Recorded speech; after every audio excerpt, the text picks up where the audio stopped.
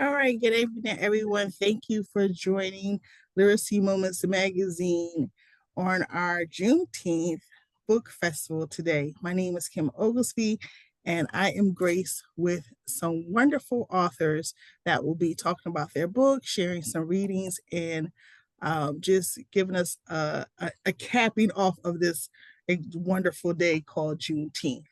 So, just want to share a little bit of history of Juneteenth. I know as a child, I did not know what it was until one day I heard all this music and seen all these parades on one of our main streets in West Philadelphia. And then we all discovered what Juneteenth was. And we did a little history about it. And Philadelphia does a major, major thing here. And we were all excited that a couple years ago it became a federal holiday. So everyone goes out and try to celebrate and do different things. Actually, sometimes they start last Saturday and move all the way to this today, which is the official day. So, the history of Juneteenth. On Freedom Eve, the eve of January 1st, 1863, the first watch night service took place. On that night, enslaved and free African Americans gathered in a church and private homes all over the country, awaiting news that the Emancipation Proclamation had taken effect. At the prayers were answered. All enslaved people in the Confederate States were declared legally free. Union soldiers, many of whom were Black, marched onto plantations and across cities in the South, reading all copies of the Emancipation Proclamation, spreading the news of freedom in the Confederate States. Only through the 13th Amendment did the emancipation end slavery throughout the United States. But not everyone in the Confederate territories would immediately be free. Even though the Emancipation Proclamation was made effective in 1863, it could not be implemented in place still until under the Confederate control. As a result, in the Western Confederate state of Texas, enslaved people would not be free until much later. Freedom finally came in June 19th, 1865, when some 2,000 Union troops arrived in Galveston Bay, Texas. The Army announced that more than 250,000 enslaved people in the state were free by executive decree. This day became known as the newly freed people in Texas. And that was read from the African American Museum History on Juneteenth. All right. So that is the history that we have and is recorded and is a really good description of what happened. Does anyone want to share their experience of Juneteenth? I'd like to tell you some more that I know, and that is that even after 1865, when the Texans were allowed to be free, many of them had no place to go. And so they were still kept sometimes on the plantations that they've been a part of for a long time. And then eventually, sharecroppers, where they were supposed to be sharing the wealth, helping to continue the plantation, keep the plantation going, and providing the food and other things that they had on the plantation. However, their portion of the fee, they were supposed to share the money with each other, with the sharecroppers that they had, but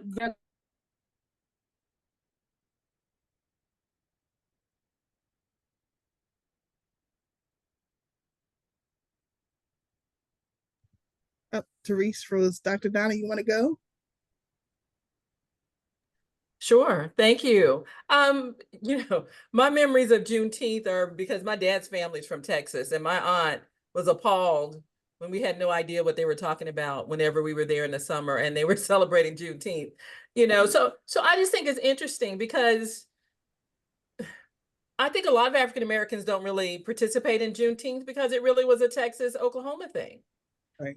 And yet I really kind of turned the corner about accepting it in the sense of we do not have a holiday for emancipation or for the end of enslavement. And let me tell you, the Texans and the Oklahoma people, they've been celebrating it for decades and made it serious. So I get it. You know, I want us to do more than have another excuse for a barbecue. Right. That I think that's my thing about it. Florida, likewise. Like I'm a native of Florida, so my mom's people are from Florida, my dad's people are from Texas, and apparently the people enslaved in Florida didn't find out until the Union troops arrived as well. And I didn't know that until a couple years ago.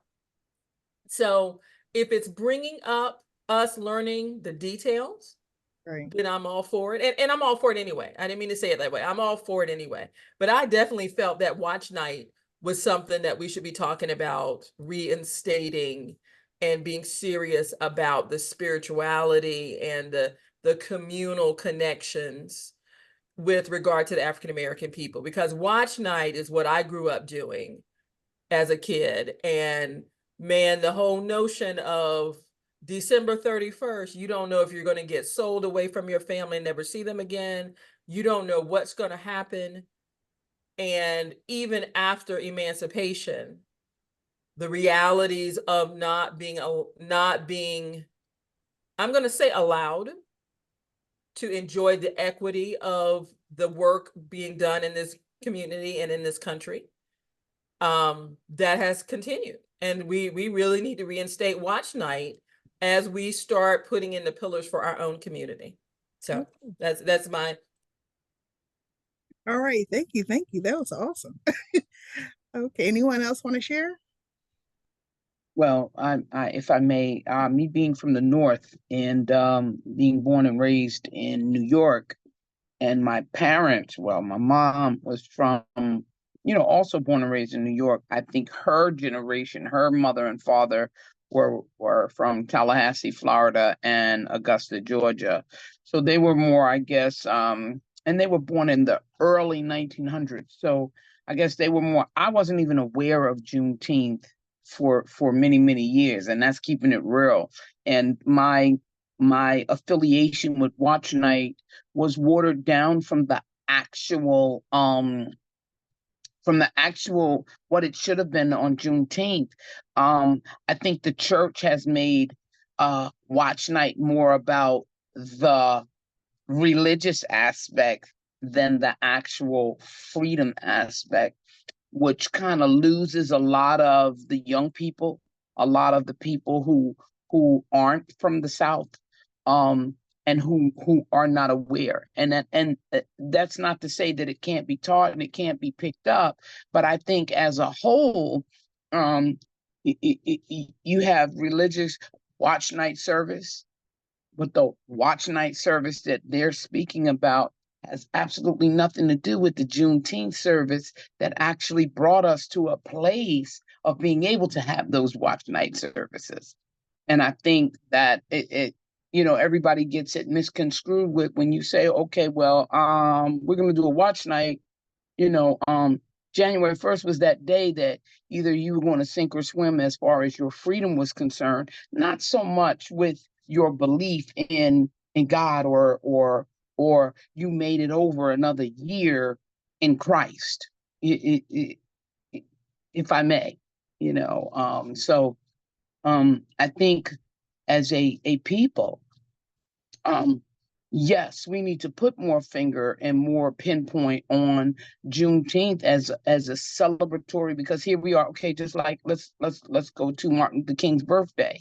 We did all of that fighting and all of that to get another holiday, which became a legal holiday and a national holiday, and it's just a paid day off. And nobody really does the work to say, hey, look, without Dr. Martin Luther King, we wouldn't be doing the stuff that we're doing right now, and living freely.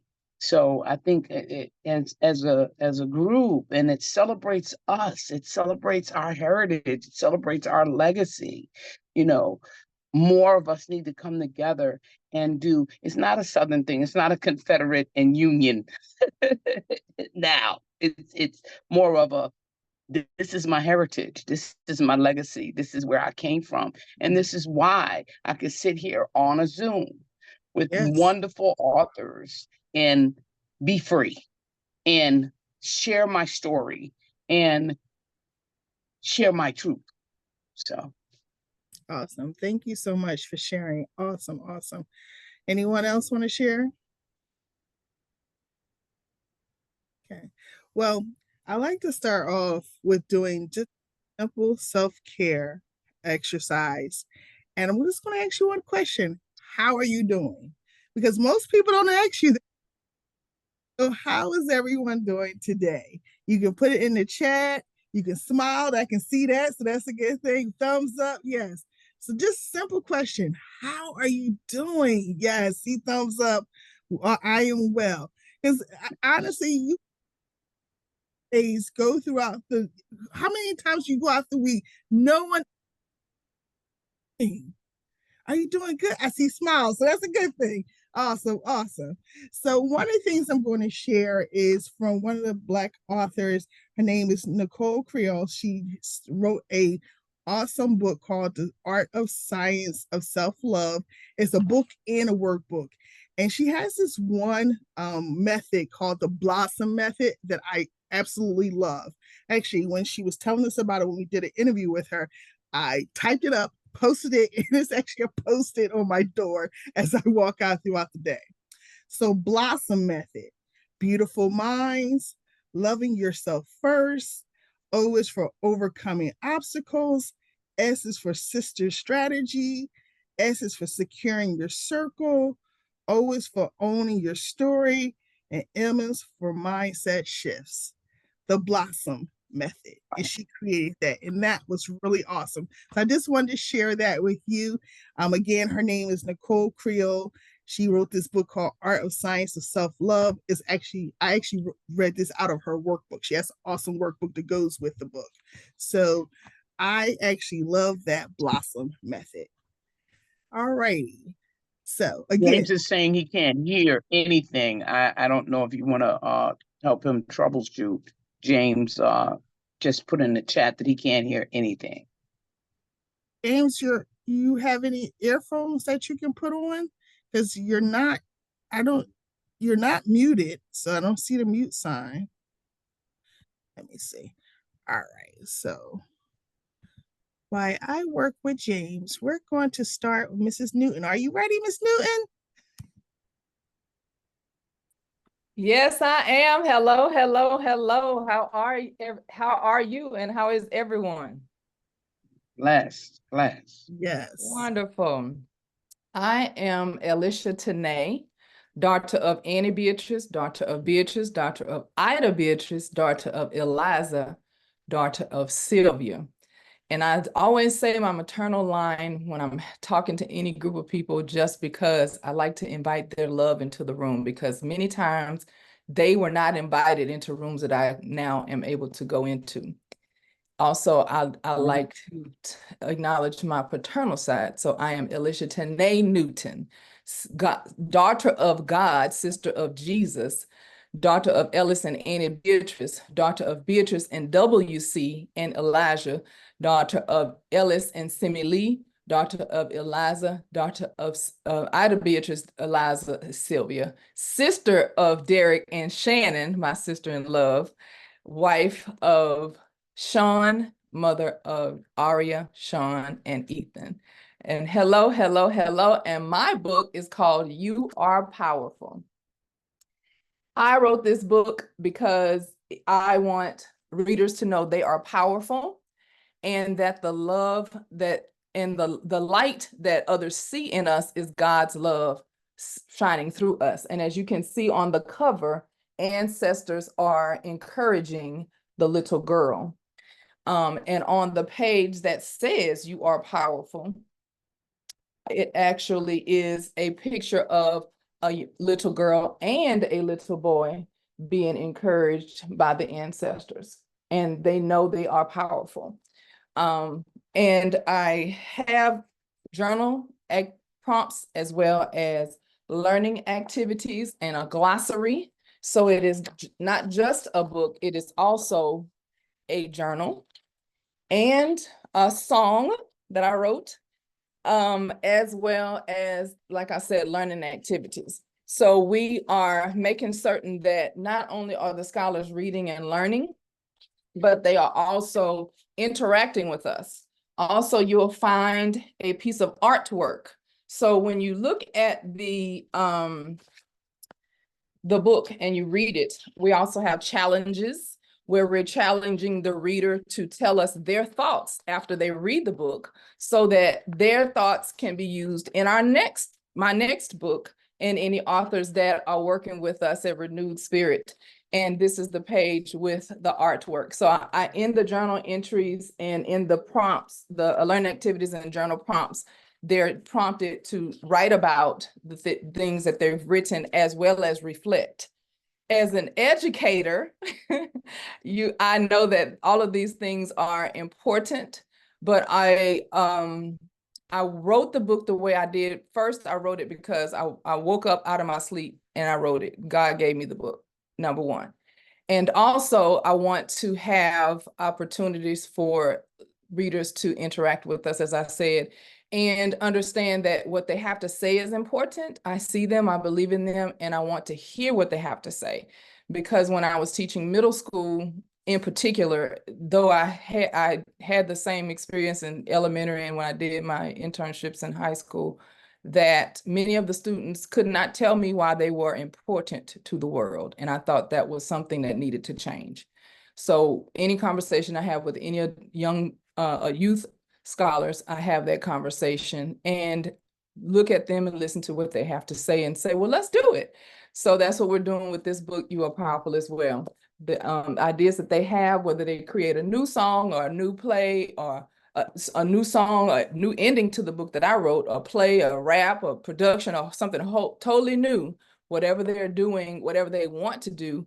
And also at whatever grade level they thought, oh, I wish there was a book about ... I encourage them to tell me what that is, and let's write it together. So I know I'm supposed to give time for questions, and also wanted to say one more thing to help you remember me. As I'm an educational consultant and global speaker as well as an author, and the one thing that I always say that I'm going to say to you is remember Elisha Newton. My daddy's name is Ellis. My mom added an H and an A, so it's literally Elisha Newton, like Sir Isaac Newton, laws of relativity, or fruit filled super sweet snack called a fig Newton. And also remember lady. My superpower is love. That's what the L stands for. A, I appreciate you. D, what are your dreams? Allow me to hold your hand to walk through the journey that whatever the short and long-term goals are, as I tell the readers. And also if the person is a leader who wants to help students. And why? I see you. I believe in you. What you have to say is important. All right, awesome. Anyone have any questions?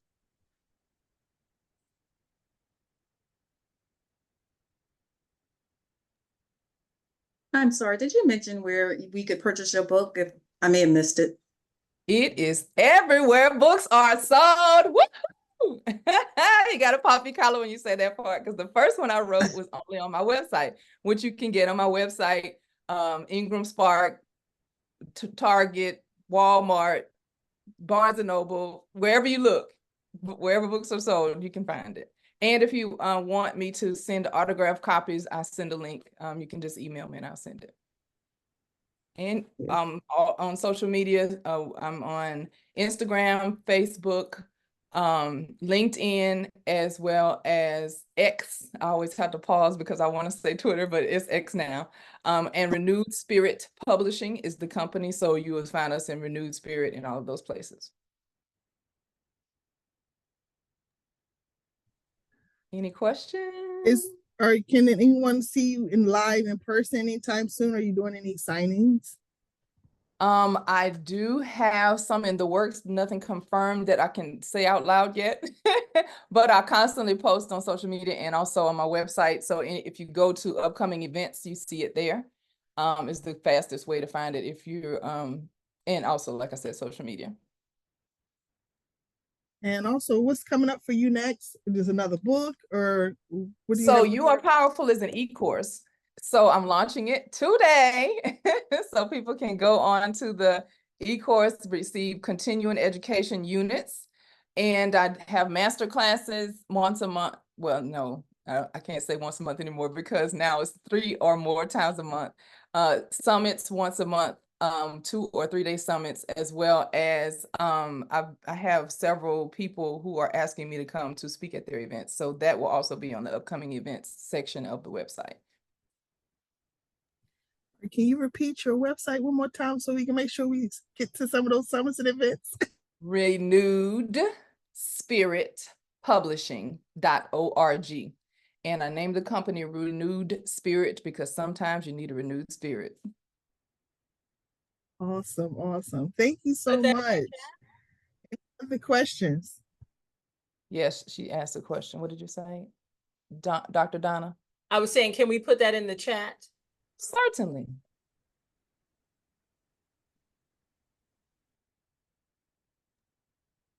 Well, she started off with some good energy. All right. Right. Thank you so much. Any other? Yes, I'm the CJO, president and CJO of my company, and Chief Joy Officer is what CJO stands for. But the way that I do it is actually jubilance, which is the next level of joy. All right.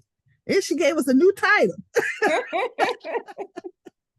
All right. So we have some nuggets to take away. She has a book this launching today. It's a series. She gave us a new title.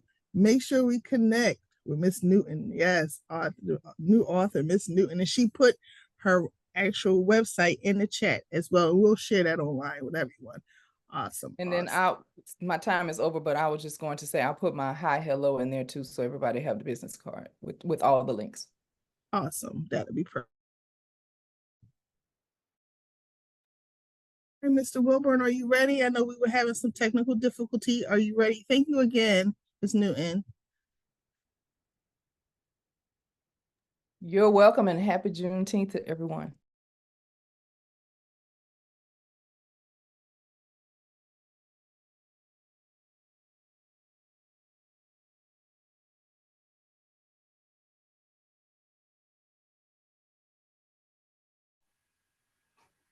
How's that? All right.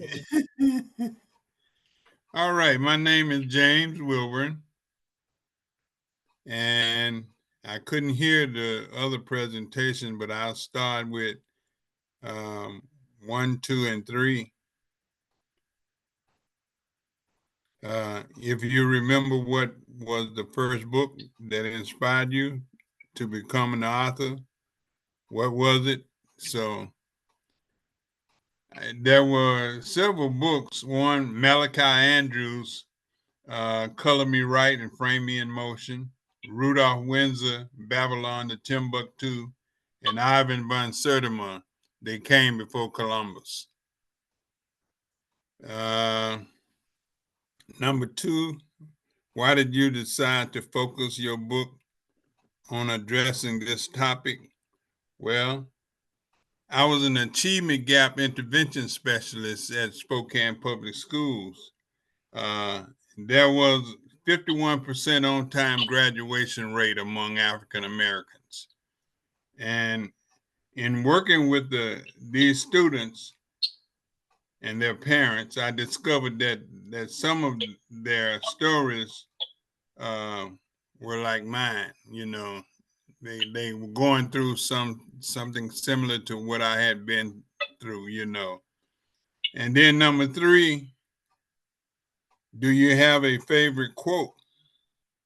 Well, after serving 2 years on the city council, 12 years as a mayor, and 2 years as president of the NAACP in Spokane, Washington, students in public schools had their challenges, but not as much as, you know, not as much as the other jobs that I had, the mayor, city council, and, you know. So my favorite quote is Frederick Douglass. and he quoted, "It's easier to build strong children than to repair broken men." And I found that to be so true because dealing with the office of mayor, there was so many problems, with adults. The water bill, and utility bills, all that stuff, which I couldn't do anything about. It had to be the council, et cetera, and so on. And as NAACP, some of y'all may have heard of Rachel Dolezal. It's no secret. She came after me, and so it was a challenge. This is a copy of my book, My Journey Through the Black Sacred Cosmos. I don't know if you can see it. Hold it up. Yes, perfect. We see it now. Awesome. So tell us a little bit about the book, Mr. Wilburn. It's a book about my birth and coming up and my journey through the Black Sacred Cosmos. And the Black Sacred Cosmos is the community and the people who guided my life. I don't know if you can see the wall behind me. Oh, yes, we see the wall. I got questions about that in a few minutes. Okay, but it varies. I've had an audience with the president, the governors. I've been to 7 different countries and 12 different cities in West Africa, tracing my roots. I've been to Paris, France, where I sang in the Notre Dame. I been to Senegal, West Africa, and took 2 students from college with me, and we performed over there. I taught African drumming in my college. I had no dealings really with European Americans until I moved to Spokane and attended Whitworth University, where I got my master's from. And there, I was the only African American to graduate in that class. So there was a dynamic shift from where I came from near Memphis to Spokane. And you said you were the mayor. What's it? Sunset, Arkansas. That's where I got my letters from Bill Clinton, who was the governor at the time I became mayor. And I served under Mike Huckabee, Jim Guy Tucker. So there were three governors that I served under the 12 years that I was mayor. So when you were mayor in Arkansas, did they celebrate Juneteenth as well? No, I did, but they thought I was kind of off my rocker too, because I was sharing with them some cultural experiences, and they didn't want that. And where can we purchase your book at? You can order it through wilburnassociates.org. You can pre-order. Are you going to be writing another book, or you have some other things that's coming along? I'm gonna revise this because this is not my whole story. I was struggling with writing this, because it recalling certain things in growing up was kind of painful, and so I had to settle down. Mm-hmm. Okay. All right. Yeah. Anything else you want to share with us as well? Well, you say you had some questions about what was on my. Yes. What's the top 3 things on that wall? The top 3 things. Well, you can't see it, but where I was NAACP president and a bomb was planted on our march for the Dr. Martin Luther King holiday. Wow. And Ben Jealous came to see us. I'm gonna swing my computer around, see if you can see.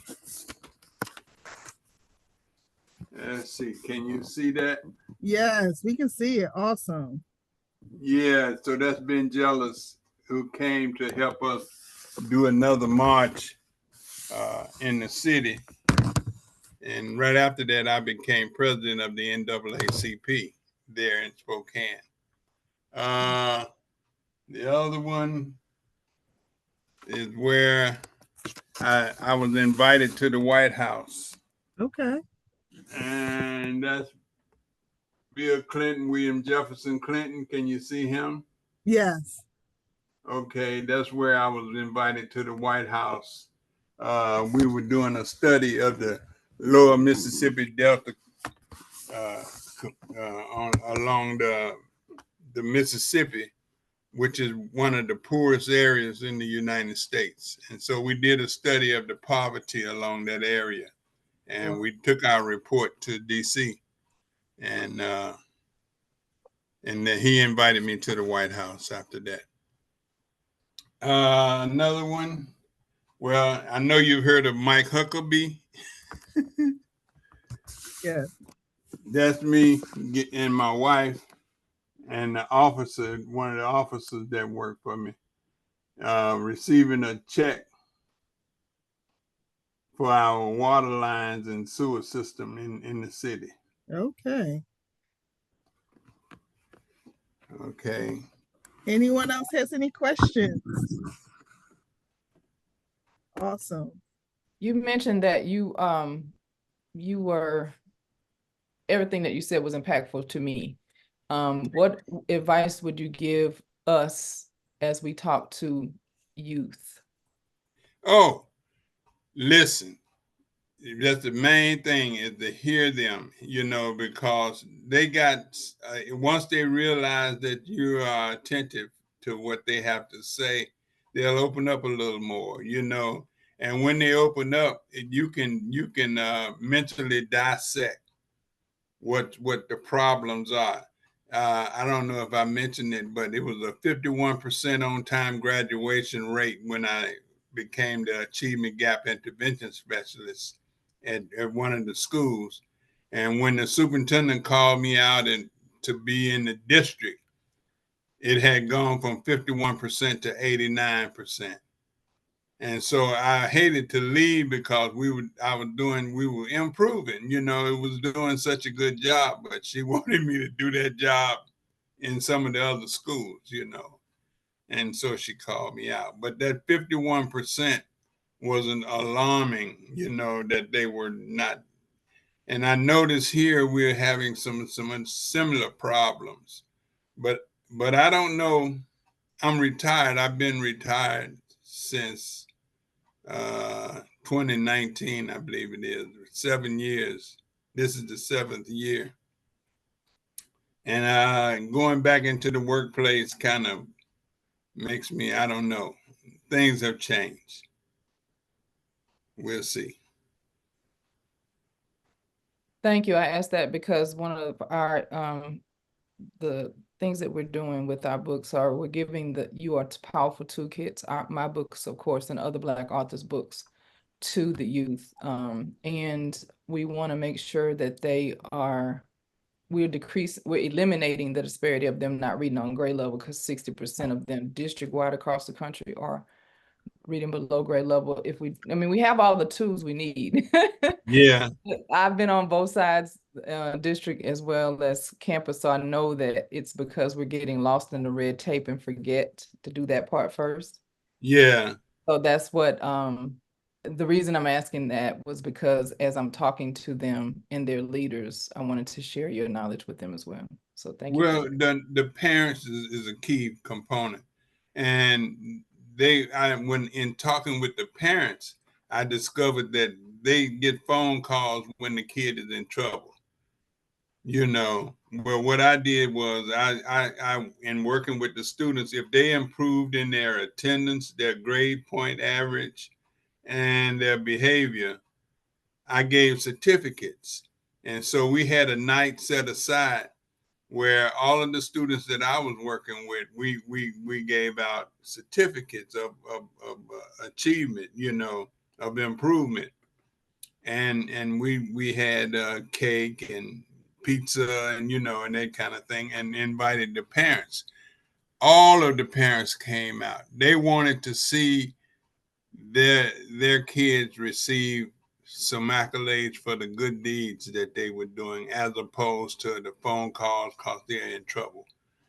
And that's one of the things. That's one of the highlights of working with the kids. And so but and the reason I coined the use the phrase, the quote from Frederick Douglass, it's easier to build strong children than to repair broken men. It wasn't that easy for me as NAACP president or mayor or city council. Because you can listen to them, but they always want to tell you what to do, as opposed to the children. You listen to the children, and they're open for what can make their lives better, help them to matriculate.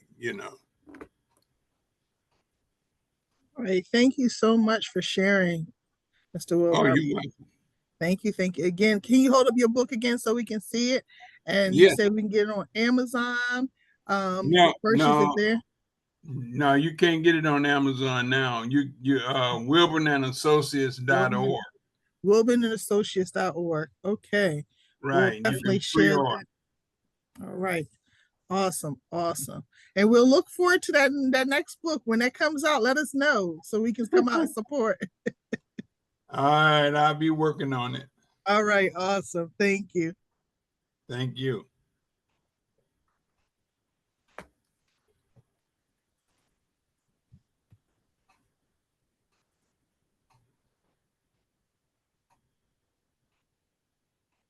Is there more?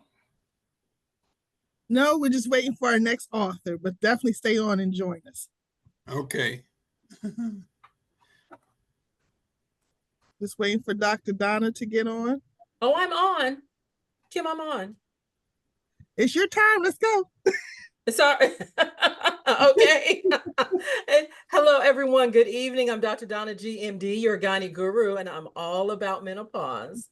Hello. And I am quite happy to be able to share my book, Not Your Granny's Menopause. So this is my book. We'll put the link in the chat.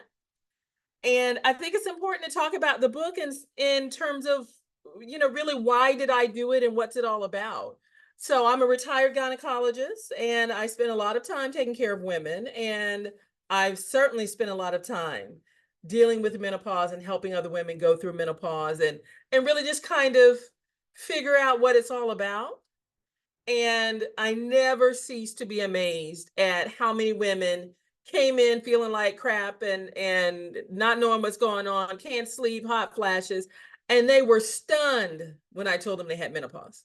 Like you're in your mid 40s, early 50s, and this is the time for all of that. So part of wanting to continue to use my expertise and my experience has everything to do with helping women be ready for menopause. And that's why I wrote the book.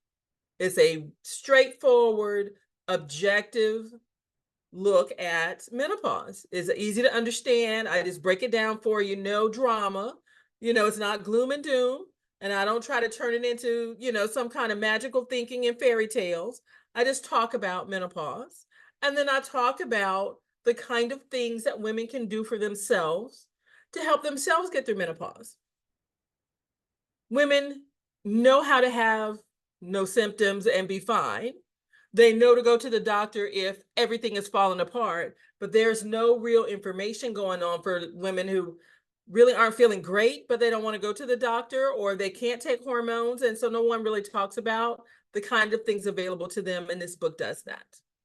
So that's really what it's about. One of the things I've been asked about the title, and I named it Not Your Granny's Menopause because that theme of if our grannies had to endure it and suffer then we should be strong enough to do that as well. You know, that was there when it comes to menopause, but it was really there with childbirth. And I had an experience with a patient, and I think I talk about it in the book, where she was struggling through labor and wouldn't take an epidural, wouldn't take any pain medicine. And, oh, you know, our grandmothers did this and our grandmothers made it through. Well, her grandmother was her labor coach. And I'm not going to take an epidural because my grandmother didn't have one. And her grandmother's like, you must be crazy. She said, there is no way I would have gone through all the pain of childbirth if somebody had offered me an option. She said, I didn't have an option. I would have taken an epidural the minute they offered me one, but I never got one. And so to think that you're sitting here struggling and she even told her, and you're sitting here taking us through all this hell while you're struggling because you're trying to live up to me. And the doctor's sitting right here trying to get you to get an epidural. That's crazy. And the young lady was, you know, pretty chastened, but she relented and got her epidural. And, you know, and it was a straightforward thing. She was not progressing because she was tense and she just needed to relax, and the epidural would have done all that, blah, blah, blah, blah, blah. And sure enough, the baby was out in 2 hours, and, you know, on and on and on. And it just never left me how much we get caught up, and we all do it, in, am I, you know, I need to be as strong as my grandmothers were, as my grandmother was. I need to be as strong as other women were. And, you know, modern women are weak and modern medicine's a problem. Let's take it for what we've got. Our grandmothers didn't have the choices that we have. And so you don't get any points for suffering. And so the book is there to really outline the kind of things that women can do for themselves in order to help themselves through menopause. And if those things aren't helping or aren't working or not things you want to do, then yes, hormones are great. And don't get me wrong, I am not anti-hormone. My most powerful tool in my tool belt when I was practicing was hormones, and I'll take hormones every day. I took hormones myself. So I don't have any problems with hormones, but plenty of women either can't take them, don't want to take them, don't think things are bad enough to take. Maybe they're early in the process, because early in the process, I took herbal things and they worked wonderfully. So it's to give you more choices. And that's the main reason that this is not your granny's menopause. We've got choices. You don't have to suffer, and you get no extra points for suffering if you choose to do nothing. And so that's really what I'm all about. Awesome. All right. No more suffering. Did everyone hear that? No more suffering. No more suffering. So does anybody have any questions or concerns? You answered all the questions I was going to ask that I didn't even know I needed to ask. And I'm waiting. I was just about to say waiting for the link, but I see someone, you put it in there. And I don't I unlike you, Ms. Newton, I don't have my book everywhere. and I'm a beginner at this. I do have a book signing in Warner Robins, Georgia in July. So we're doing that on July 13th at Gott's Wall. I'm doing a speaking engagement here locally. I'm in Central Florida. So I'm doing a speaking engagement on menopause and its impact on marriages. A lot of these things I'm going to go online with so that we have virtual events that talk about these things. So, you know, you're welcome to contact me. I'm going to put, there's the title of the book, and I'm going to put my email address here. And if anyone needs, you know, a summit speaker, or, you know, would like me to come speak to a group and things like that, I'm available for those kind of things, because I do talk about menopause, but I'll be honest, I talk about anything gynecology. I did gynecology for 28 years, and I've seen a lot, delivered a lot of babies, done a lot of surgeries, you know, done all of those things. And I believe in natural remedies, and I believe in the surgical knife, and I believe in meeting women where they're at. What are the things that an individual woman herself wants for herself? And I think that's important. And the main way to make a good decision is to have all of your options available. And I think that's the main feedback I got from my patients, is that half the time they didn't have questions because I usually covered everything. I gave them all their options. I told them exactly what to expect from any given option. And I gave them the side effects, and I told them what I thought should happen, and always gave them space for them to tell me what they would like to happen. And that's my approach. And I think we all should expect that approach. And there are ways to talk about how to be more successful in getting that approach when you see the doctor. So there's information towards the back of the book that really talks about how do you have a conversation with your physician about your concerns. What do you need to know? What do you need to bring to the table to then be able to open up that discussion in a way that almost guarantees that you're going to get the help that you want? And I think that's very important. So you hear so much about racism in medicine and things like that, but it's a racist country. So medicine is not going to be immune from any of that. You have to know how to approach any setting with the expectation that things are going to go your way, and being clear about what you want your physician to talk to you about or to help you with. As a physician, let me tell you, plenty of patients would come in and, oh, I'm having hot flashes and this and that and the other and blah, blah, blah. And I tell them, okay, well, you're in menopause. That's a normal part of life. And, there's not much I have to do about it. I can't fix it, but, if things are fine, then they are fine. And the patient will leave. And then my staff will tell me, oh, Miss So-and-so called and wanted to know why you didn't do anything for her. I said, because she didn't tell me she wanted me to do something other than answer her questions. And I know that may sound stupid, but it's not. If you don't tell me that you need help with something, then I don't volunteer to make you take help from something that you may not think you need help for. Does that make sense? And I know that sounds crazy, but individuals have to say what they need. There's a mantra in plastic surgery.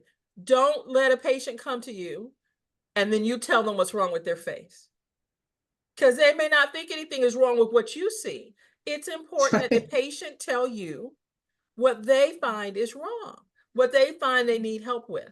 And that's the right approach.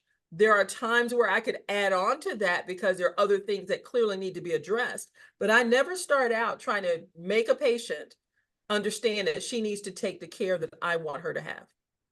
Does that make sense? And so empowering ourselves to get the care that we need in the manner in which we need it is important. Yes. Ms. Newton, you had a question?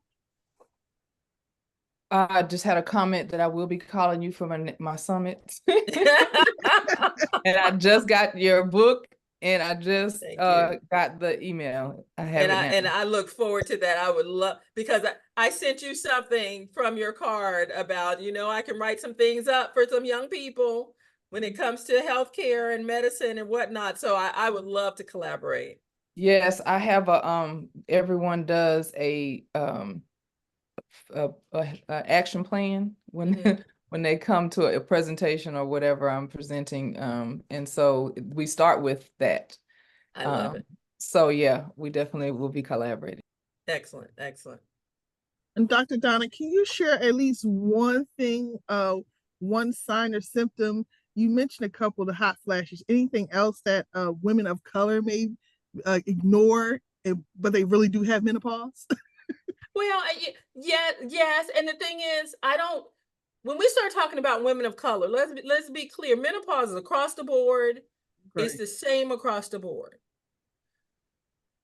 When we talk about some of the impacts, number one, hot flashes start earlier. So vasomotor symptoms. And one thing that's specific for African-American women is the risk of stroke, and the risk of stroke at a younger age. And when we start seeing hot flashes at a younger age, then we start seeing that women are at higher risk for cardiovascular and cerebrovascular, so heart disease, stroke, complications. But guess what? You know where that really comes into play? Pregnancy. Did you have preeclampsia? Did you have blood pressure issues when you were pregnant? More than 80% of African American adults already have some measure of high blood pressure by the age of 20. So when we start talking about health parameters, we are behind the 8 ball when we hit our 40s and our 50s. It's not too late to do things, but let's not try to fix menopause when we need to fix blood pressure in our 20s. There you go. You see what I'm saying? Right. And then the rest may start to fall out. We may not see disparities like the ones we see now later in life if we address those things. But when we talk about what specifically in menopause do I focus on when we're dealing with African American women, and we cannot ignore that stroke is a major risk factor for us at a much younger age, and that changes the discussion of risk when it comes to taking hormones. And that's very important. So that's how I would answer that, Kim. Any other questions? I have a question.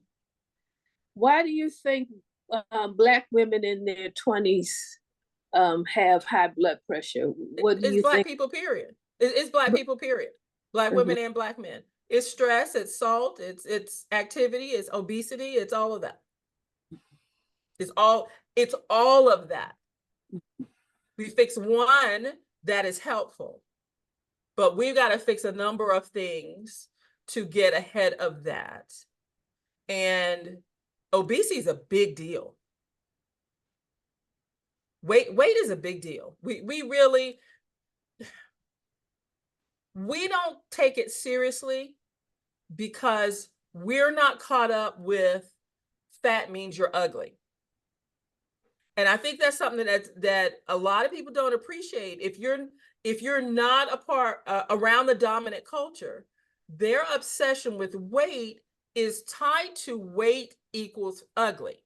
Fat equals ugly. And we don't have that. Fat is fat, ugly is ugly. And so we don't take it seriously to have supersized curves because we know we're cute. You see what I'm saying? And so we cannot ignore that obesity, weight. Some of that is activity. Some of that is choices of food. When we start talking about choices of food, then yes, we do still talk about disparities. But what do we do to help ourselves in a food desert in terms of growing our own food? Do we teach people how to do container gardening in their own homes so they can at least have fresh leafy vegetables on a regular basis? They could have routine levels of herbals on a regular basis right there in 5-gallon paint cans. Now, if I can figure out where to get resources that are not plastic for container gardening, concrete is too heavy to do that consistently. But if we can find some way to do bamboo, to do something that is not plastic, that is waterproof, some fabric that is waterproof, and teach people container gardening, then they're not behind the 8 ball in the same manner. You don't have the same level of hunger if you can carve out a place in your home, a wall in your home, and grow food.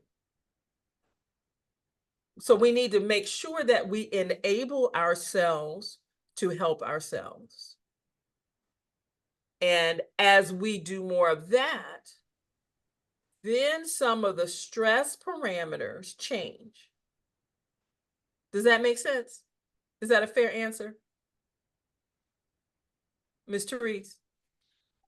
I hear you, but I happen to be an emotional emancipation circle facilitator. So I've studied trauma. Yes. And I think trauma has a major place in those kinds of things that we do that are not healthy for us. Sure, And without a it doubt. also makes it more difficult for us to do what we need to do to get better. Absolutely. Absolutely. But it, we gain some things, we lose some things. We take steps forward, we take steps back. We are in a backwards phase because the civil rights movement changes helped, but they weren't the promised land. And now we're seeing retrenchment. But at the end of the day, we can't be helpless in the face of our historical trauma. If we insist on being helpless, then we don't engage our own improvement and we don't put ourselves where we need to be. Because everything about the changes in the civil rights movement, now that we can look back on some of them, not everything was ideal.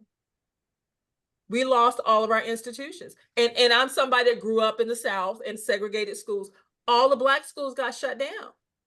So we lost our institutions. As soon as we were able to buy the white man's ice, because of course it's colder, you see what I'm saying? Then we did that. And so now we don't have a notion of Black business ownership anymore. And the bottom line is, no matter what color your skin is and this and that and the other, if you control your own resources and you teach your own children, then you control your destiny. And we're not doing any of that. Yeah, I think that all of what you're saying needs to be said out loud more than just with us here. I think that needs to be something that's really put out there for people to start thinking about. Because a lot of things they don't even realize, are holding them back from being more healthy or more productive or more useful or more creative and all of those things, because they're so traumatized by the environment that they're in. I think finally people are starting to catch on a little bit. I'm Danny, guys. I'm sorry I had to leave for a while. I have a book tour, and I'm leaving in the morning to go to Atlanta. So I have some things going on, but I did not want to not be a part of this group. But I am a part of several different women's groups, and we are. The dialogue has changed with ownership. The dialogue has changed with healthier living and healthier eating and growing our own fruits and vegetables. And because if we're waiting for the other people to give it to us, any impoverished neighborhood, first of all, they charge us more for fruits and vegetables in the supermarket, and they look like caca.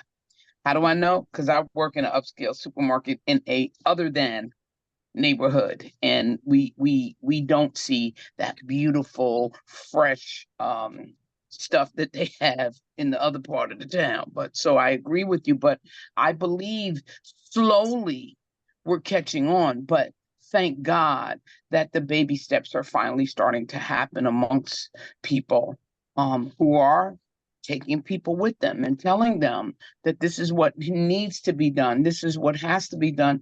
And I thank God for COVID because of it. Because if it wasn't for COVID and we weren't stuck honing in on crafts that we had, honing in on different priorities that came into that we had time to stop, drop, and roll and think about, we wouldn't be talking about it, and we wouldn't even have this dialogue now.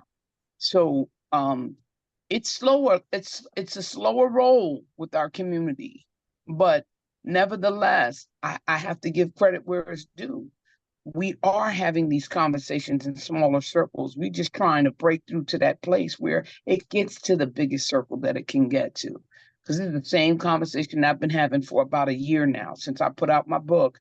Every group that I've been in, it's been a more empowering, self-care, self-love, eating properly, losing the weight, picking the proper doctor who focuses on my needs as an African-American woman, and kudos, Doc. Kudos. Thank you. And I will be reaching out to you for some other information because I do suffer with a lot of stuff. And I had to go on the journey on my own. I used to weigh 355 pounds. But I wasn't going and letting them cut half of my stomach out and cause my teeth to fall out, my hair to fall out, and everything else, and say, "Oh, that's good. Go get your stomach cut up. That's good." No, that's not good. And I'm in menopause, so we got a lot of stuff that we'll talk about. And I will be reaching out to you and getting the book and getting more information, in those areas, because my mother passed away early, and I didn't have the relationship with her, which you guys will find out, in a little while when I share about my book and what it's about.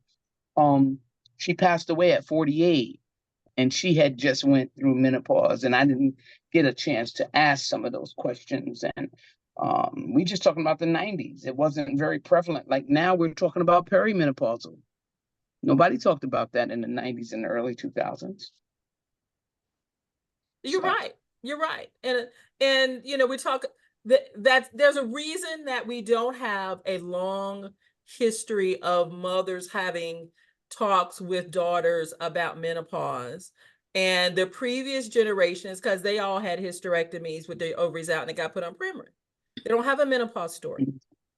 The generations prior to that, you didn't talk about those kind of things. Those are private things that one of my colleagues and I used to joke, because I trained in Atlanta, and patients would come in talking about their privacy.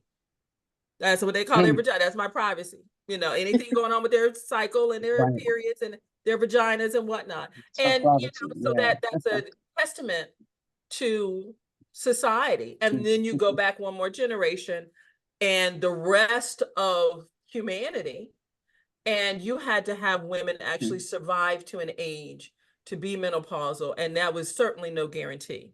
My dedication in my book is to two of my great great grandmothers and one of my great grandmothers, all three of whom died before they got to menopause. Two of them died in childbirth, and one died of tuberculosis, the #1 killer of human beings in history. And they never got a chance to write their menopause story. So there's no history of menopause for them to tell. And so we go over what is the variation of menopause like for women. I've had women who came in at 65 wondering when they were going to be in menopause. I'm like, well, when was your last period?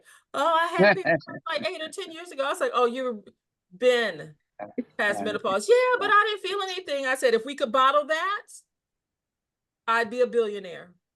Yeah.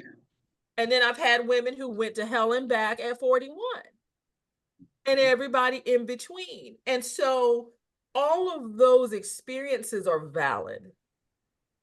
And that's really what I want to present with the book. And I think the book presents very nicely that I need you to look at your individual experience.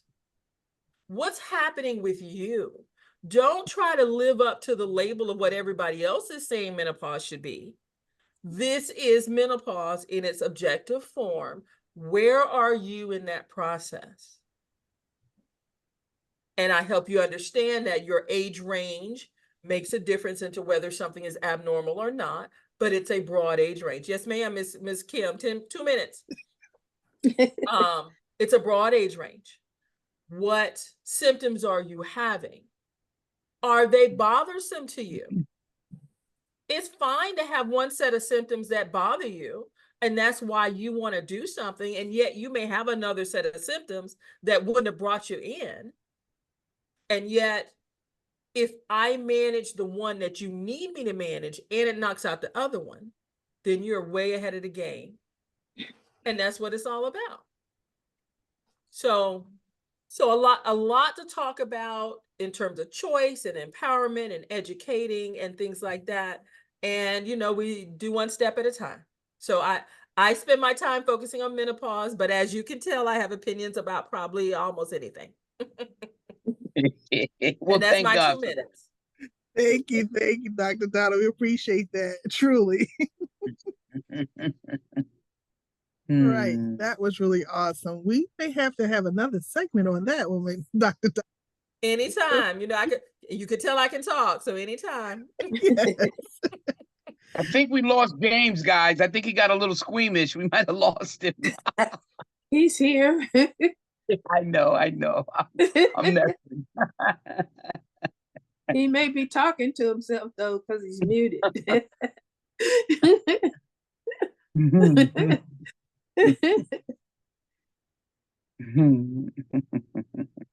There he is. He's muted. Yeah. Yeah, I haven't experienced that. Mhm. Well, thank God for that, James. That would be a whole different conversation. Yes, it would. For sure.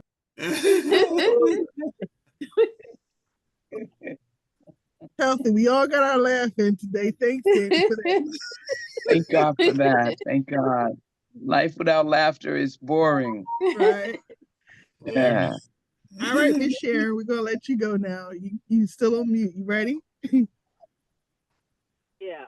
I just want to say happy Juneteenth to everyone. This is Happy Sharon Burke. Juneteenth. How's everyone doing? It looks like I joined another gathering, another positive gathering Yes. online.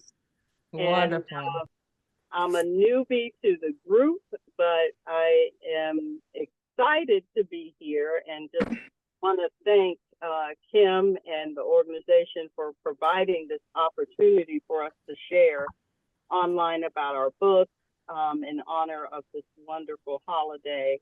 My name again is Sharon Burton. I am a creativity coach, artist, poet. Now I am an author, and really happy to be here. Just wanted to share a little bit about my new book, which came out last month, which is, I don't know if you can see this. It's Creative Spark, 21 affirmations and inspiration for creativity at midlife. And I thought I would do this book because most of my clients as a creativity coach happen to be at what? Midlife and beyond. We are Gen Xers and we are boomers. And a few, older millennials, but for the most part, Gen Xers and boomers. And so I thought I would do a book to encourage people in that age group. I don't know about you, but I know for me, coming out in the mid 80s of high school and wanting to go to art school and wasn't really, encouraged to do so. I think well-meaning parents and people around us wanted us to be able to pursue careers that, quote, made money. So a lot of creative types of things like art and those kinds of music and all that was not something that people felt was something that we, needed to do. And I wrote this book to help people that are reclaiming their creative selves, even if they didn't get a chance to try any of those things, whether it was music or art or dance during those times. But you may find yourself as empty nesters, you may find yourself, divorced or in any kind of, retirement, and you're finding yourselves writing. We are all authors here. A lot of people are doing fiction and nonfiction writing. And so as a coach that works with this population and really looking at my own story, I wanted to be an artist. I wanted to go to art school, was not able to do so. So I became employable. And that meant I went to college for business administration and I got a master's in public administration and I became employable. And shortly after that, the call to go back to my art, which I did as a child and in high school, started happening. And as a result, I was scared. I was really scared to go to art school or to do anything. I didn't even think I was an artist. I thought, well, maybe that was something in my mind. I don't know if that was really true. And so I went and eventually did start taking some classes. And 20 years later, I'm exhibiting at exhibitions, and I have my poetry published and all that good stuff. And if I could do it, you could do it. And doesn't have to be left up to Gen Z and the millennials to pursue their creativity. We all are creative in some way. And this book gives you permission to do so. So I'm going to, I don't know, I'm just joining, so I don't know how people have been structuring their talk. But I thought I would read a little bit from the introduction that tells you a little bit about my book and how I approach this. And I'm just going to read a little bit from here. And this is from the introduction. Many artists and creators are highly sensitive beings and often hard on themselves. The artists and creators I've worked with through the years have a few things in common. A feeling that their work is never good enough. 2, there's some lingering self-messaging that may affect or threaten to affect how they reach their creative potential. And 3, validity by the outside world is something they feel would hopefully deal with many of the challenges that they face with their creative work. I decided that sharing my experiences with something as simple as affirmation may help other creative people move past some common artistic blocks to make and share their best work in the world. This book is designed to focus on how developing affirmations to deal with common barriers to creativity can benefit you. The intention of this book is to serve as a guide to help you remember your personal power as a creative, especially one who is rediscovering or discovering your creative interests later in life, or after experiencing life without or with little involvement in creative expression. Each chapter will present a concept or a common creative block that may affect the creative flow for many of us. It will be accompanied by an affirmation that can help you move through the problem or refocus the situation in a more positive way. The chapter will explore what the problem is about, how it may affect you creatively, and some tips from other creatives like you who have handled the situation for themselves. There is guidance on how to move through the challenge with exercises at the end to help you not only address the issue, but also create your own affirmations to address it for yourself. A few notes about this book. My definition of creatives is fairly broad, but I'm referring to people in creative fields that include musicians, singers, dancers, sewers, knitters, crocheters, visual artists, writers, actors, crafters, makers, chefs, hairstylists, as well as graphic and fashion designers, disc jockeys, architects, marketing, etc. If you consider yourself to be creative based on what you do and love, claim it. Positive self-affirmations are only one set of tools that can help you through a creative rut.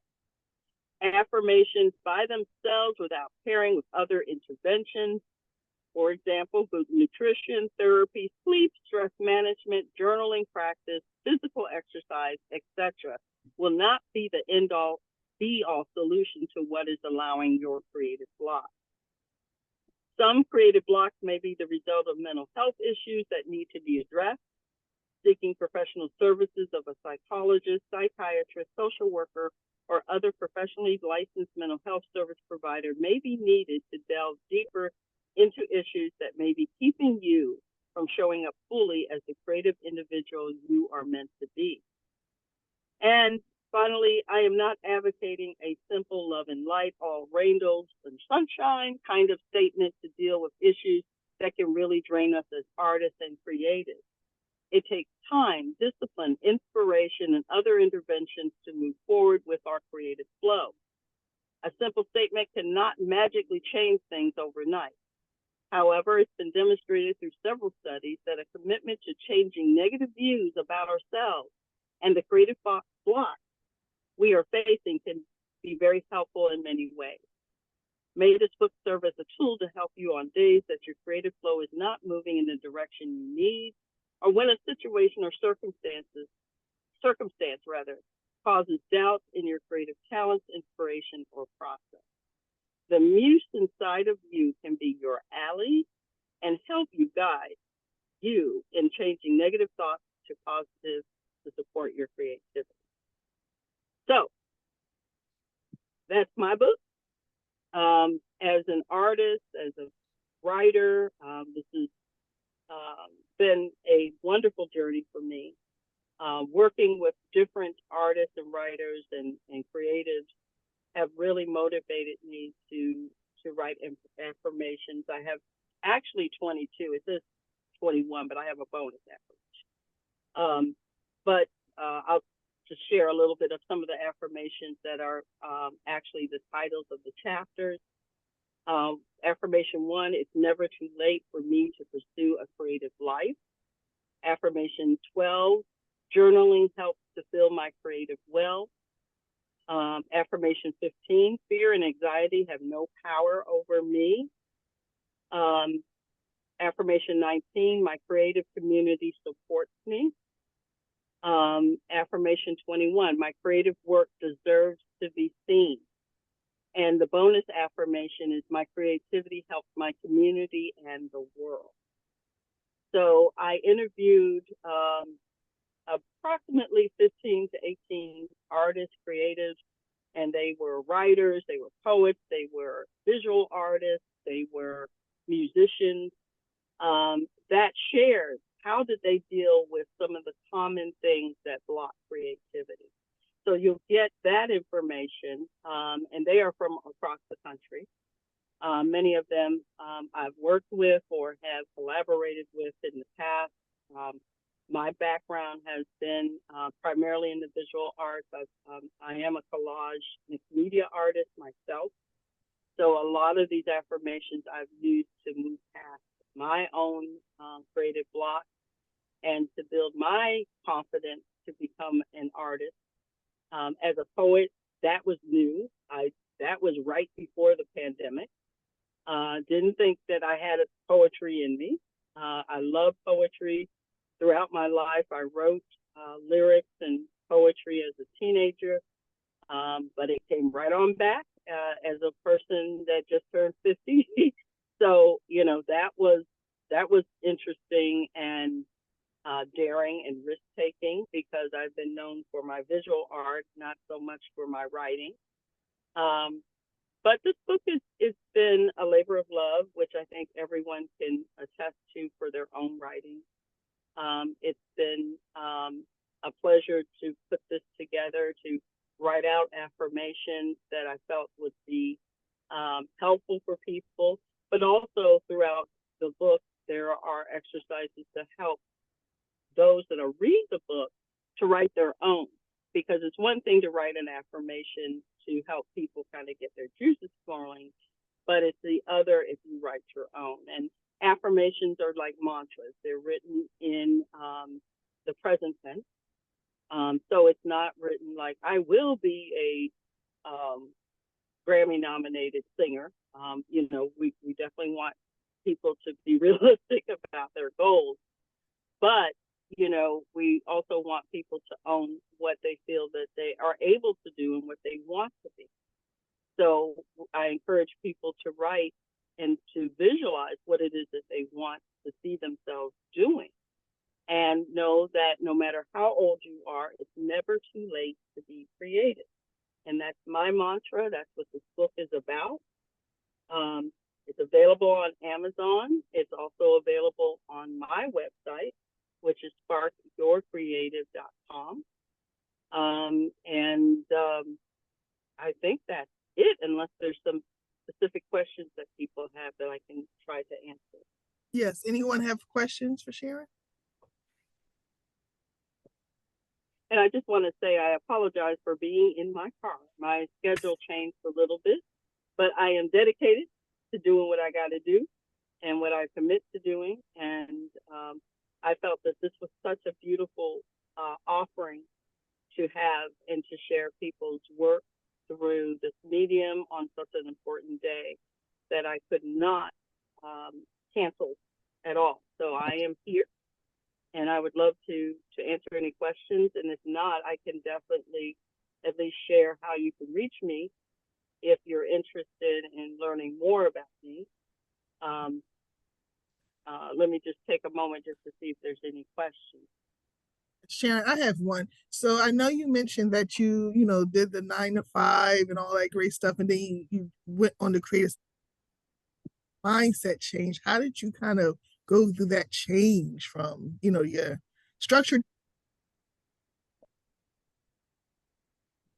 You got cut off there, but I think you were saying, Kim, how did I move from being a 9 to 5er to be this creative person? Yes, yes, yes. That's a okay, no problem. I still am a 9 to 5er, so that has not left. But I'm beginning to see the light towards retirement. So I'm okay. I'm at the point of retirement now, a few years from retirement. So anyway, I think the biggest thing is I had to work on myself and own, and that's one of the first chapters in the book, is owning your creative identity. And I talked to you about how you can do that. But the biggest thing for me, I had to own that I was a creative person, despite what I felt and, feeling a little like, am I really an artist? Or, I said I was. I drew. A lot of people liked my work when I was a kid, but am I really an artist? And I had to really work on myself to own that. And that's why, the affirmation process was important for me, because I had to write out, I am an artist that, I am an artist that makes a difference to those who view my work. And once I worked on myself and said, okay, I am an artist. At the time, I had started into the creative field as an art curator. So I was working on the side, I was working with artists in my community. Right. And I would, a few artists, I would share some of my work and say, what do you think? Do you think? And a lot of them were like, yeah, you got talent. You need to do that. So I did get some encouragement by professional artists to move forward. But like for the poetry thing, that was really hard, because I didn't really know poets. I just knew I was writing when I was going to work. I live in the DMV, the DC area. And so I would, take the train to work, and I found myself writing in my notes section of my phone. Got involved with a local poetry group and started sharing my work there. And, got a lot of encouragement. And I talk a little bit about that in the book too, about seeking out community to help you build your creative, muscle. And so those are some of the things that are really important. And I include that in the book. Dr. Donna, you had a question? Yeah, kind of a question and comment, because I think that what you're doing is so important and so incredible, because women in menopause, guess what? They're also in midlife. And, and half of what's going on is being completely discombobulated with midlife stuff. I'm 50. I got more time behind me than I have ahead of me. I didn't do the thing. I'm not living the life that I thought I would live. Absolutely. And it's funny, I learned how to crochet about 9 years ago. And hey, because with YouTube, we can do all things. You can do all things. And that's the other thing I talk about too. You don't have to spend a whole lot of money taking classes. No, you don't. And all that other no, stuff. you don't. Everything is out there for you to learn. Absolutely. But I never knew I had an artistic side. I mean, I knew I had a crafty side. And I'm an engineer, I'm a scientist, I'm a cut and dry kind of thing, but crochet doesn't stress me out. Like quilting stresses me out. Crochet doesn't stress me out. And so having permission to be all parts of me, I think, is what's so important about talking about the creative side. Because we Absolutely. get through life compartmentalizing pieces to make it work. And then a lot of things get pushed by the wayside. And my creativity, my creative side got crushed over Yeah. the years. And I don't want that to be gone. And so I love, love, love, love, love what you're doing. Thank you so much. I've been getting a lot of good feedback. And, you know, it's just, I've been saying to people, this has been it's a love letter, particularly to my generation. I'm a Gen X. And, you know, they don't give us a whole lot of love. But I wanted to give you a shout out, because when this whole thing about menopause, I'm jumping to your topic for a minute, we're the leaders on that, because we decided we're not going to sit up here and just kind of suffer through this. We're going to start asking questions and just forging our way. So, you know, shout out to Gen X and shout out to you for putting it out there. You know, other groups are going to claim that they did it, but we did it first. We did it first, because Gen X that's the menopause age. Menopause right now is Gen X. It's the Gen X. boomers are done. We decided we tired. Thank you. And we need some information. And we're challenging our healthcare professionals to do that. So I just wanted to say that. But I think also for the creative side too, I'm finding a lot of people, for example, I was sharing at a meeting not too long ago, and I said, you know, I'm writing this book, and I was explaining, it was a group of women investors. All of us are as part of an investment group, and there's an attorney in the group, and she and I were talking, and then, you know, we got to learn to feel comfortable on doing any messaging that being creative is flivorous, it's fluffy, it has no value, no weight in a capitalistic society. We got to move from that, and it underscored it when she said, she kind of whispered, I'm writing a mystery novel, you know, and kind of, she didn't want other people to know about it. And I'm like, why not? You know, why are we, you know, when do we decide that the messages we might have been given as teenagers or as young adults, that doing art or doing something creative is just a frivolous activity, a waste of time? You need to be out there, you know, kicking butt and, you know, giving into a capitalistic society. Well, we're seeing that ain't work. All right. But what we are learning is that creative pursuit, whether you decide you're going to monetize that or not, and I'm not about that. And when you read the book, you'll see I don't talk about that. If you choose to show your work and to sell it, that's on you. But by no means should that be, everything has to be monetized. But what I do say is that look at your creative life as an extension of your self-care. You know, we talk about spas and massages and nails and, you know, and, you know, yoga and all that. And I engage in all that, meditation. I do all that, and I talk about that in the book.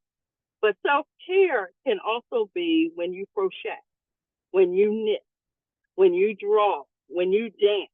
You know, I have a friend recently I learned was a dancer. I didn't know she did that, you know, and went to a recital of hers. And it was like folks over 50 dancing in this particular group of people that were dancing that she was a part of.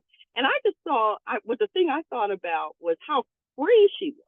I mean, she was just expressing herself. And I had her on a panel for my first book signing. And I wanted her on there. And I said, I want you to talk about that. Because people don't think that dancing or any of those kinds of things, it's movement, it's exercise, but it's a form of self-care. All of this is. We are going through hell, you know, since COVID.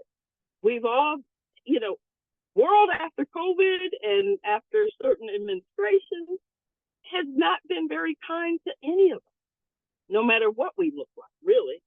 Everybody's catching. And we have to think about what can we do to take care of ourselves. And being creative does not have to be expensive. You know, it doesn't even cost the same amount of money as it is to go to a spa or anything to get a coloring book and a bunch of crayons that you can just color when life gets crazy. You know what I'm saying? You know, that when I do my art, it puts me in a whole different zone. I forget about the whole world. I could go all night doing it, you know? And yeah, you're right, Dr. G.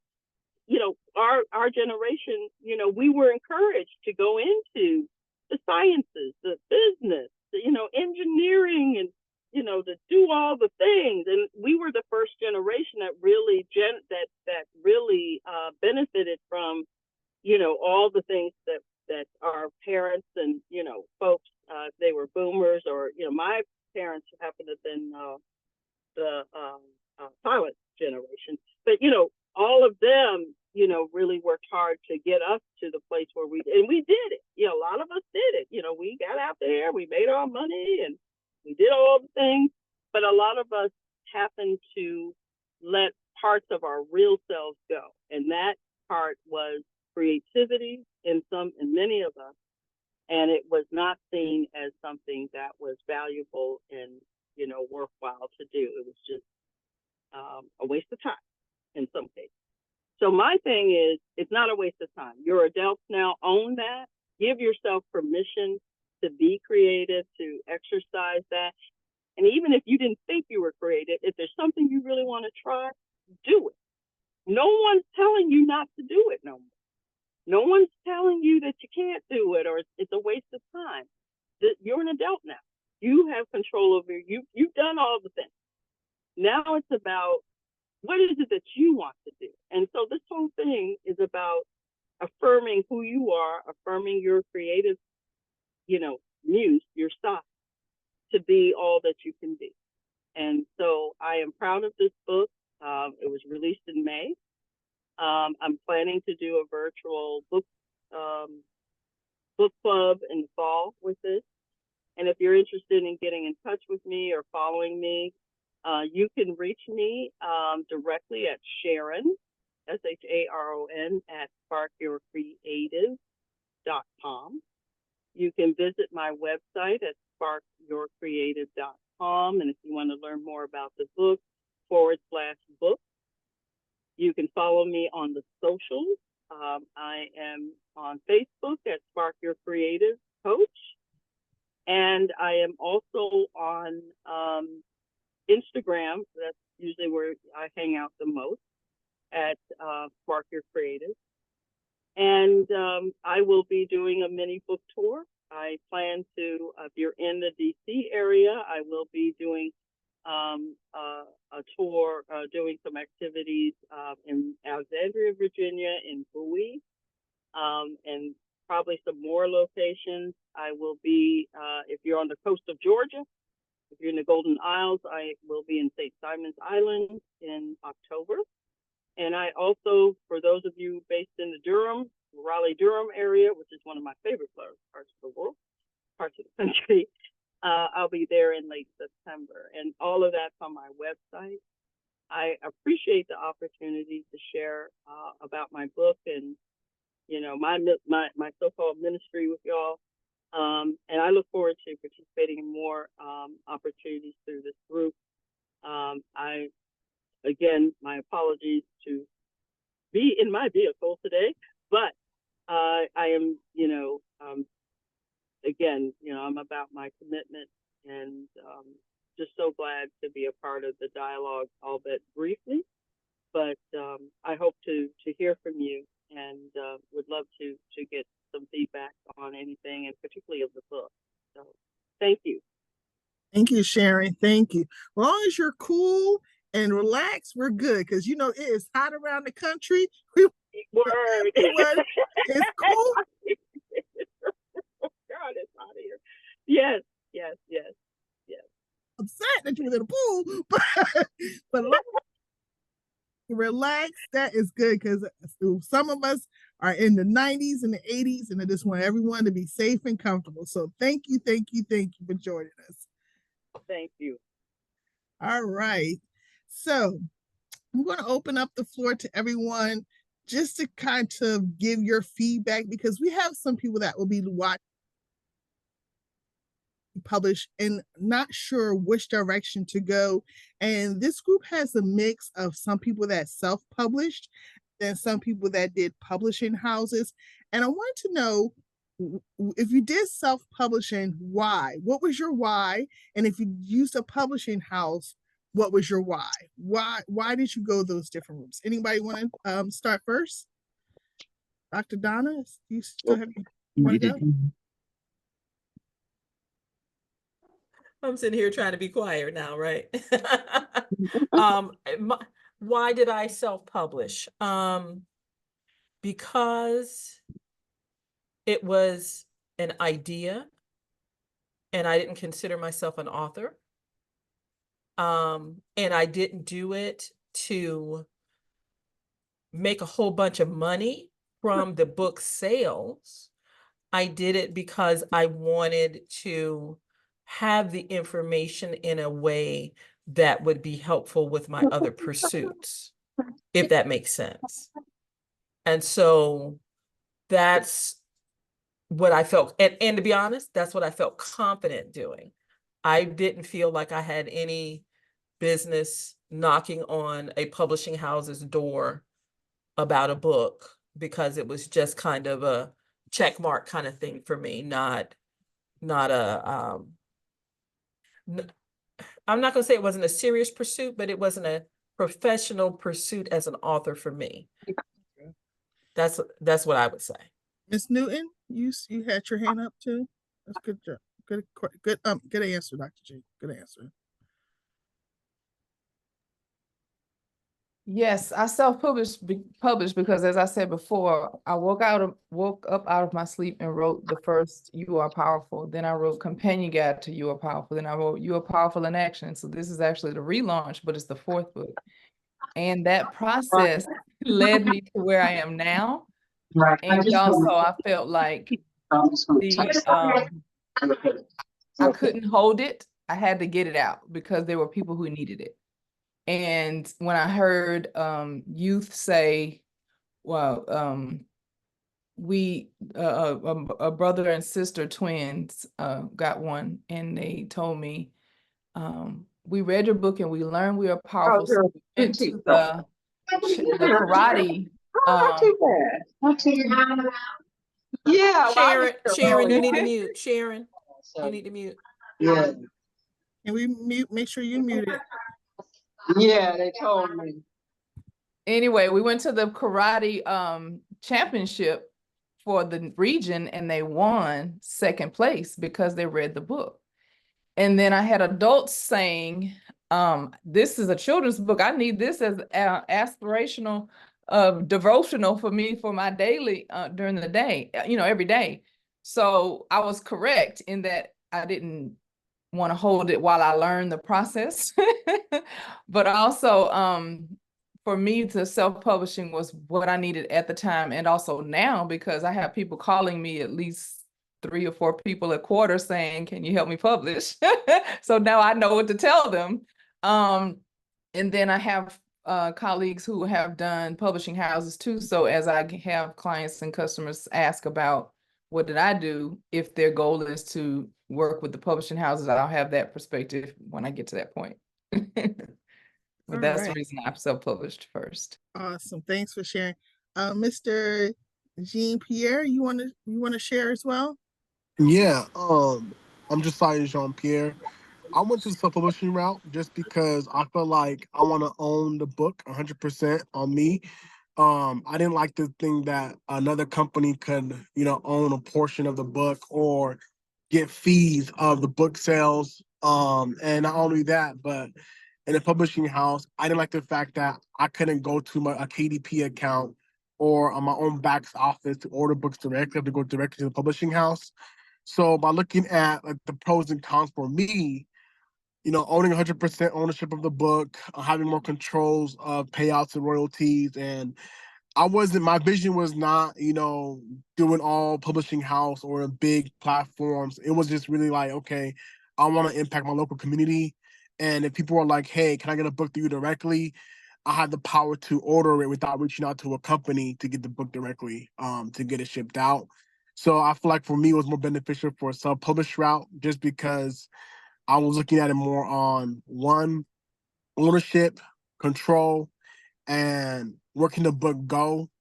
I thought if I had more control over that, I could determine what happens next instead of going to a third party to make decisions on my behalf or have control of the book and etc. So I just said, hey, I'm gonna do self-publish and have control over it and see what happens from there. All right. Angel, you have any input? I did self-publishing as well, but I went through an organization called The Powerful Journey, and it was it was my first book. So through that community, I got a lot of input on, writing my chapters and what others thought, as well as getting help correcting it. And like he said, previously, I wanted to have my own rights. I wanted to own it because this is my story. So I didn't want anyone else taking my story and using it how, they would please. So that's what I did. Anybody did a publishing house that want to share? James? Yeah, I did a publishing house. I first wanted them to look at it and see if it was worth being a book because it was just my story of coming through the Black sacred cosmos. In other words, my story of the church and the community and all of that I come through, that prepared me for the things that I did.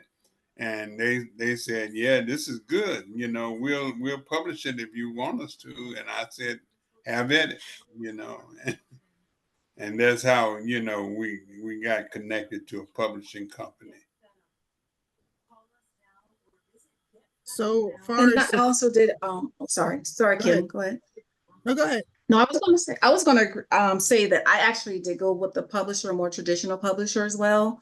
And my reason for doing so was that not only because it was my first book, but because I knew that I would be coming behind the first one with more. I kind of wanted to see how it went. I did go through a complete course on self-publishing. I mean, I have all the details on self-publishing, all the information that was needed, yet I still decided to go with the publisher just for the sake of having everything one-stop shop versus getting a separate editor, or separate, just copywriter, separate, formatter, just things of that nature. So I wanted it all done primarily because of the time factor, and two, because I just kind of wanted to see what the process looked like prior to my other books coming out. So my intention is to self-publish the rest, but I did want to get a keen sense of the marketing side of how they did things with the publisher initially prior to self-publishing in the future. So I did use a publisher for this particular book. Okay. Oh, awesome. Therese? I also went through a publisher, and mostly the first time because I am the founder of a network called the Spiritual Directors of Color Network. So we were at our first publication, we were trying to introduce ourselves to a group, a whole lot of people. And so we went through a publisher who we knew would know how to get the information out there and help us to be able to make ourselves known in that way. But also, I didn't find it to be difficult dealing with the publisher at all. Sometimes people talk about publishers trying to control you, but if you can have communication with that publisher, they pretty much let you do what you want to do. And in terms of the monetary value, there is a fee that a certain amount of money that you may lose by going through the publisher. But when you publish on your own, it's more difficult to get your book known and seen. And so actually, in the end, you don't make any more money at all. But as a matter of fact, I've been wanting to be a writer most of my life, and my parents family members, not just parents, but they used to tell me all the time, "You're going to starve if you try to write books." So I'm not starving now, and it's been helpful. And then the book that I'll be introducing today was by a brand new imprint under another large publication company, and they told me, write a book, anything you want. And for the first time ever, they actually advanced me all the money that they usually give you as you sell books. They advanced the money to me and said they wouldn't ask me to pay it back to them. We'll see if that's the end of the story with that.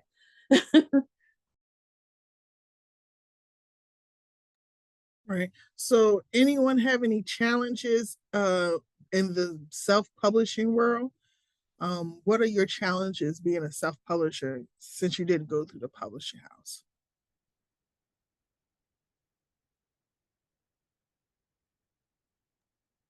I would say initially the challenge was getting, like Therese just said, getting the word out once the book is actually here and published and printed. Just to be able to say it's everywhere books are sold, and then nobody knows about it. It makes a big difference. So that was a challenge initially. I actually have I have a couple of different groups I'm part of, so I'm learning as I go, and I'm sharing what I'm learning with everybody for that reason. So that's not a challenge with anyone else who's starting to self-publish. Now, I if think, you go ahead. I'm sorry. I think if I may, the challenge that I found more than anything was staying motivated to be consistent. You can gain traction. You can be involved in certain groups. You can do your small book tours. You can, get your book out there. The big engines with the money or the marketing packages that can back you a little bit more because of the money might get a bit a bigger lane for you to be in. However, I think more so than anything, this is what I find people ask me all the time: Danny, how do you're consistent every day? I see you're either on a podcast, you're doing this, you're doing that. How do you, and I work a 9 to 5, so, which is not a 9 to 5 either. I'm a chef, so very, very strenuous job. And I also, am on my grind for my book. What I've noticed is that not only has it become fun to me to market my book, which is a memoir, it also, yes, it's a job, it's a grind. And if you're trying to, depending upon what you're looking for out of your book or out of, your publication, what it is that you're trying to get out of it, as a self-publisher, yes, it becomes another job, but again, it all depends upon, okay, I just wanted to immortalize some words that I had to say, so I put it in a book form, and Amazon sold 1,000 copies of it, I'm good. Or are you really trying to add truth to power? Are you really trying to help change someone? Are you really trying to, make your words be heard by a group of people that are below the margin, who you're trying to get to a different place? And yes, it can be challenging, but the reward is when somebody says, that chapter that I read about X, Y, and Z, or, when you were speaking about, the healing aspect and getting to the other side, I was amazed at how you could forgive this or you could do that. The reward may somewhere down the line come monetarily. I don't know. However, the reward comes when a person hits you on the inbox and says, "Oh my God, I couldn't put your book down and I needed to hear everything that you had to say. It has helped me with starting on my healing journey." And if nothing else, that's the reward. I mean, does that always happen? No. Will it always happen? No, because I'm a human being who has a different way of looking at things, and my take on certain things might not be your take, but that one person that you touch in a room of 5,000 people is the reward. So as challenging as it may be, like right now I'm tired. I have getting ready for a launch, like getting sponsors to continually sponsor these events that I'm putting on and so on and so forth. Yeah, it becomes daunting at times at best. However, I know that it's changing lives, and I know that that's why I wrote my book. So, I guess the blessing outweighs the challenge. So. So, Danny, while you're still talking, tell us about your book and let's keep going. Oh. Okay. All right. My name is Danny, aka Danielle Matthews. My book is Pretty Little Bastard Child. It's a memoir about the darkness that turned on God's light. I am a boomer. Thank God for good looks, and I don't look like what I've been through. No, I'm joking. But I came up in the 60s, and anybody from that era, the 70s, even mid 70s, that, and before then, that two things. Children were to be seen and not heard during that time. You better not go and what conversation of amongst adults, and you cut in, or even if you said excuse me, it better be very, very important. You about to die. So kids were to be seen and not heard, and that caused a lot of secrets, secrets that some of our ancestors took to their graves. But the child didn't always benefit from those secrets. Also, I named my book Pretty Little Bastard Child because should you have been born, and the Southerners in the group should really relate to this, should you have been born to a mother and father who weren't married, you were from the womb a bastard child, because you were born out of wedlock. Sometimes you were even ripped from the mother's arms and sent to live with Uncle so-and-so and Aunt so-and-so because you needed to have a mother and a father. And those secrets would never be told again. Or you might have found out about it somewhere later on down the line that your mother was not Uncle so-and-so and Aunt so-and-so. Your mother was, really your sister was your mother, So, it's those kind of things that, happened back in the day that we really, the generational curses that we passed on to our children, and didn't see the signs when they changed, or when something wasn't totally right with them, or they were a student and then all of a sudden the grades started to plummet. They were lively and artistic, and liked dancing and liked those arts that we just recently talked about. And all of a sudden now they cower into a corner and they didn't want to do anything. Well, my book is a memoir, like I said. There was some childhood trauma that went on in my household, that was unspeakable trauma.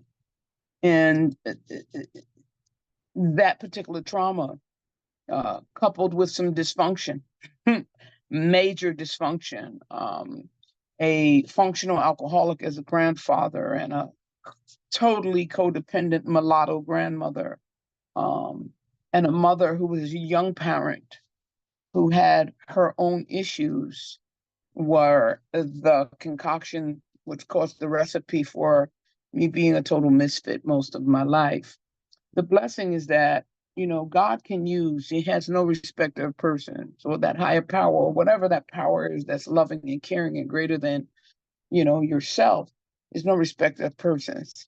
And always had a ram in the bush for me if I could only find it during that tumultuous time.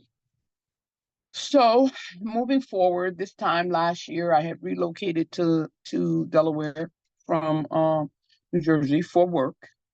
And when I relocated, 90 days after relocating, I was no longer able to work. My back imploded and I had to have major spinal surgery. And in something happening to that point where I had to be taught how to walk all over again. I couldn't believe that God had brought me that far to drop me off.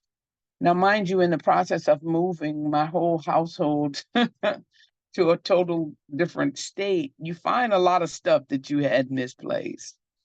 So in moving, I found my first 10 pages of my manuscript, which I put together because I was a creative. But life kept life in, and it would go in those twists and turns. And I found my passion to cook, and I, ventured out to open restaurants and do certain things. And again, I threw the manuscript over in the corner. Well, that manuscript was written in 2005. Okay. Move forward. I'm sitting in my house and I'm saying, God, I don't know what this is all about, but I don't know if I'm gonna get through this one. I've used all my money to move. I can't walk, I can't work, and I was going into a deep, dark depression. Lo and behold, I find the manuscript again in a box, and I took that as a sign to write the book. So after 18 years of trying to birth my baby, last year I birthed it. And ever since then, it's taken on a mind of its own. It's taken on a life of its own. It is doing pretty well. It's on all avenues, social media has put it out there. I know a lot of people and have been exposed to a lot of different careers in my lifetime. And people are talking about the book. People are buying the book. People are getting healed from the book. I've gotten speaking engagements. Again, we're on tour with this little book, which is The Light. And this little light of mine, I'm going to let it shine. How my trauma, which was not my fault. I've even made T-shirts, your trauma is not your fault, but your healing is your responsibility. And it's very important in this day and age that we realize that part of self-care, the self-care that we talk about, part of that self-care is healing. Because we need to shed this character that we've been given, this title that we've been given of the angry Black woman. Not to say that men aren't angry or haven't gotten characterized as that, because they do.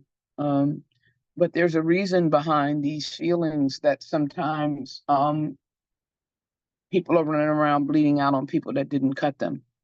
And it comes from not wanting to address those issues that have been so painful, so dark, so dirty, and has made us bitter. So when I realized that it was time, I started looking at people around me and this president and this different climate that came into fruition within the last few years has caused even more hate mongers to rear their ugly heads. I believe in what Michael Jackson said. If you want to make the world a better place, take a look at yourself and make a change. You have to start with the man in the mirror.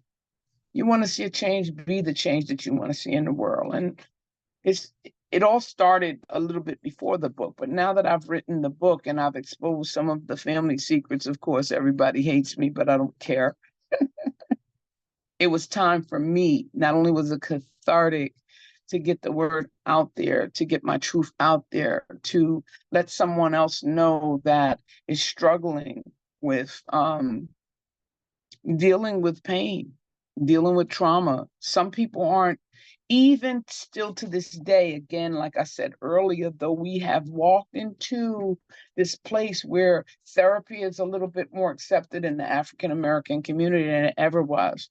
Back in the day, it was like, oh, pray it away. Just take them to church, lay hands on them, fast and pray, lay flat on your face. You'll be all right. That's not true. And there's so many people running around here that's bound in their spirit, sitting on the front pew, preaching from the pulpit, and they're in pain. And they expect people to follow them, but they're in pain, and they're leading a flock of people that are in more pain than them. But because they can't let go of these secrets and they can't do, some of the things that that this book has done. And I'm only saying that because I'm an ordained deacon and I was sitting on the front pew and I was unraveling and I couldn't help anybody because I couldn't help myself. Until I spoke the words, until I accepted, that I had to feel, deal, and now heal. I couldn't do any of those things that God had called me to do. So now, Pretty Little Bastard Child is here, volume 1 of a trilogy. I also have a book that's coming out this month, in the next couple of weeks. As a matter of fact, they have an interview tonight. I have an anthology that I'm co-writer of with 9 other wonderful women called The Love Languages of Grief. And, it's kind of self-explanatory. All of us have different forms, and there are the 7 stages of grief that we go through. People like to believe it's only 5, but it is 7. You want to get to that sweet spot eventually where you're not stuck in grief. You're not staying stuck on stupid. You're not paralyzed in that fear and that, anger and that unacceptance place. So we all have come to our place of a sweet spot, which made it a love language. So the anthology will be out this month, volume 2. Searching Pretty Little Bastard Child, volume 2 will be out August 1st. And moving forward, we're looking forward to putting it on a little screen sometime within the next very near future. So again, it's basically a little book about childhood trauma that almost became my demise, that put me in a whole realm of an abyss of dark places, drug addiction, dereliction, degradation, self-loathing and self-hatred because of things that were done to me or that weren't done for me as a child, that I had to eventually learn how to trust, and learn how to do for myself as an adult in order for me to be a better individual, for me to be a more loving and caring human being, and just to survive. And not just survive, but to thrive in this world that could be dark, cold, and cruel at times. So that's what the book is about. And again, it's volume 1 of a trilogy. If I may, I'd like to read the intro to give you a little bit more, because it's not just a dark, let me sit here and woo-hoo, boo-hoo. It's really not. There are places in the book where there's fun, there's laughter, there is some raw, real emotion that flows through the book. There's creativity in there that talks about music and different stages of, childhood where, there was dancing, there was fun, there was DJing, there was music in the park. I'm from Harlem, and different things like that. So it's not just, the rawness of the book. It's a whole gamut of different emotions that it takes you through from a time where life should not have been as hard as it was. And then it gets you to a point where it really isn't as hard as it had become. So I'm going to read the intro.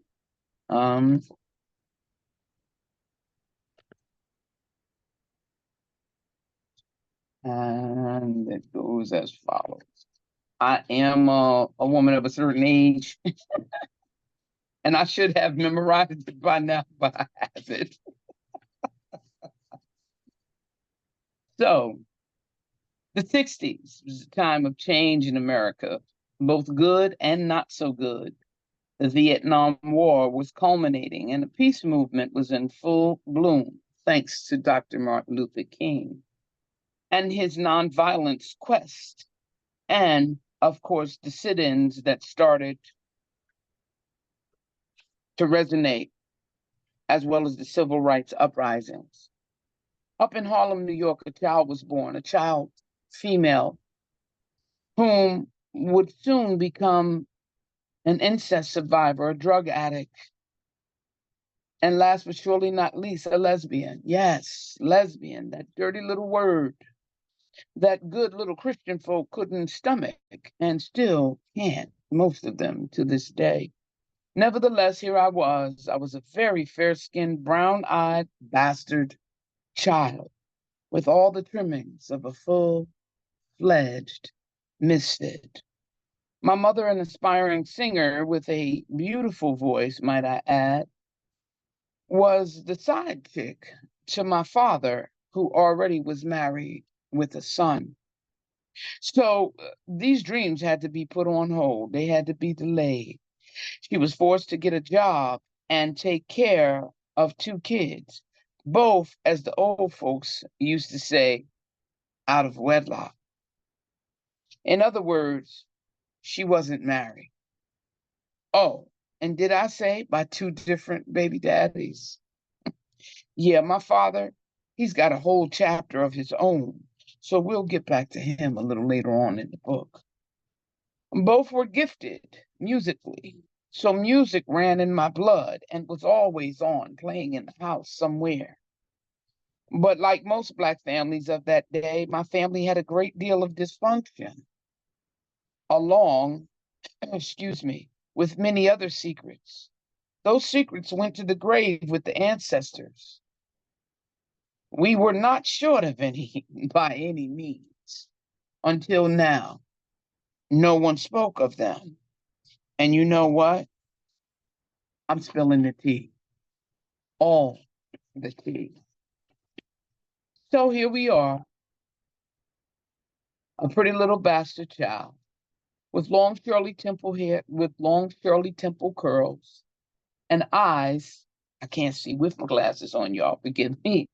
And eyes like his. More articulate than most for a female child, for a Black female child in a world where there wasn't supposed to be any of us. I wasn't supposed to be. My mom would enroll me in private school because in my family, appearances were definitely a big deal. But that's a whole new mess of its own, and we'll get there later on too. Outwardly, I was an adorable child who once won the most beautiful child contest in a department store. But by 4 years old, the monster that was inside being created, she was out. Remember, I was destined to be those things, those horrible things. And the adults in my life were the creators of this story. This is a tale of pain, betrayal, and dysfunction. Pretty little bastard child, excuse me, had a will to survive that would later be revealed. It kept her through the darkest of times.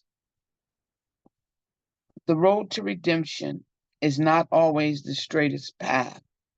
And the strength of a young human spirit, as you will see, is something amazing. Here is my memoir, The Darkness that Turned on God's Light. Thank you. So here I am. Any questions?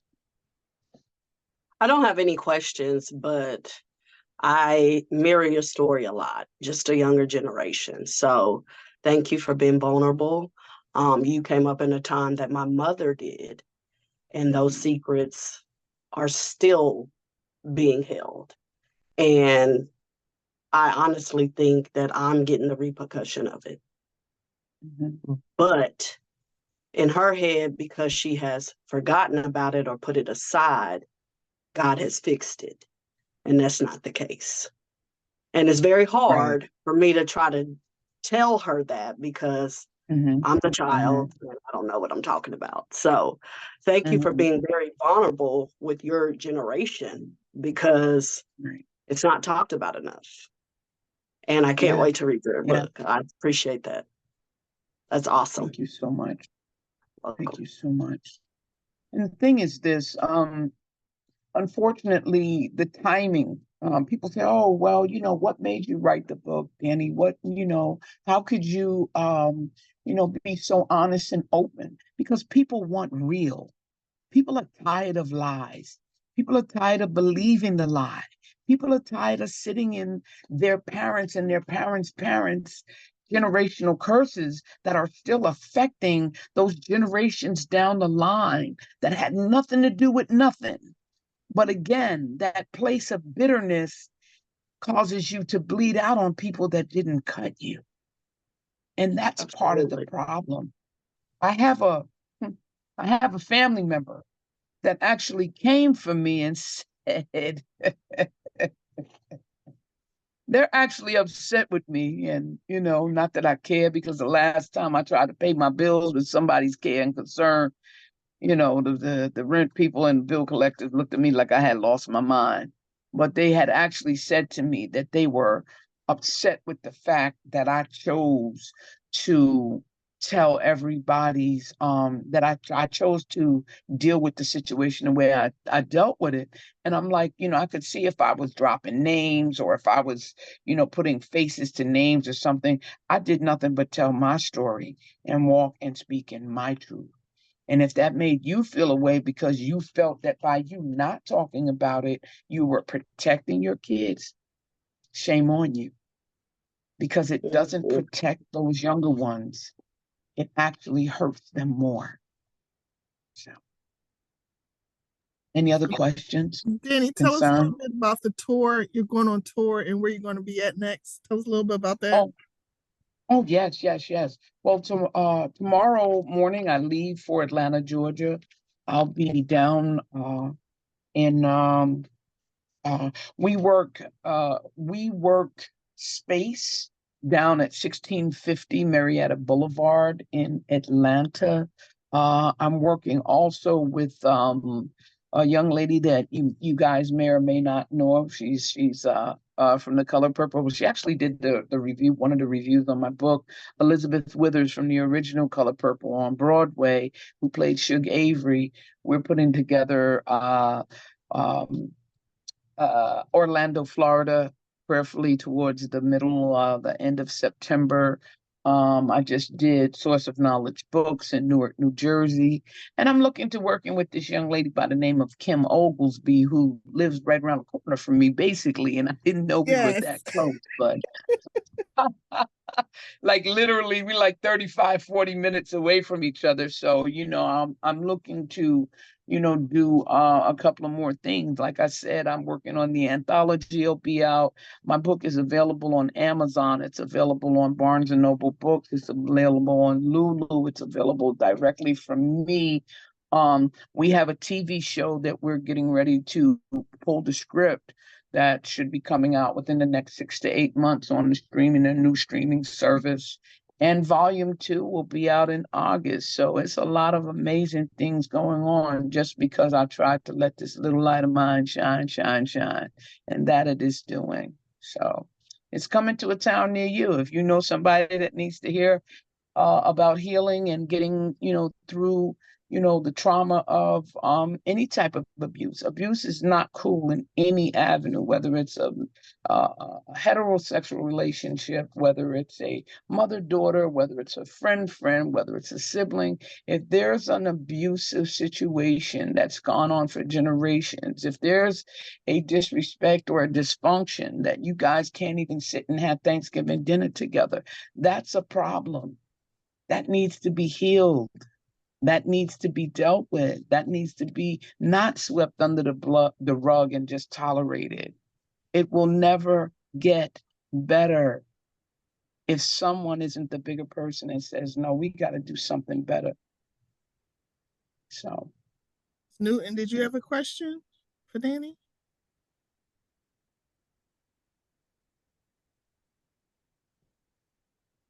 So Danny, you got all this going on. Tell us, how are you balancing everything? Connect with the provider today. Well, basically, again, Pretty Little Bastard Child is taking on a life of its own. Yes. I am a chef by trade. I work in a very prestigious supermarket as a cook in their back of the house. But again, I had major spinal surgery. I have 12 screws and 4 pins in the lumbar part of my spine. So it's a blessing just me being able to walk again. And anytime a surgeon tells you, hey, listen, you need to start checking your exit plan together because it's nothing more I can do for your back. This is the exit plan. This is the 401k. I can't stop, won't stop. There's so many things that I'm working towards so I can fall back and possibly just do per diem and so on and so forth.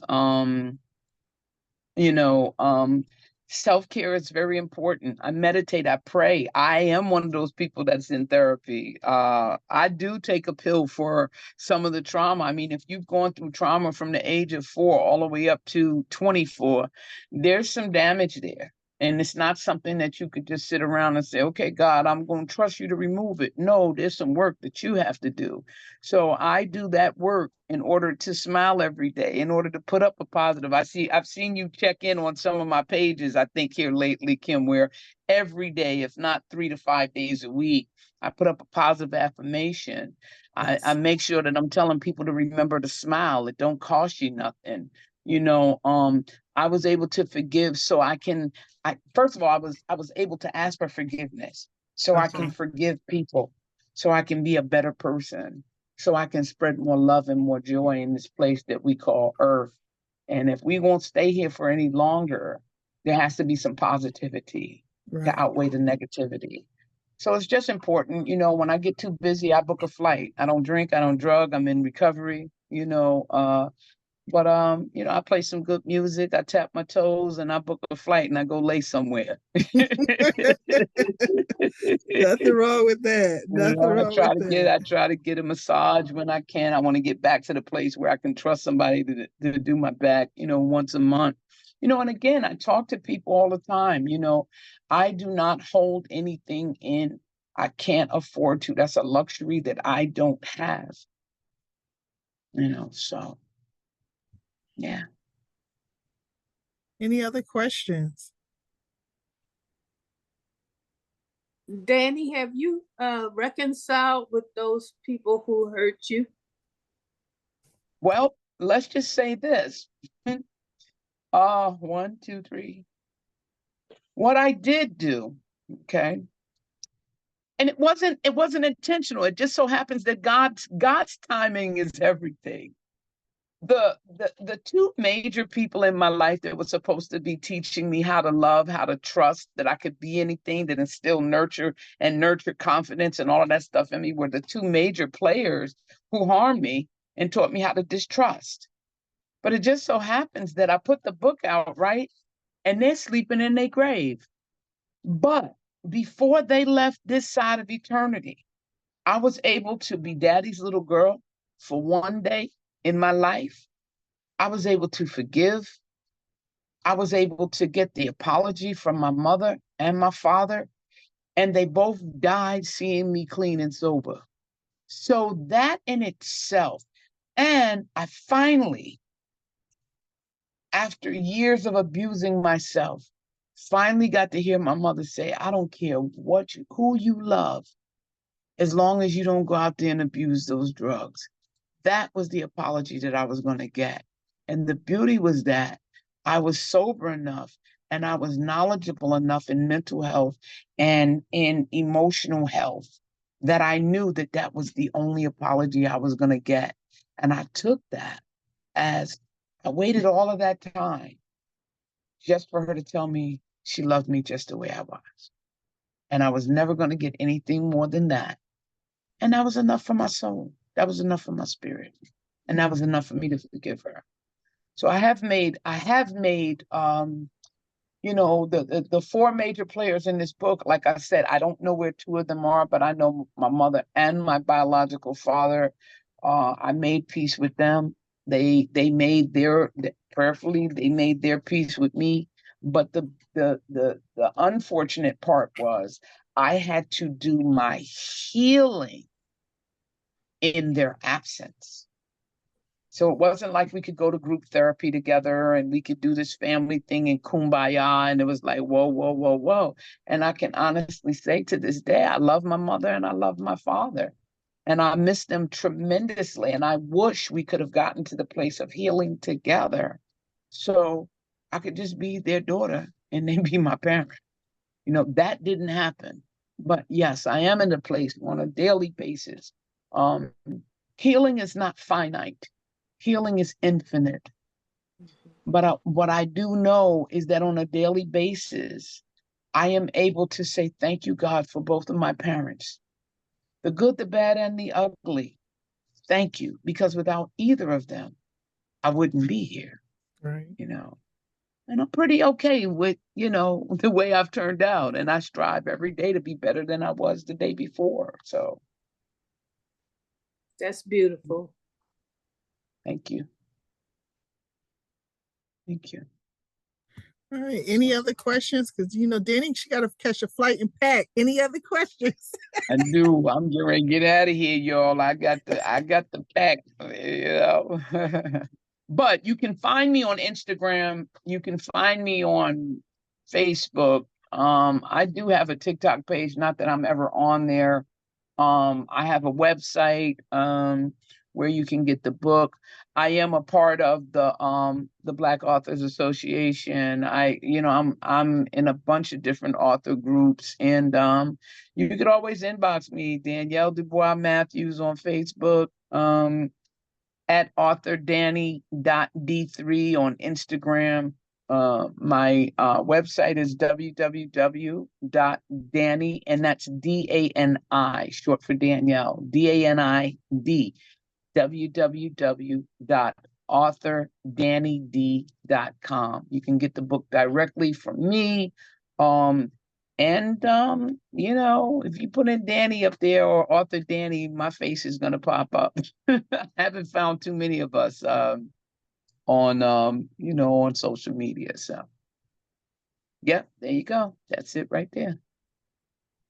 So I thank you, Kim, and I thank you to all of you who have sat through my story. I appreciate you. I'd like to stay in contact with you, wonderful people who listen, if you only realize how important our words are in this world right now, and how needed it is for us to be a better us. We got to stay connected. We got to stay galvanized, because right now they're trying to silence us. They're trying to take away our history. They're trying to take away everything that has to do with anything being the wonderful, beautiful, amazing, powerful people that we are. And together, everyone achieves more. That says team, TEAM. Together, everyone achieves more. Together, our voice is so much more powerful than us trying to do this by ourselves. So true. Amen. Thank you. So I thank you guys. God bless you. Don't let nobody steal your joy for the rest of this day. And please, let's stay in touch. Yes. Okay. I got to go. All right. Thank you so much. Thank you again, Danny. All right. Bye-bye. Angel, you ready? You ready for us? I am ready. All right. Thank you. Thank you. That was good. It was good. So my name is Angel Gaddis. Happy Juneteenth to everyone. This is my book. It's called The Innocence of a Guilty Victim. This is the first book I've published. I published it in March. My book talks about how I turn my pain into purpose. Growing up, I have a similar story to Danny's, but growing up, my mother was emotionally unavailable and my father chose drugs over me. So I felt like, why am I here? Why am I alive? What's my purpose? So being heartbroken, I started seeking things to numb the pain. Drugs, alcohol, sex, money, men. But I was still numb. I was still broken. I just felt empty inside.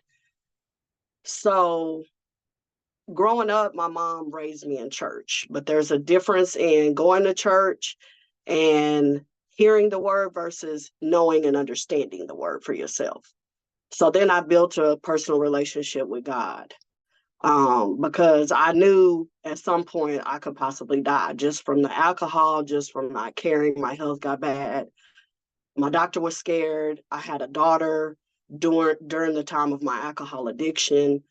So I needed to be better. I wanted to break the cycle. I didn't want to continue carrying on the cycle I was living in with my daughters. And even having my daughters, I used to question God and ask him, why did you give me girls when I'm broken? And now I know. Going through my journey, I built a relationship with God. I understand now that I have purpose. That's why I'm here. I have a story. Someone needs to hear my story. Someone needs to know that it is okay. We all have a purpose in this world. Somebody in this world is going to, it needs you. And so I started writing my book. I wrote the book 4 years ago. God aligned me with the lady a year ago, and I shared my manuscript with her, and she told me I should write it over. So she said, you know, your chapter 10, it talks about, your last chapter talks about God, but why don't you tell us how God brought you through every chapter? So then I had to go back through this healing process of thinking I was healed, but I really wasn't. And so I wrote the book, and I wanted women to have an outlet. I wanted them to have hope. And I wanted them to know that if God could do it for me, he can do it for you, and that he can meet you where you're at. You can break the cycle. I did it. You can stop the addictions. I did it. And I'm just so grateful for God. I'm so grateful for my children, and they're amazing. Sometimes we can be the product of our own environment.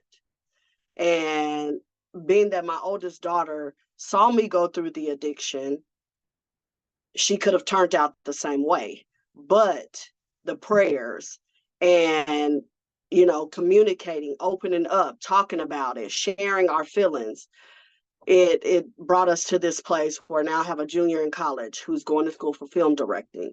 I have an amazing 11-year-old who wants to be a veterinarian. So these things, you know, you don't know what's going to happen, you know, by them seeing what you've experienced in life.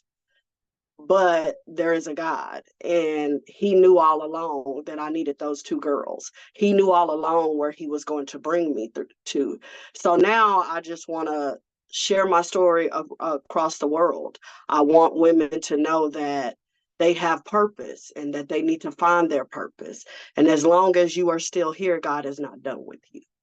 So I do want to read this poem that my daughter wrote in my book. It's chapter 4. It's called Addiction. I like you better when you're sober. That's the title. The tears rush down your face as I console you in my embrace. Bottle after bottle, shot after shot. Being so young, not giving it a thought as to why you would cry and want to die. I knew it wasn't the real you, but I couldn't help but be afraid. One minute you were fun and outgoing, full of life. The next minute you were mad and sad, and the aggression consumed you. It was like a switch, a change in the atmosphere, like when the sun rises and falls, yet just like the sun at night, it still remained. Just hidden, kind of like your hurt you hide, illuminated from display once you picked up the bottle. Though once the morning came, peace came over me, knowing you were finally back. My mom was there in her purest form, the form I adored and loved. It was a repetitious cycle I became too familiar with and learned quickly this other side of you. Through fear and sadness, I loved and will always love you despite it all. I just like you better when you are sober. So,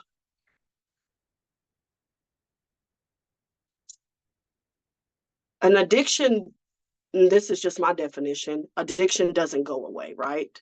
It's something that you deal with. It's something that will stay with you, but you control what happens with that addiction, but it's always there. So alcohol was my biggest struggle. God delivered me from the men, God delivered me from partying, but the alcohol was still there, and it was my go-to. So I'm grateful that I'm in a place where I don't have to go to it. I'm grateful that I'm in a place where my daughter can see how I went from this crying alcoholic who lost total control to this published author. who can tell her story and be open and be vulnerable and share with others my experience and what I've went through. Even though my parents may not like the story, it's mine. And so I met a guy, and this is what really pushed me. He asked me a question. He said, do you know what the wealthiest place is? And I said, no. And he said, the grave. He said, we all have a story, and the longer you sit on your story, the more people are dying because they're not as strong as you. And they need hope. They need to know it's okay. They need to know they have purpose. They need to know that God is there no matter what. And so I feel like that's my gift. That's my purpose in life that God has given me.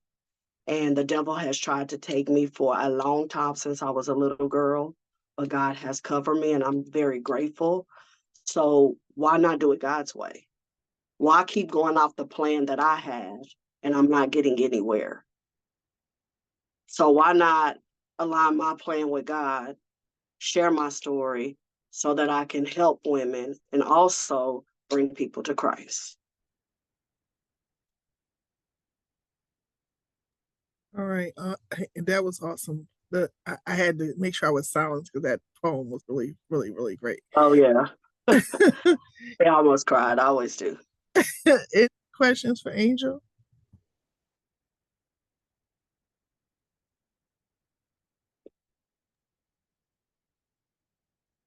So, Angel, did your daughters read the book, and how did they feel about it? My youngest daughter, I don't know if she's old enough to really grasp the concept because she's 11. They both were in the environment as I wrote and as I would question. So my oldest daughter has pretty much heard it all, but she's just really proud of me, and she just feels like, this is your calling, Mom, and this is where you're supposed to be. And we have a great relationship. It's us three. It's always been us three. They have seen God take me from nothing to being something.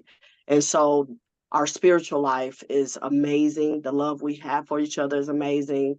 Breaking generational cycles are amazing. I even put together a workshop called It's Broken. And I will be working with young girls on how to identify the broken cycles in their life, how to own it, and then we break through it. So that's one thing that I'm working on as well. So I'm super excited where God is going to take me. I do have an event in Tampa in November where I'll be speaking. I do a lot of podcasts, which is posted on my Instagram. At my Facebook, Angel Gaddis, and my Instagram is Angel Gaddis as well. I am writing. I wrote a movie. Okay. I did not know I had it in me, but my daughter directs, and so I wrote the movie and we're going to direct it. So I'm also in that space with her, which is super exciting because I didn't know, that was also a gift that I had. So I'll be working on that with her as well. So Awesome. I'm super excited. Yeah. So when you were going through your journey, what was the one thing that was like, this is it, I have to stop. I need to make a change. Was it something that happened, or what was it?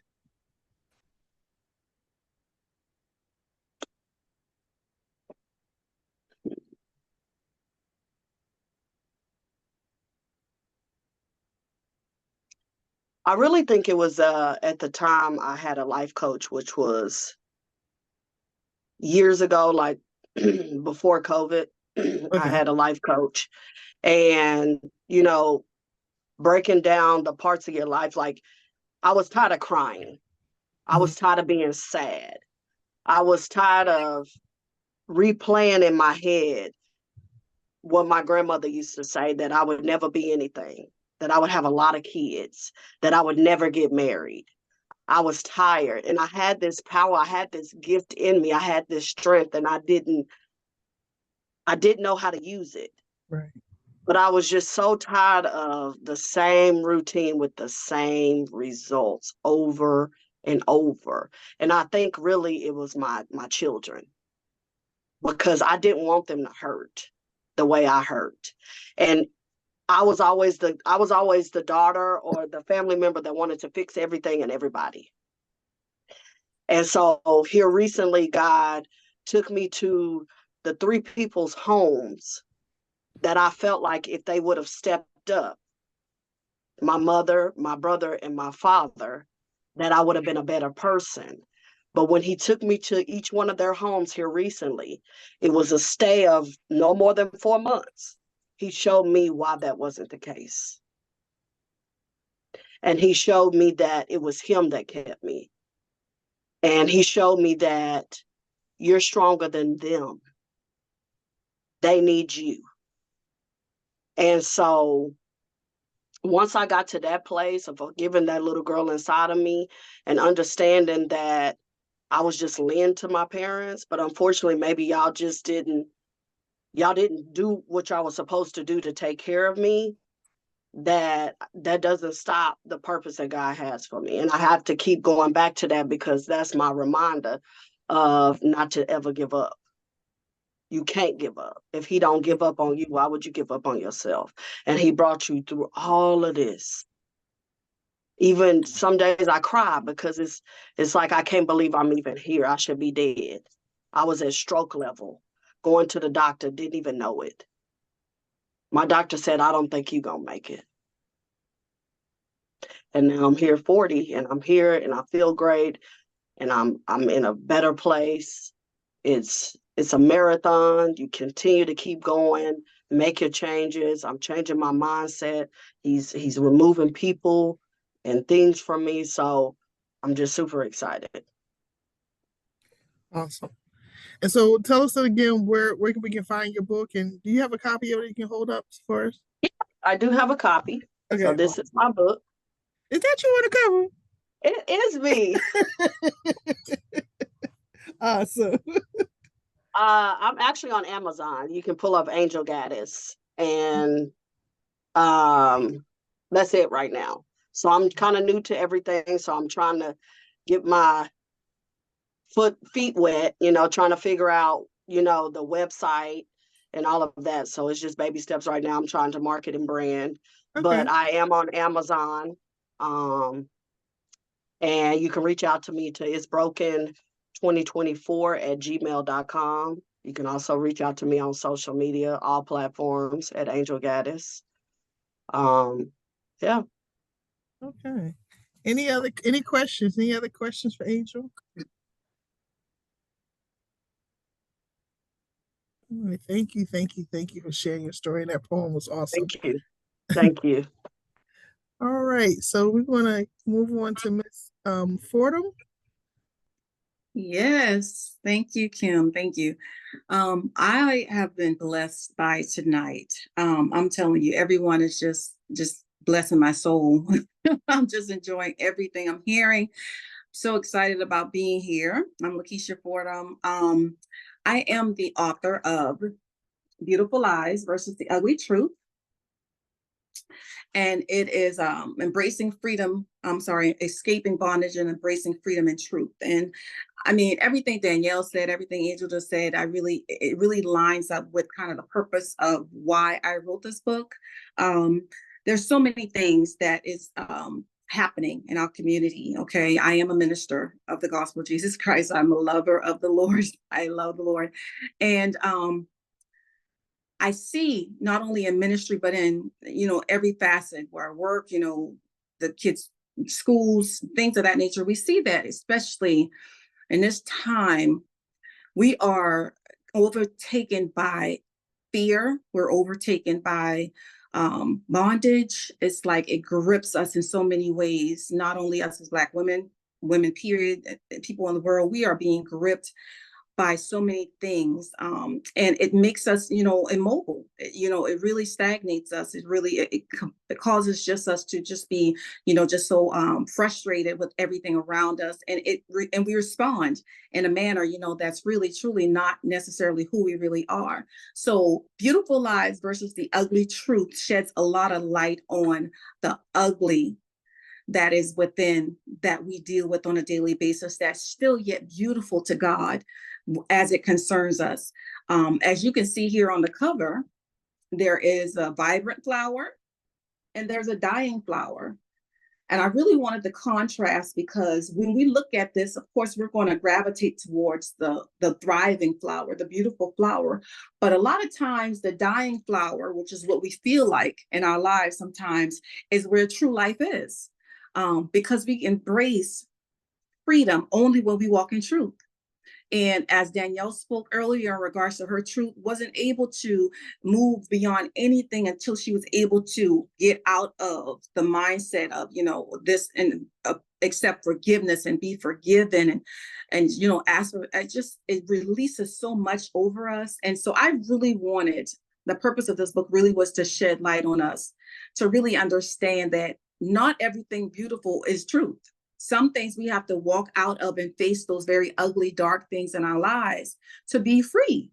And I want everyone to be encouraged. I mean, you blessed my soul so much today, even Angel, just to be encouraged and knowing that even in those places that there's freedom, even in those places that you find who you really are. And one of the scriptures that I absolutely love is, be sober, be vigilant. For our adversary, the devil, as a roaring lion, does what? Roam around and seeking who he can devour. And the truth is that he devours those that really don't know who they are. He devours those that have not come to grips with themselves, no matter how ugly the things you may have to face in regards to who you are, where you were, what you did.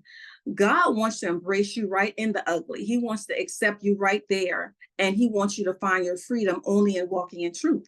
And not only the truth of what you face, but the truth of Christ Jesus and who he is. So yes, I'm a Christian author, minister, and I podcast as well. And the podcast, of course, is encouragement and edifying in regards to the scripture, the word of God. But I also public speak. I'm also one that wants to encourage hearts of people.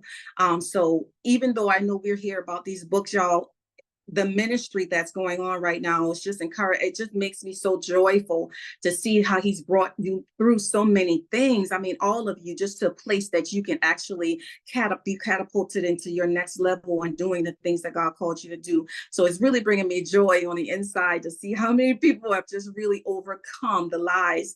And as Danielle said, people are tired of the lies. We want to walk in truth, but we're tired of the lies. And being tired of the lies, we have to face even those difficult things that we have endured.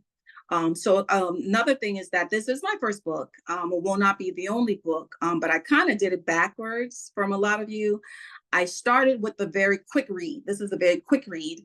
And I call it a quicker picker-upper because it encourages you in the things of God and encourages you to recognize yourself, to look inward, to see who you really are and to see who Christ really is in you. You don't have to be perfect. You don't have to be beautiful. Your life, the story doesn't have to be beautiful for you to be able to walk in truth, for you to be used by God. And you guys are witnesses of that. I mean, you're testaments of exactly that same thing. You do not have to have a beautiful walk. And a lot of times that's just a facade. You see a lot of people, I don't have bad days, or I've never been through anything. That's a lie in itself. But when we can honestly say, you know what, yeah, I hurt. I've been hurt. Yeah, I've hurt people. Accept the truth in it. And though it's ugly, you'll be free in that.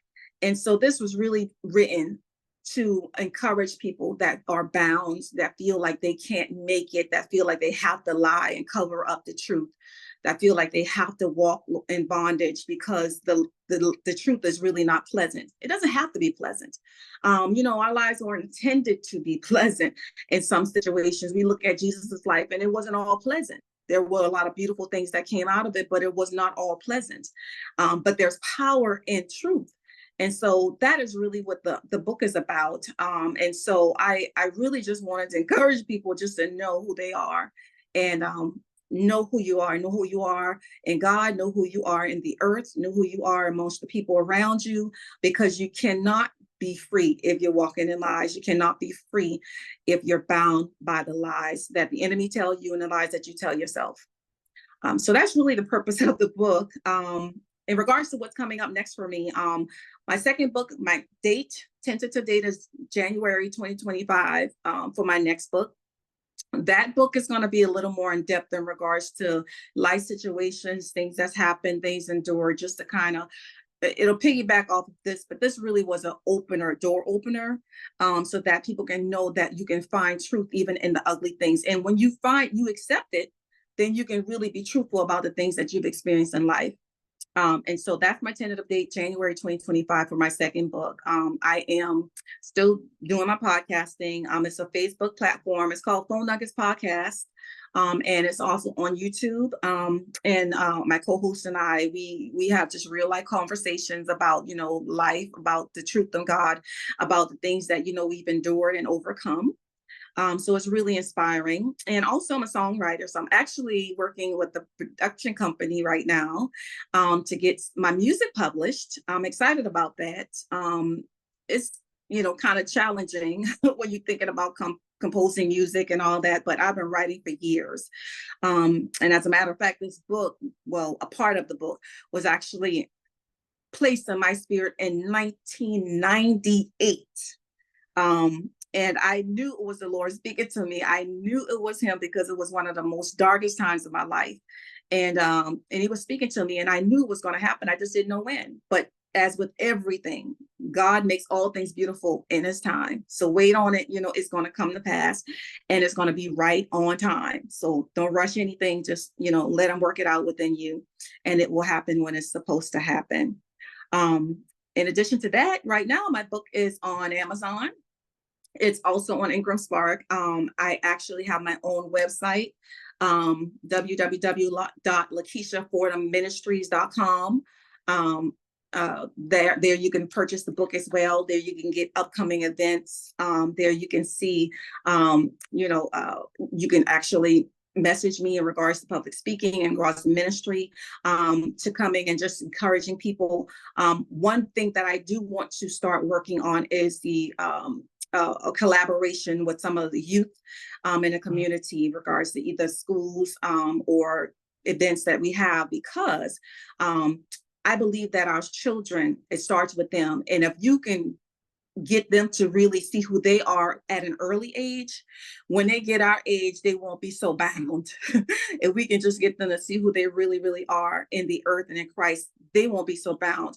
And so that's what I really want to collaborate with the youth to really show them that, just look within, even though you may have gone through hard things, even though situations look bleak, you know what, there is a way of escape for you, and God has made that way for you ready and available. So that's what's going on here with me in Charleston, South Carolina. And I'm just excited about what God is doing in my life and in your lives. I'm just so excited and encouraged by all that's been said tonight. Any questions for Lakeisha? That was awesome. Honestly, so Lakeisha, are you singing or are you just doing the songwriting? I sing and I write. I have in the ministry that I'm in, do praise and worship and stuff. So I'm also with the group. We sing here and there. And so I have a lot of vocals around me. Oh my gosh. So I'm going to utilize some of those voices too. So it won't be me by myself, but I do have, a plethora of anointed singers that are willing to help with this project. And so I'll be singing as well. And I will be collaborating with some other singers as well. Awesome. Ms. Yeah. Newton, you had a question?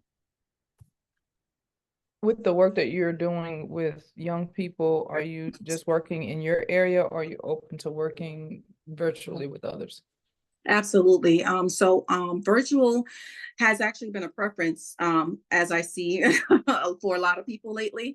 So yes, virtually is not a problem. And locally, I still do as well. So not only I started in my ministry, the ministry that I'm in now, but I really want to take it a step further. I want to take it out to, the masses so that they can see, whether it be in schools or after school programs or even in, to communities. I know they have community events in certain communities where they just bring the youth together and have a field day or a youth day, things of that nature, whether it's in the church house or whether it's in the schoolhouse. I really just want them to be encouraged and knowing that there's so much more for them and that they really, even in the situations that they're in, Because as we see, a lot of the stuff that it starts off in their youth, when they're young, when they really can't fight off the enemy. That's when he bombards them. That's when he takes over. That's when he wants to, he really wants to steal their future. So yeah, absolutely, virtual or in person. And your link in the chat is I'm trying to make sure I spelled it correctly because I think I copied and pasted, but it's telling me it's not, something's going on with it. It might be my computer, but it's Leke. I see the problem. I have the C and the I switched. No problem. Okay. I Yeah. will be reaching out to you. Absolutely. Thank you. Any other And thank you, questions? Kim, for everything. It's been an awesome, awesome, awesome event. Thank you. Thank you. Any questions? Any more questions? So I have a question of what about your cover. I think you sent me the book and I was like, okay. Tell me tell me about you told us a little bit about the story, but what made you come up with that cover? Oh, yeah. So the contrast between, I don't want to say life and death, but I do want those to see the contrast between what appears to be thriving and what appears to be dying. The flower that appears to be thriving, that's going to be the go-to. Everybody's going to rush to that. They're going to rush to the people that they see that looks like they're thriving, or the people that looks like they're making it, the ones that look like they're on top. But a lot of times it's those that are broken. That where the power lies. It's the ones that really have a story to tell, that may feel like they're dried up, that may feel like they're dying, that may feel like they don't have anything to offer. And that's where the truth is. A lot of times that thriving, it's really a facade. We all are dealing with something. And I think once we realize that, I might have this issue, I might not be as appealing, I might not be as beautiful as the one that appears to be thriving, but there's life in me. And there's power in me. And once we can accept that and realize who we are, we can't be devoured. We cannot be taken out by Satan's lies and his devices, So it's really a contrast. I wanted you to see, it's not always in the beautiful things. Sometimes it's in the ugly things that we find that we are more strong than we thought we were. Right. Awesome. Awesome. I love it. Thank you. Thank you. You're welcome. Other questions? All right. Well, I just want to piggyback off of how you said, sorry, it's the ugly things, because those things are what build your character. That's what builds you. What you go through allows your character to form. It gives you the strength to endure. And so I totally agree with that. Awesome. All right. All right. So, Therese, you're up next. You're going to do a reading and tell a little bit about her book as well. Yes, my name is Therese. Thank you, Kim. My name is Therese Taylor Stinson, and I am a native of Washington, D.C., third generation, and we have 3 or 4 following me. And I am a retired Fed, and since retirement, even exactly a little before retirement, I founded a network called the Spiritual Directors of Color Network. I am a spiritual director, and I've been a spiritual director now for about 18 years. And in addition to that, I'm an emotional emancipation circle facilitator and a pastoral caregiver, and whatever else I can't think of at the moment. But anyway, my book is written about Harriet Tubman. And at some point, I'm going to read to you the prologue that I wrote that showed you how when we went on a retreat with the group, with the organization that I actually formed as a spiritual director, it'll tell you how that affected me. And then ultimately what followed was a book, which I wasn't expecting. Actually, someone called me up one day and said, my name is such and such, and I'm with a new book imprint called Broadleaf Books. Write a book, any book, whatever you want. And so I ended up writing this book about Harriet Tubman, which is probably not what you think. She's a historical figure, and I use some of her history to tell the story, but it's really not about her her as a historical figure so much is how she even today continues to be with us. And what Lakeisha was saying not too long ago is about, all of us having gifts. And it's a matter of identifying those gifts and being able to use them in the way that you might be called in your community, and especially in the Black community, because we have a lot of people keeping us from recognizing our gifts, or making a block so that we can't do what we're supposed to be doing with those gifts for our community, not just for us. And so one of the things that in the book that I've written, which is called Walking the Way of Harriet Tubman, Public Mystic and Freedom Fighter, is that Harriet had very, very little abilities in many ways. She was injured. She had a brain injury. She was a small lady. She was, her mother was enslaved, so she was enslaved and one of many children in her family, as well as other people. And she was married to a free man, and her husband was a free man. But the first time she attempted to go to freedom, when she came back, she found out that her husband had married somebody else. And so it took Harriet 4 times to actually make it to freedom, and to have people embrace her and hear her story, and then for her to go back many, many times after that to release some of her family members, and then joining the Civil War, and have using things that she learned from her African culture. She was only 2 generations removed from the Africans that were brought through the Middle Passage. And so she learned how to pick the herbs that were in the ground to cause sleep or to relieve pain or different things like that. She also often, people were bringing their babies with them, and so that the babies would not cry and give away where they were, she would have to give them certain things to help them to move forward. She was an amazing woman, and not only, and she took her injury that she got from moving in front of a 2-pound weight that hit her instead of a young boy who was running away from the person who was trying to stop him. Instead of that becoming a handicap, she managed to make herself get better. Her owner wanted to sell her away because she wasn't able to do anything, but eventually she found work for herself, but still with the agreement that she would give her owner part of what she made. And so many amazing things about her.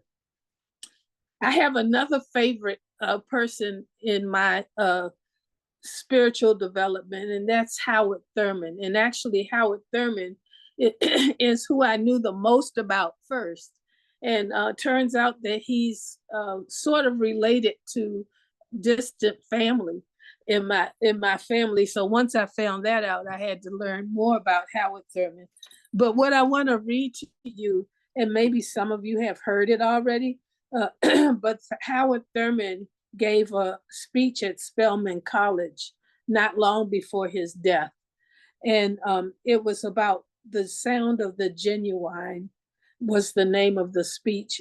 And I want to read it to you because we all, and the things that I talk about in the book about Harriet is that as the Africans would call that entity a supreme being, has put in all of us the ability to do things, gifts that we are supposed to use in our communities for others. We all have it. And one of the things you learn in spiritual direction, however, is because of the culture that we live in, we spend our early years trying to make a living, have a family, and do all the things that our culture, I'm not talking about necessarily our African American culture. I'm talking about the culture of America, to try to make money and to be seen and renowned and all of those kinds of things that keep us from really seeing the already embedded things within us, the gifts within us that are there for us to use to help our families, our cousins, our friends, our communities. And so Howard Thurman, this was his last speech before he passed away, maybe some 6 months later at Spelman College, talks about the sound of the genuine. And I'm going to read it to you.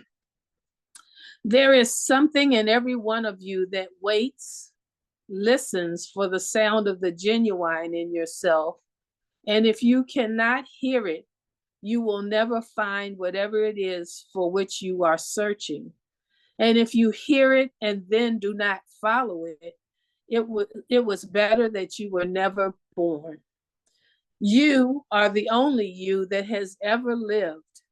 Your idiom is the only idiom of its kind in all of existence. And if you cannot hear the sound of the genuine in you, you will all of your life spend your days on the ends of strings somebody else pulls. There is in you something that waits and listens for the sound of the genuine in yourself. And sometimes there is so much traffic going on in your minds, so many different kinds of signals, so many vast impulses floating through your organism, that you go back thousands of generations, long before you were even a thought in the mind of creation. And you are buffeted by these. And in the midst of all of this, you have got to find out, what is your name? Who are you? How does the sound of the genuine come through to you? The sound of the genuine is flowing through you. Don't be deceived and thrown off by all the noises that are part even of your dreams, your ambitions, so that you don't hear the sound of the genuine in you, because that is the only true guide that you will ever have. And if you don't have that, you don't have a thing. You may be famous. You may be whatever the other ideals are, which are part of this generation. But you know you don't have the foggiest notion of who you are, where you are going, and what you want. Cultivate the discipline of listening to the sound of the genuine in yourself. Now, there is something in everybody that waits and listens for the sound of the genuine in other people. And it is so easy to say that anybody who looks like him or her, anybody who acts as this person acts, can't hear any sound of the genuine in you. I must wait, for if I cannot hear it, then in my scheme of things, you are not even present. And everybody wants to feel that everybody else knows that she is there. I have a blind friend who just became blind after she was a grown woman. I asked her, what is the greatest disaster that your blindness has brought to you? She said, when I go places where there are people, I have a feeling that nobody knows that I'm here. I can't see any recognition. I can't see. And if nobody knows that I'm here, it's hard for me to know where I am. There is something that waits and listens for the sound of the genuine in your mother, in your father, in the people you can't stand. And if you had the power, you would wipe them out. But instinctively, you know that if you wipe them out, you go with them. So you fight for your own life by finding some way to get along with them without killing them. There is something in you that waits and listens for the sound of the genuine in other people. And if you can't hear it, then you are reduced by that much. If I were to ask you, what is the thing that you desire most in life this afternoon? You would say a lot of things off the top of your head, most of which you wouldn't believe, but you would think that you were saying the things that I thought you ought to think that you should say. But I think that if you were stripped to whatever there is in you that is literal and irreducible, and you tried to answer that question, The answer may be something like this. I want to feel that I am thoroughly and completely understood, so that now and then I can take my guard down and look out around me and not feel that I will be destroyed with my defenses down. I want to feel completely vulnerable, completely naked, completely exposed, and absolutely secure. That is what you look for in your children when you have them. This is what you look for in your husband if you get one, that I can run the risk of radical exposure and know that the eye that beholds my vulnerability will not step on me, that I can feel secure in my awareness of the active presence of my own idiom in me. So as I live my life, then, this is what I am trying to fulfill. It doesn't matter whether I become a doctor, a lawyer, a housewife. I am secure because I hear the sound of the genuine in myself, and having learned to listen to that, I can become quiet enough, still enough to hear the sound of the genuine in you. Now, if I hear the sound of the genuine in me, and if you hear the sound of the genuine in you, it is possible for me to go down in me and come up in you.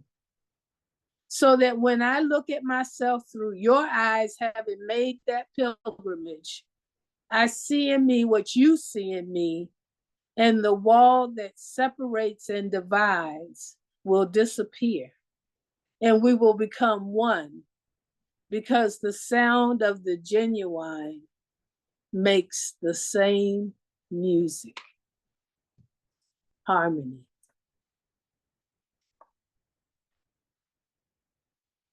Just going to give you a minute to take that in.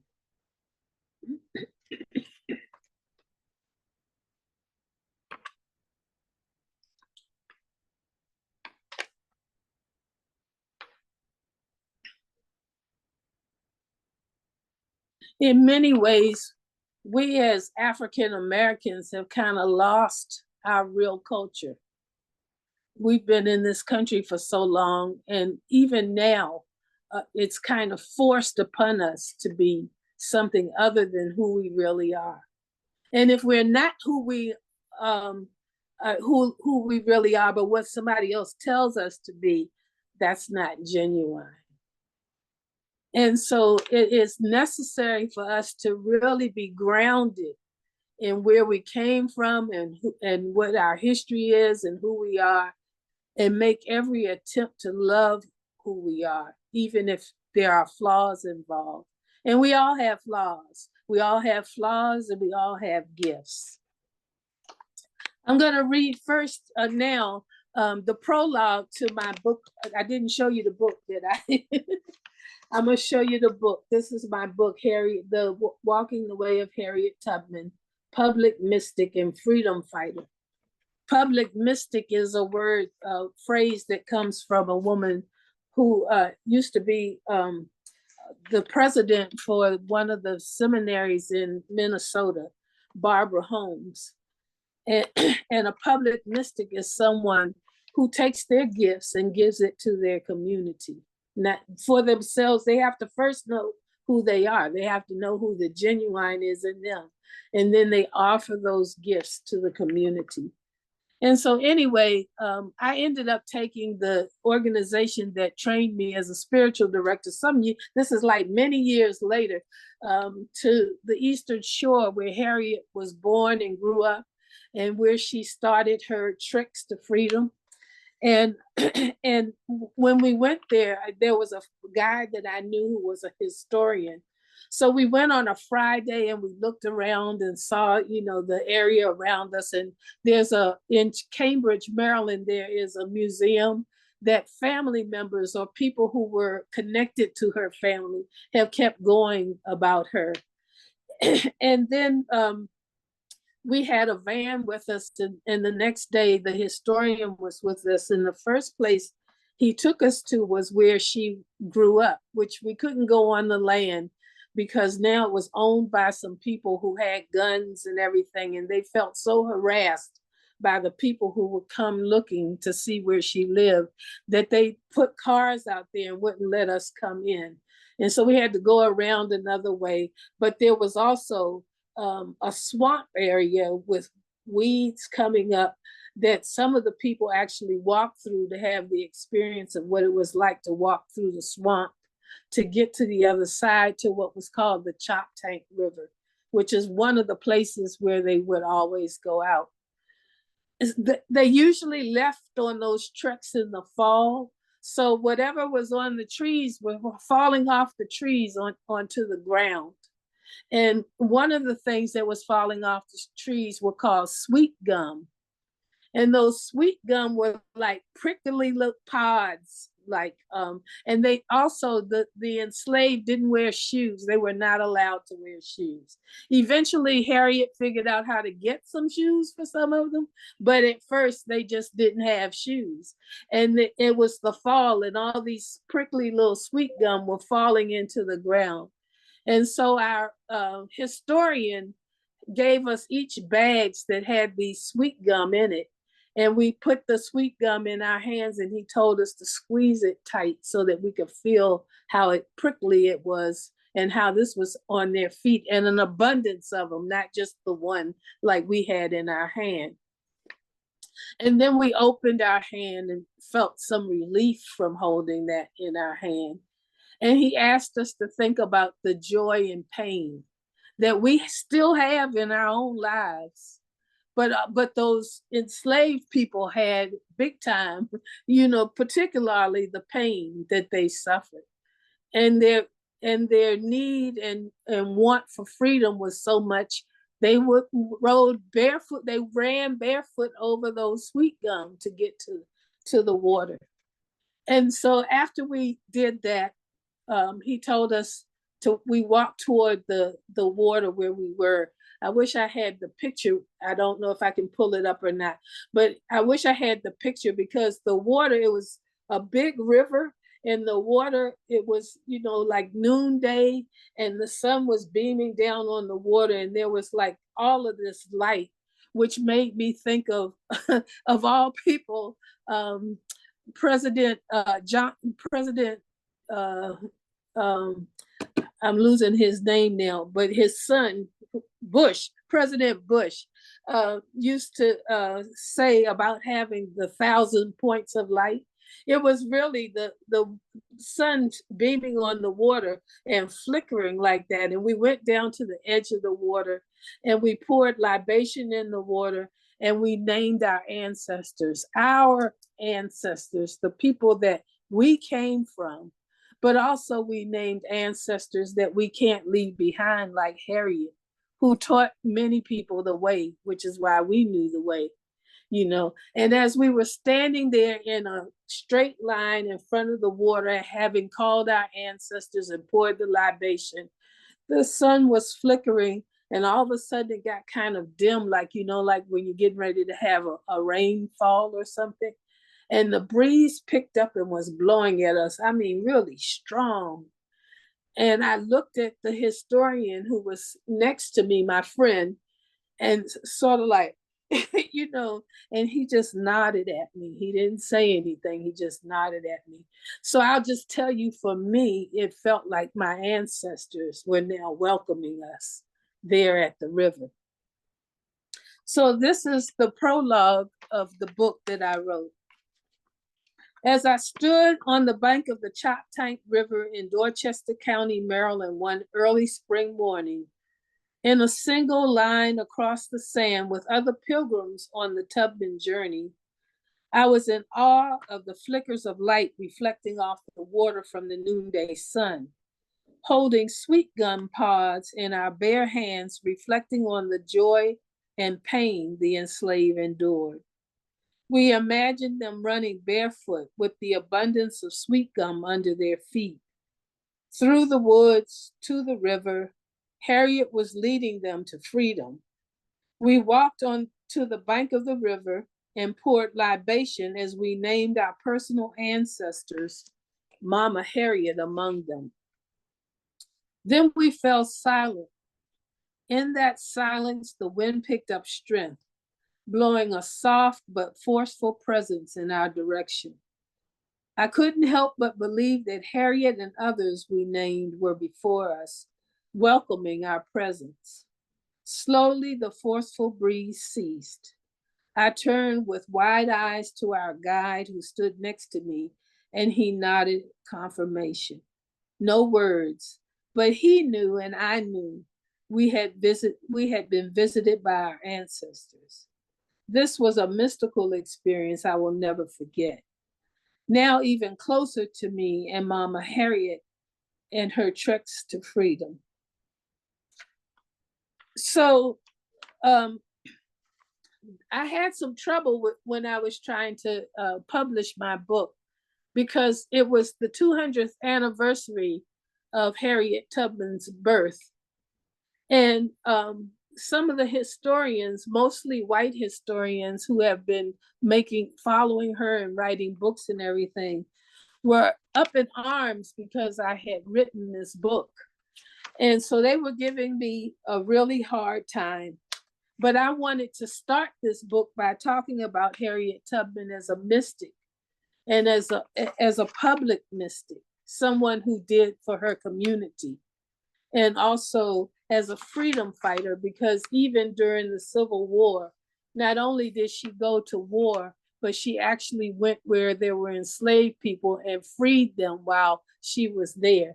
And she also used things from the earth to try to relieve the pain of those who were dying, or until someone were to come and get them and be able to take them where they would be able to get some other help.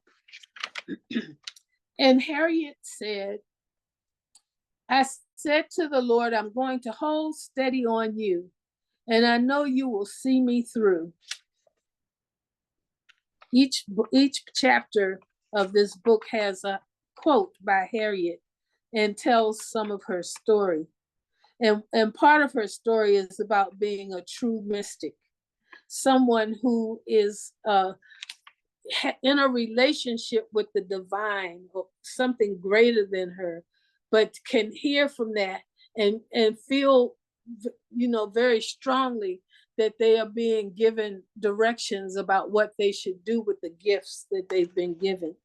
And so she learned, after trying 3 times to get away from there just by herself, she found out that she was going to have to go by herself, and she went and got her freedom, and then went back to get her husband just to find out he had married again and had a child on the way. So she wasn't going to take him, so she started gathering up her family. And she also went into the Civil War and went further south, because some of the members of her family were taken further south, because in the Eastern Shore area, they could only work sometimes doing the things that were needed by the enslaved. She was doing things like digging canals in the rivers, and getting possum out of the river, so that it could be walked across, and all kinds of things that you can't imagine yourself doing, I'm sure. But she was doing those kinds of things, and this was her way of making it easier for those that she had charge of to find their way to freedom. And that sense of mysticism, that sense of, I have gifts that I can use, come from her deep belief in what she would have called, as the Africans did, the supreme being.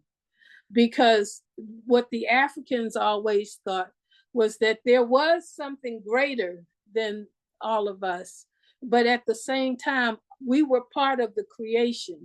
And so we all have responsibilities and gifts as well. And our job is to learn what those responsibilities are and to use them for our communities. And then I looked up, I'm telling you about this immediate chapter that I wrote at first. I looked up the different people who were considered mystics. Most of them were whites. They did talk about the desert Amazon fathers, but they don't ever mention that they are people of color. They were in Africa and they were people of color. And those same African people, those mystics, at some point, they would have people come from the churches who were, not feeling good about what was happening at church to talk about what should they do. But sometimes also those mystics would learn about things that were happening across the water in Europe, and how they were barbarous and fighting each other.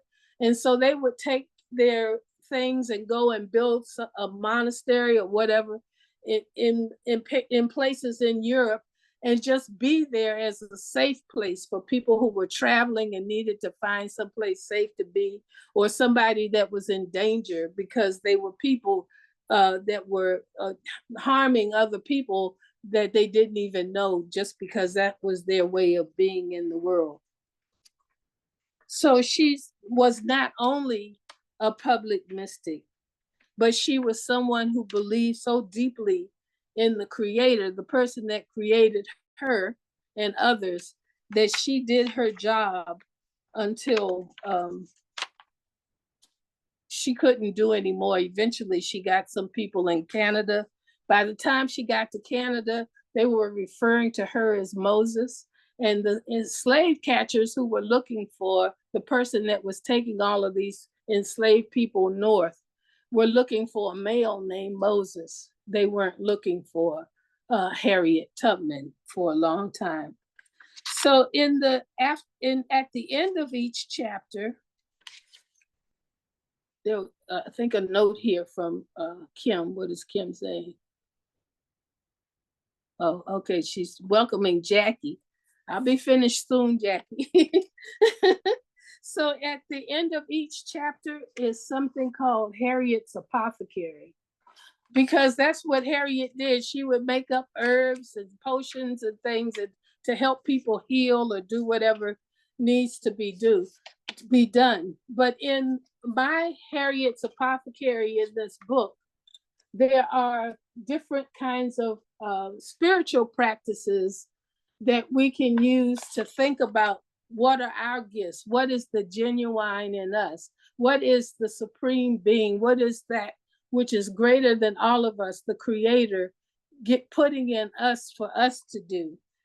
And so in the first chapter, I actually explain my apothecary a little. An apothecary is a place that blends different natural elements for healing purposes, such as what Harriet naturally offered from her upbringing and used for herself and her charges on their treks to freedom, as well as during her rounds through the Union soldiers wounded or traumatized by war. Imagine an actual apothecary with various jars on the shelves filled with remedies and natural salves.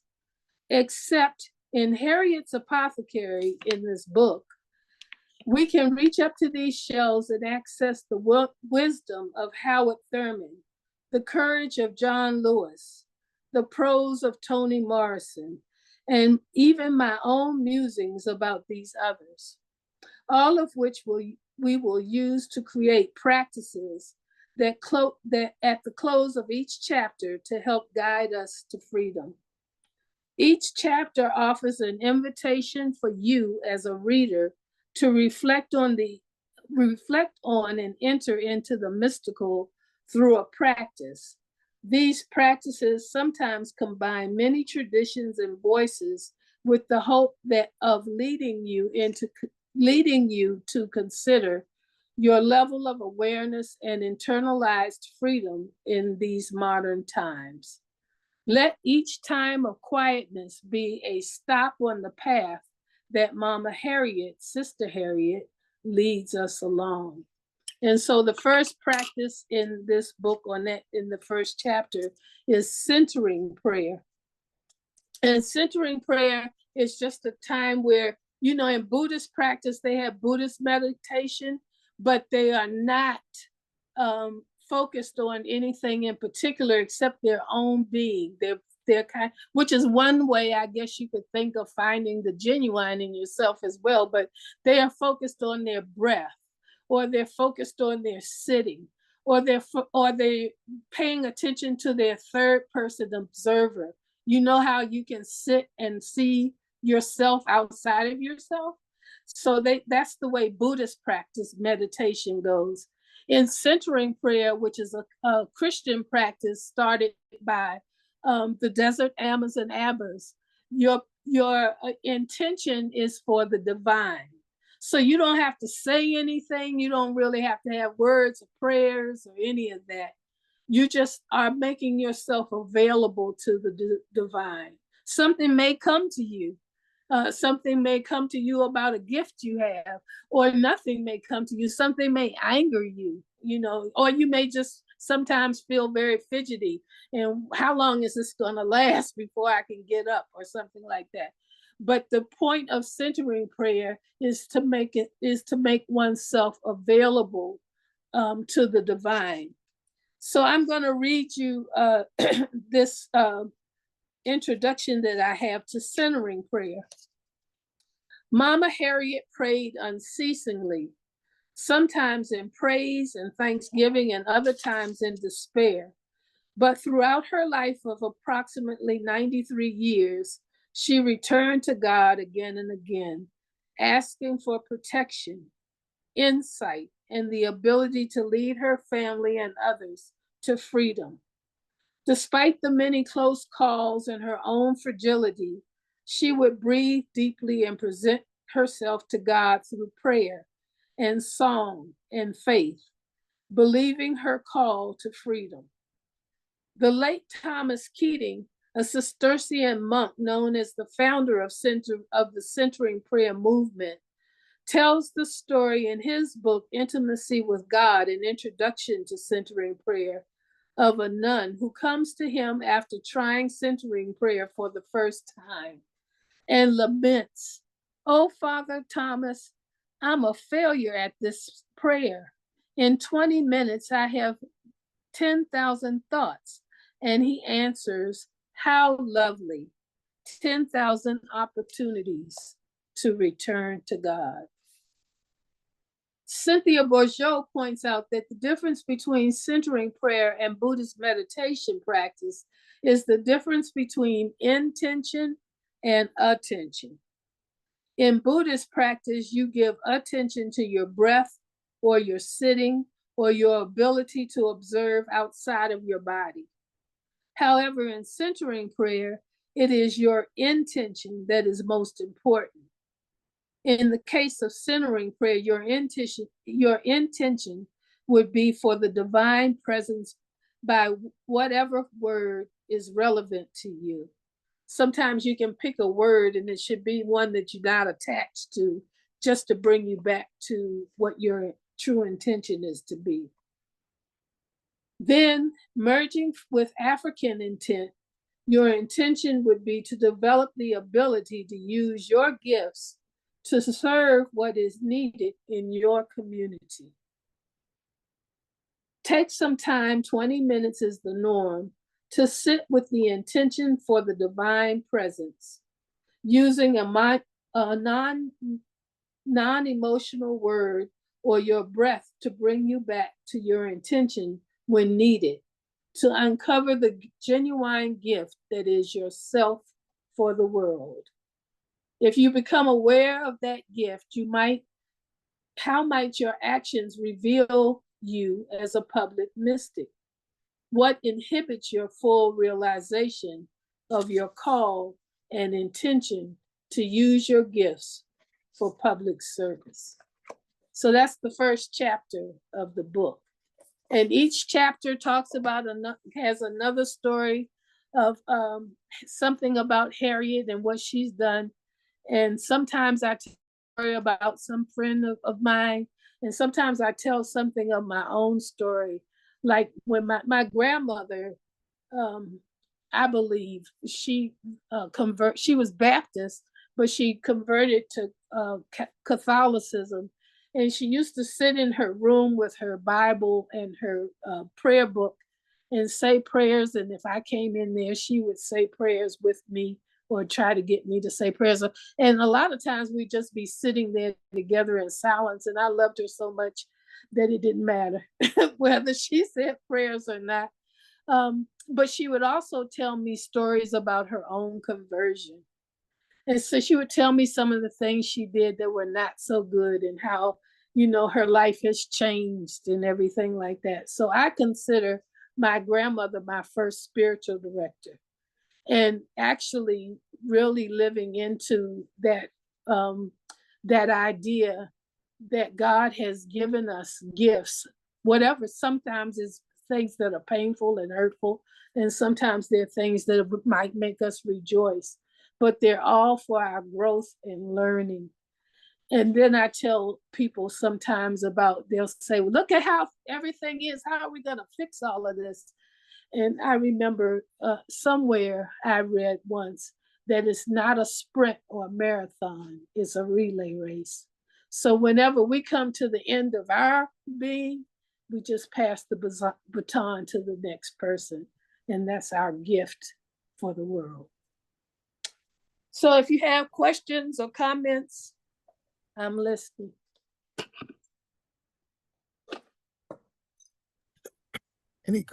Any questions for Therese? I You don't have have to a question. I unmute just want to yourself. say that was amazing. Thank you for sharing. Thank you. You're muted, Jackie. Can you please repeat the name of your book, please? I got in late on that one. Okay. Walking the Way of Harriet Tubman, public Gotcha. mystic and freedom fighter. I got your name. Thank you. Mm-hmm.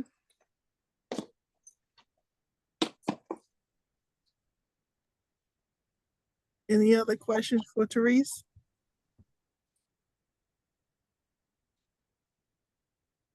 Well, Therese, thank you.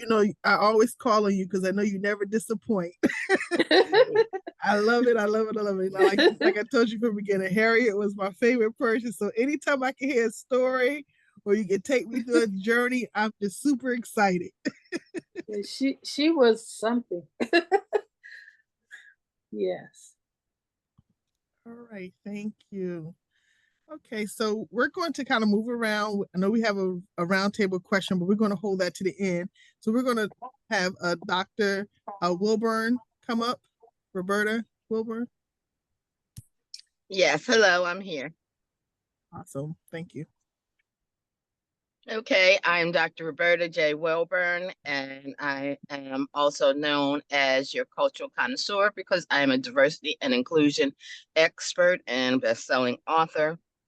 And the book that I want to talk to you about is my new book called Lifting All Voices, A Spiritual Quest for Inclusive Leadership in Higher Education.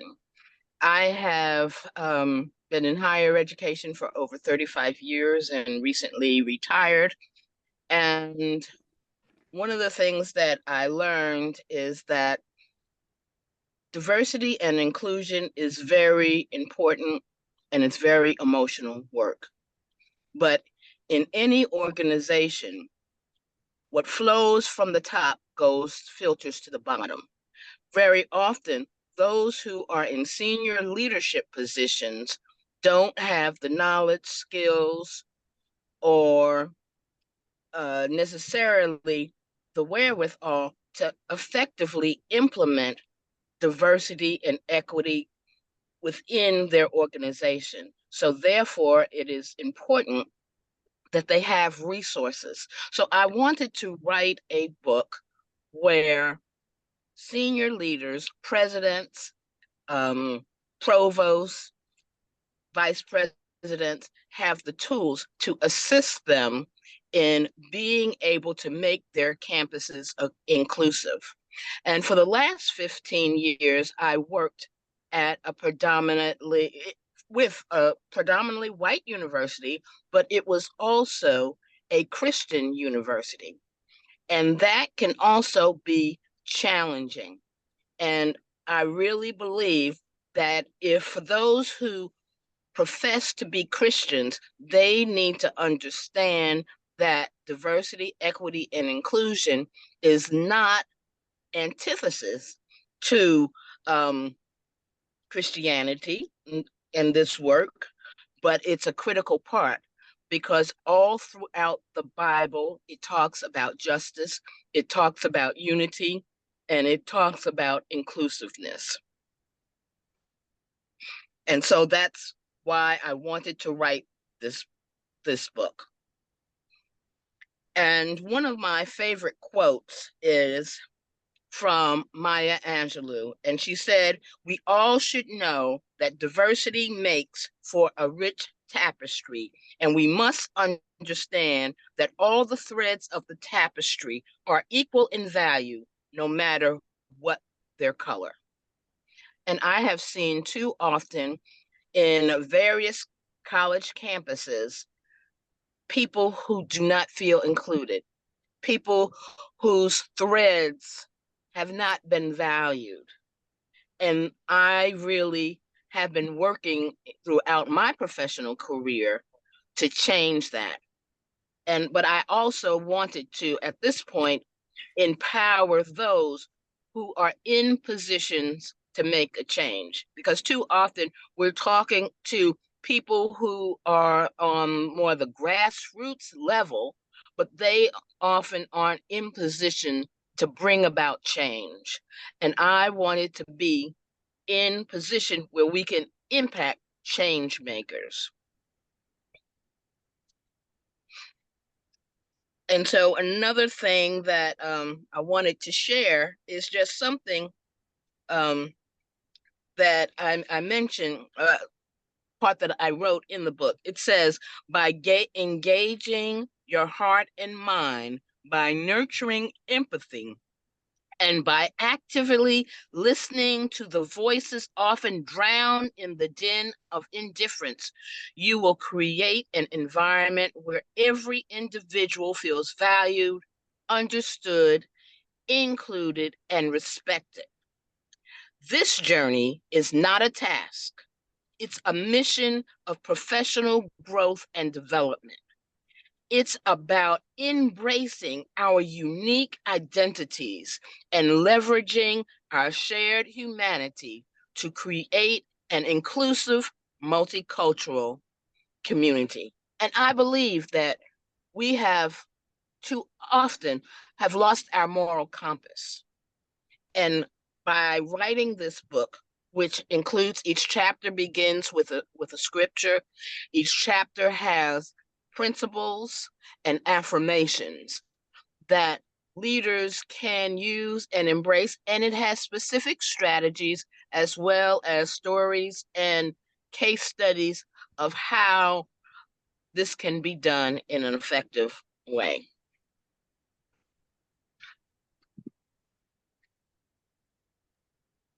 Any questions?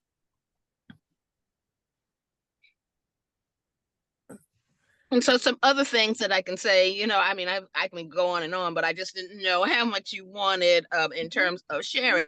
But I did want to mention that writing a book is very challenging.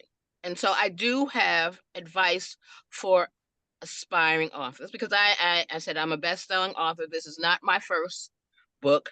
I've written book chapters and worked with other people, but this is the one that I am doing, one of the ones I'm doing solely by myself.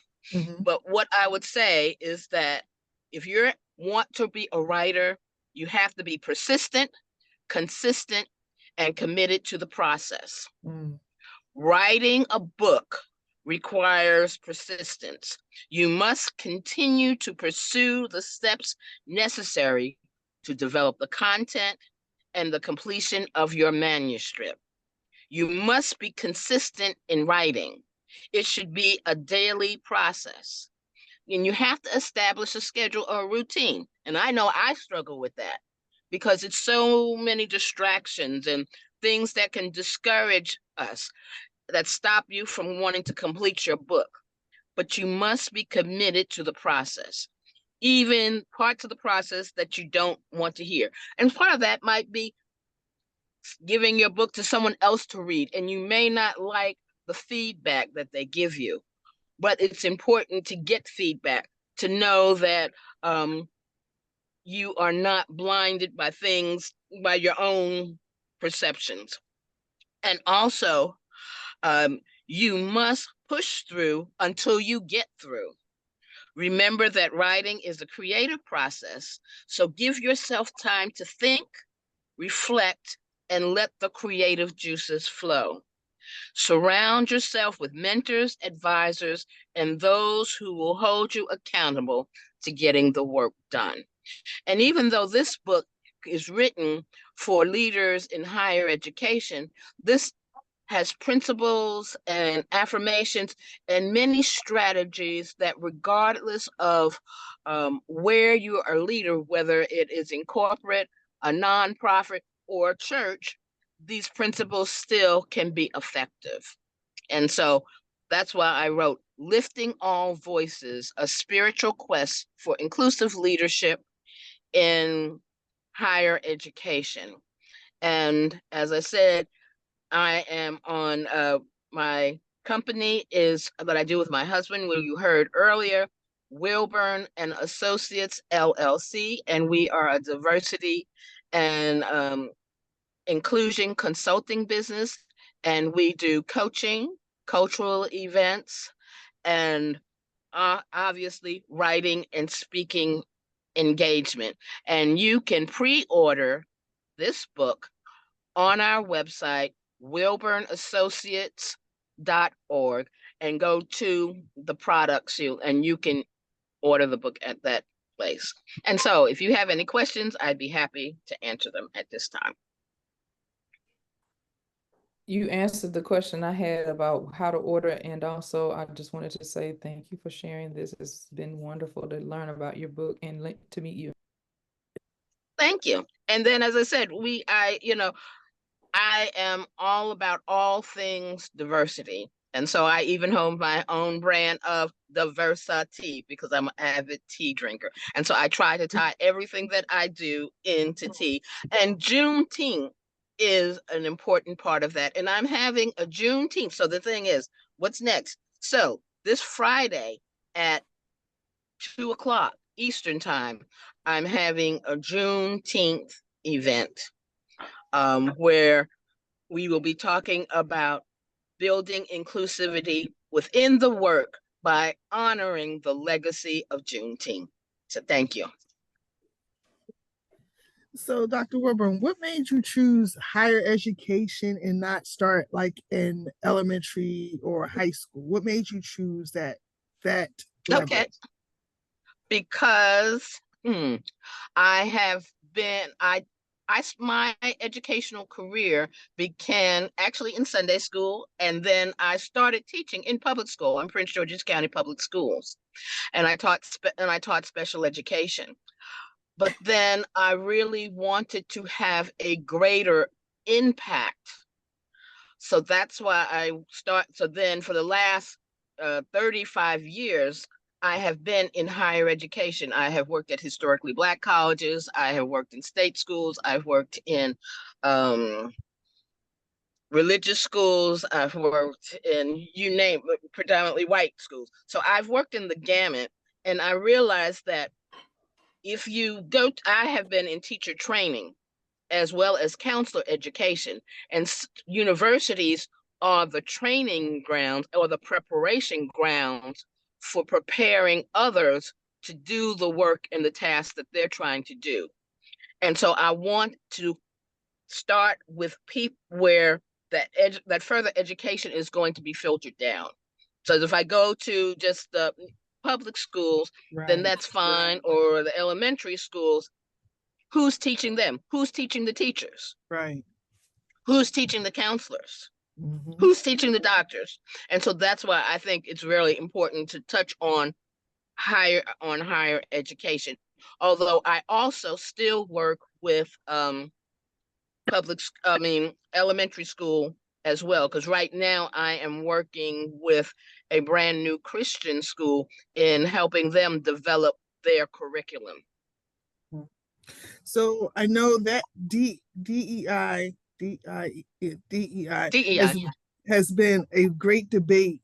Do you see that a lot of universities are still going to try to implement and have different programs and have that underneath their umbrella brand? Because I know some states are saying, no, we don't want that. I'm not going to say which state, but we all know. We all know. We all know.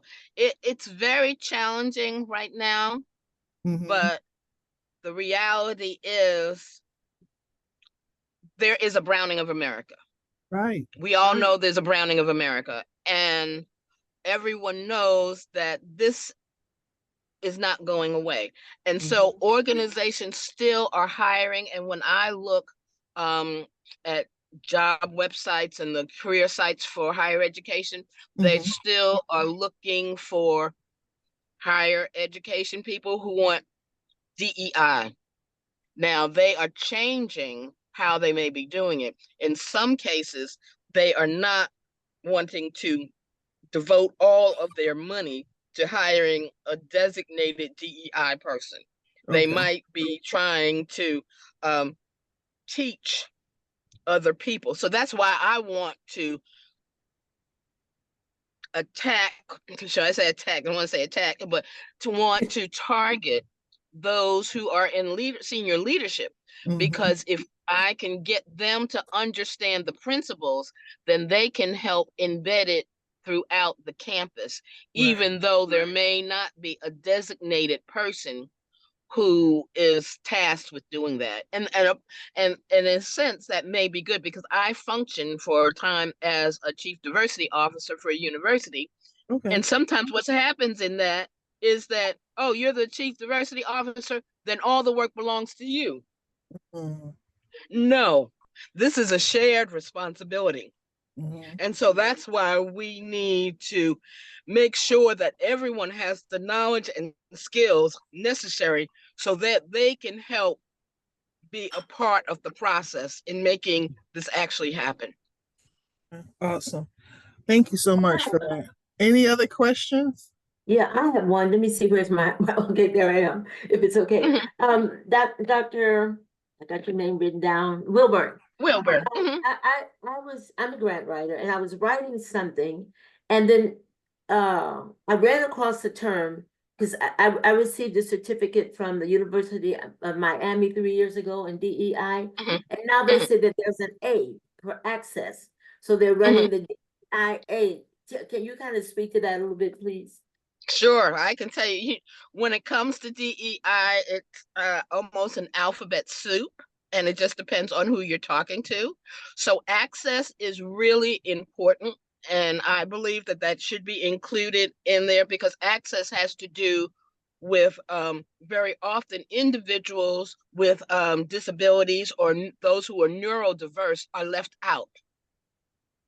And so that's what the A stands for, is making sure that there's accessibility, that those who have disabilities or handicaps or autism or those kinds of things, that they're not left out. Because very often when we're talking about, when people hear about diversity and inclusion, they think of Black, white, or LGBTQ.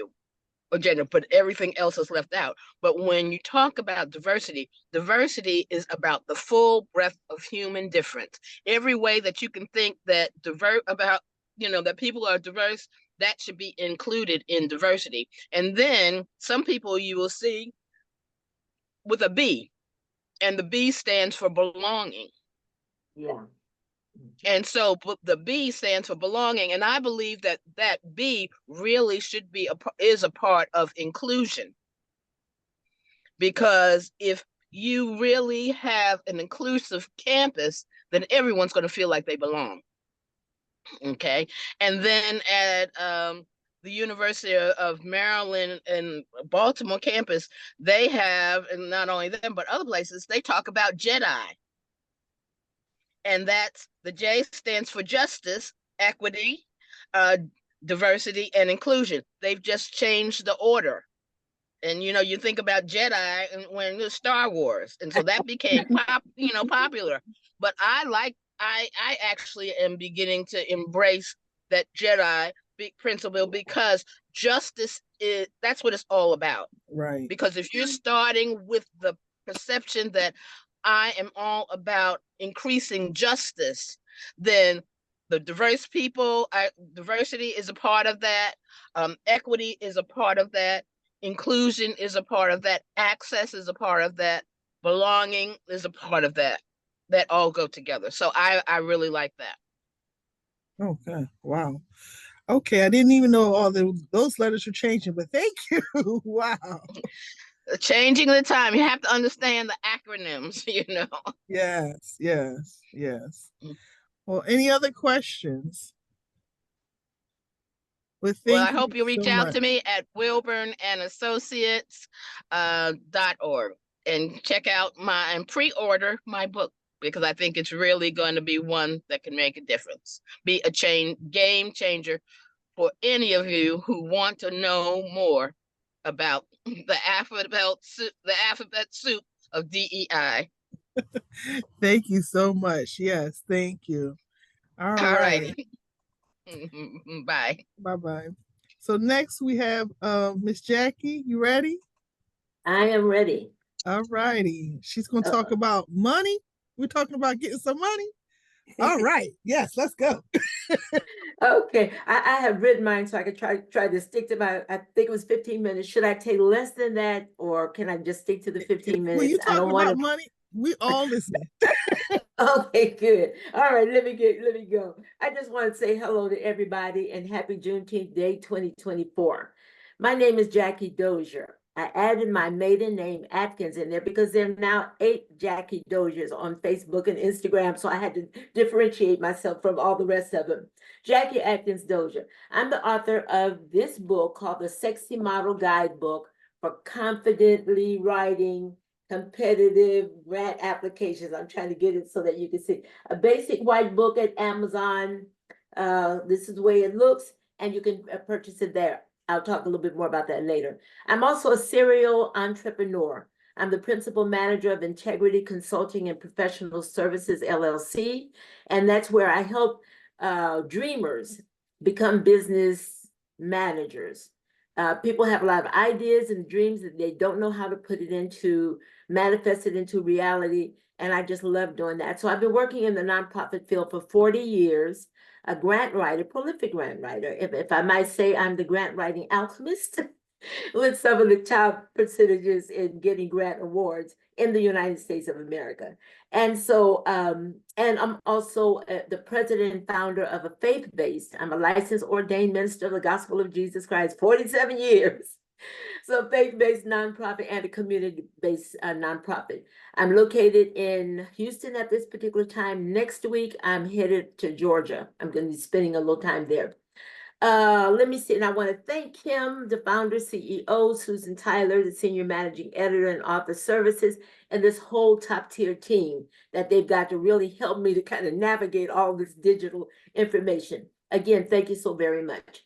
Let me first explain what is a grant writing alchemist. It'll make sense.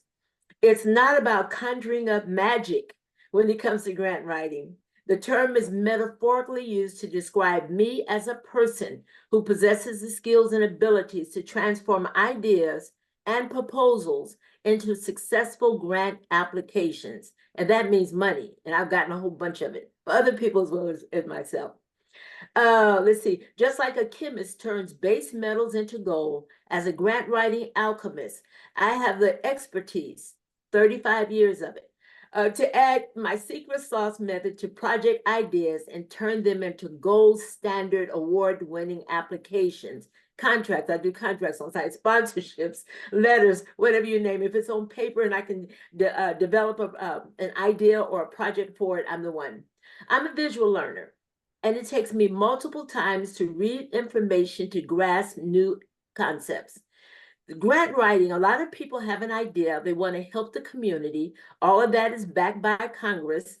Every single level of government has money that has to be appropriated to nonprofit organizations because Washington can't come to Houston and help us here. So they appropriate money through our local levels of government that reappropriate those fundings and foundations and all kinds of people who want to give money, philanthropists who want to give money to us. And so, and the biggest problem that nonprofits have is really learning the ropes. They hear grant money is free money, and it is, but it comes with a lot of responsibilities. And they think that I can just get $100,000 and I just started an organization. So one of the most important things is to teach them all of the ropes about nonprofit and for-profit business. As I said, I have a for-profit, 2 nonprofits, and I leave nobody out, even the churches. They need help as well. So anyway, as I can see, so as I said, I'm a slow learner, but if I can see, read, and practice a new concept, I do much better at retaining the learning. And so with that, the Sexy model has won me the designation of #1 of 1,300 federal grant from the U.S. Department of Health and Human Services, Administration of Children, Youth, and Families, Carroll Parish School District in Shreveport, Louisiana, the San Diego Gas and Electric Company in California, and others. So I have written the Sexy Model Guidebook, and we have educators I see here, for confidently writing competitive grant applications from that vantage point. I may be slow, but I can pedal fast. And once I catch up, I keep going. So that's the vantage point that I would like us, they say about when we want to hide something, we put it for Black people, you put it in the book. So I made the book short enough. It's only 123 pages. A lot of those are pages where you can write. I've taken a lot of the work out of learning to write a grant because I put in, one of my clients gave me permission to use one of his most recent funded foundation applications in this book, word for word. I take a person step by step from the beginning of a proposal all the way to the end. I even included the budgets, the line items, and if you can learn to write a foundation grant, you can learn to write a federal grant.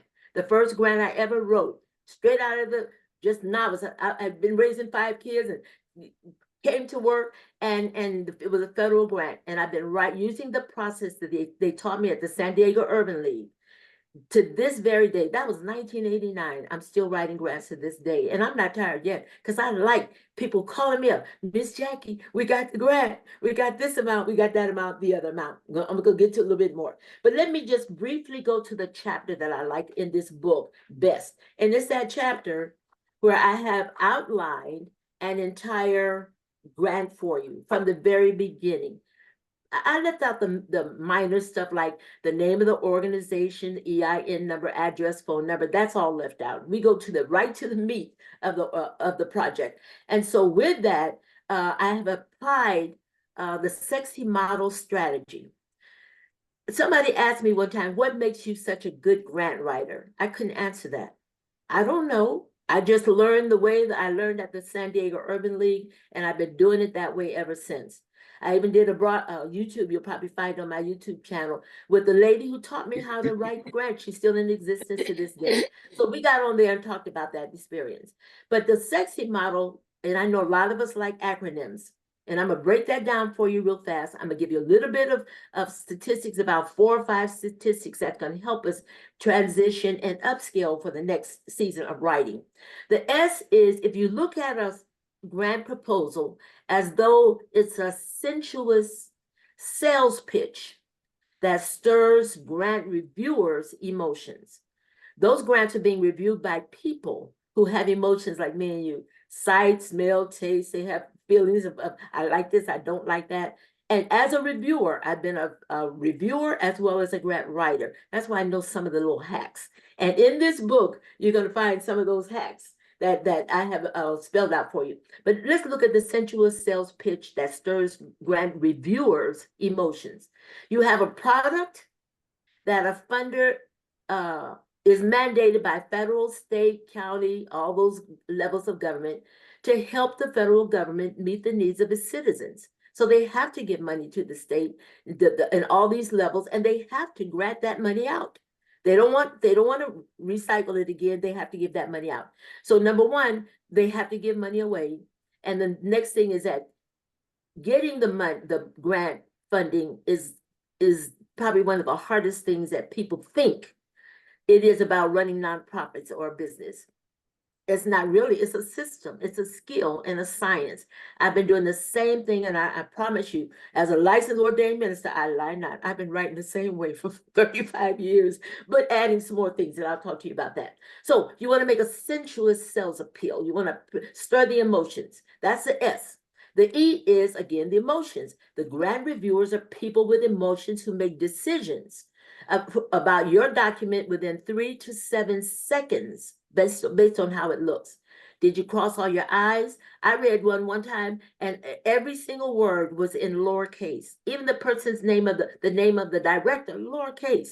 And as educators, we know there's some nouns and pronouns that nouns that need to be capitalized. All of us located. I looked at it and I said, pass it on to the next person. That person, if they don't know how to write properly, then they're probably not going to keep good records. That was my assumption. And that's how so the sensuous, the emotional appeal, we make those decisions, and it's based on primarily the sense of sight. And then what we read after that. Let me just give you an example. Let me give you one. Close your eyes. Everybody close their eyes for a minute. And I'm going to describe to you a target population for an after-school program. I'm not going to say where it's located, but just close your eyes. This is how and I want you to think about how you feel about what I'm saying. Target youth are primarily brown and Black, low to moderate income youth, ages 5 to 18 years, attending failing schools with smaller federal funds appropriated due to the neighborhood. They live in single-parent households led by moms with multiple children and no father figure. Moms may be on public assistance or underemployed, live in unsafe public housing, and struggle to feed, clothe, and provide necessities on a very limited income. She is challenged with parenting and educating her children so they will not repeat the same intergenerational cycle of poverty and pain. When I read that, when I said, okay, let me get the rest of it, that's the kind of emotional appeal that you have to use when you're writing grants, because as I said before, they're scored. You have to make sure you hit every single mark that they said. But one of the things you want to do is appeal to their emotions. Oh yeah, we need to fund this after school program. The X is it's a play on words. I know how to spell expertise and I know how to spell excellence. But I decided to drop the E's on both of them and go for the expertise and excellence. When you write and you have a problem with spelling, as many people do, it does not say that you're dumb or ignorant. Some people just don't get it with the spelling. I've seen too many of them. A lawyer friend of mine, he could write like anything. I mean, profound documents, but he couldn't talk. His English language, speaking language did not compare to the way that brother wrote. And I mean, he was a writer. So, and the reverse is true. So we're looking for, if you cannot write, or if the person who's in charge of managing the grant cannot write, find an English school teacher, or find a neighbor, or just let a real grant writer and say, I'll pay you just to edit my paperwork for me. And so oftentimes people will read it for you, and you ask them these two questions. Was this easy to read? And does it make sense to you? Because sometimes stuff is so garbled, I look at it, I say, I can't make sense of it. So I can't really give them a good score because it doesn't make sense. This day and time, I've even tried the Chat GPT and the AI. They do a good job of narrative, but they can't do fill in all of the pieces. Yay, Houston, all of the pieces of the evaluation and your outcomes. Those are numbers based. And this is a true story. I had a young man that wanted me to teach him. And I said, okay, send me one of your proposals. He said, well, I'm a professional grant writer. I said, I can tell you in 5 minutes whether or not you are. And he sent it to me, no evaluation, no outcomes, no impact, none. I said, no, you got this off of Chat GPT because it's all narrative. That's all it is. Okay, the I is for innovation. There's an organization called the Deloitte Innovation Solutions in Atlanta, Georgia. And they connect ideas, solutions, and perspectives. Top leaders there say that one of the top 3 skills businesses need to succeed in the 21st century is innovation. I have been writing grants for 35 years. My oldest business client, I've had him for 12 consecutive years. In those 12 consecutive years, I write about 2 to 3 grants for them every single year. I have never, mark my word, never written the same grant the same way every single time.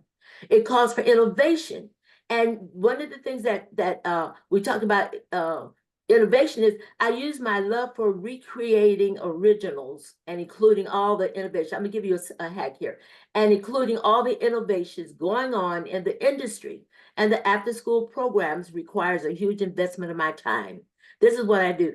Just because I wrote that after school program 12 months ago, the world changes. And what is it that the kids need now? We were just doing the homework assistance and tutorial, what have you. But as things begin to change, mental health issues with children, financial literacy, start them early. I may have time to talk about all the family members that I have that are now business owners. And I am I'm generally on someone's webinar, seminar, grant proposal overview every single week to stay on top of my game. It's a time investment for me, but I need to do that. Let me tell you another thing I do. I borrow trendy words from people's YouTube videos. I watch videos that I like, lives, the social media conversations. I Google meanings of words that I already know to see if there are any updates to the dictionary. Somebody talk about slang. Yeah, I want to find out what's another word that I can put into my proposal that gives it the competitive edge, that makes my cream rise to the top when everybody else is falling down. Because the same old saying, I read those things. I said, we were writing like that 20 years ago. We don't even write that same kind of stuff, use that same kind of language. But these are things that I do in order to keep the competitive edge. So let me just quickly talk about my chapter 8. In this book, in chapter 8, you will find a completed grant proposal. And I give you instruction on how you can customize that grant proposal to your own organization. Why reinvent the wheel? And if you buy the book, all the information, I may have the copyright, the ISBN, but the information, if you buy it, it belongs to you. Use it and do it. You'll find that version of each section, customize it to your own organization. The instructions are there. One of the things that I think that makes Sexy Model really stand out among a lot of the other grant writing manuals.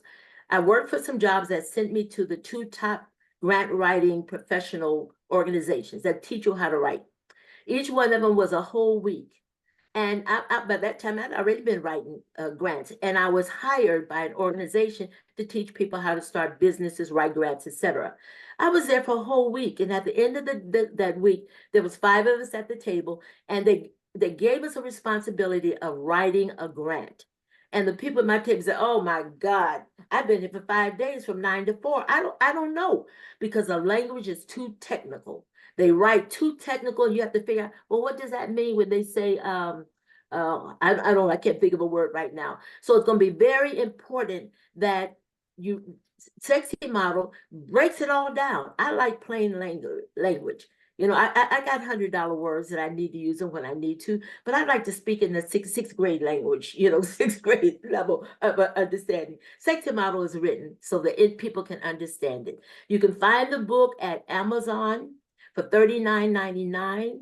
It's because of what you get, the value of the content of this book. Not that just that you have 123 pages, but you go and buy the book and you'll find. And today I'm not sure if this is appropriate, but I'm gonna put it out. If anybody wants a 25% discount, $29, I got Cash App, Zelle, PayPal, my phone number. Send it, I'll mail that book to you.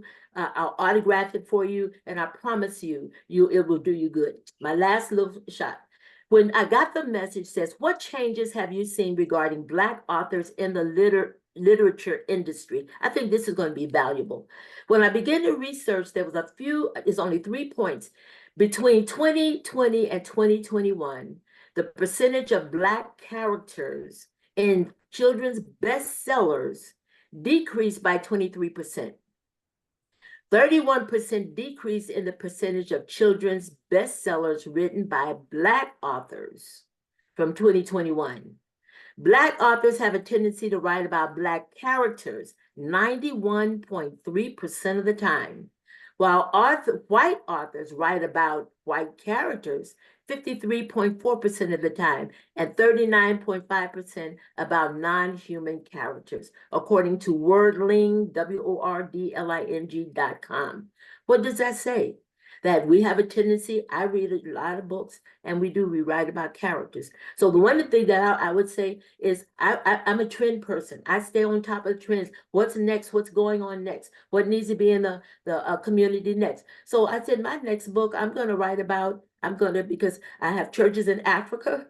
I operated in, I've lived in 6 of the United States. I've been to 38 of them. I've been on 4 of the continents.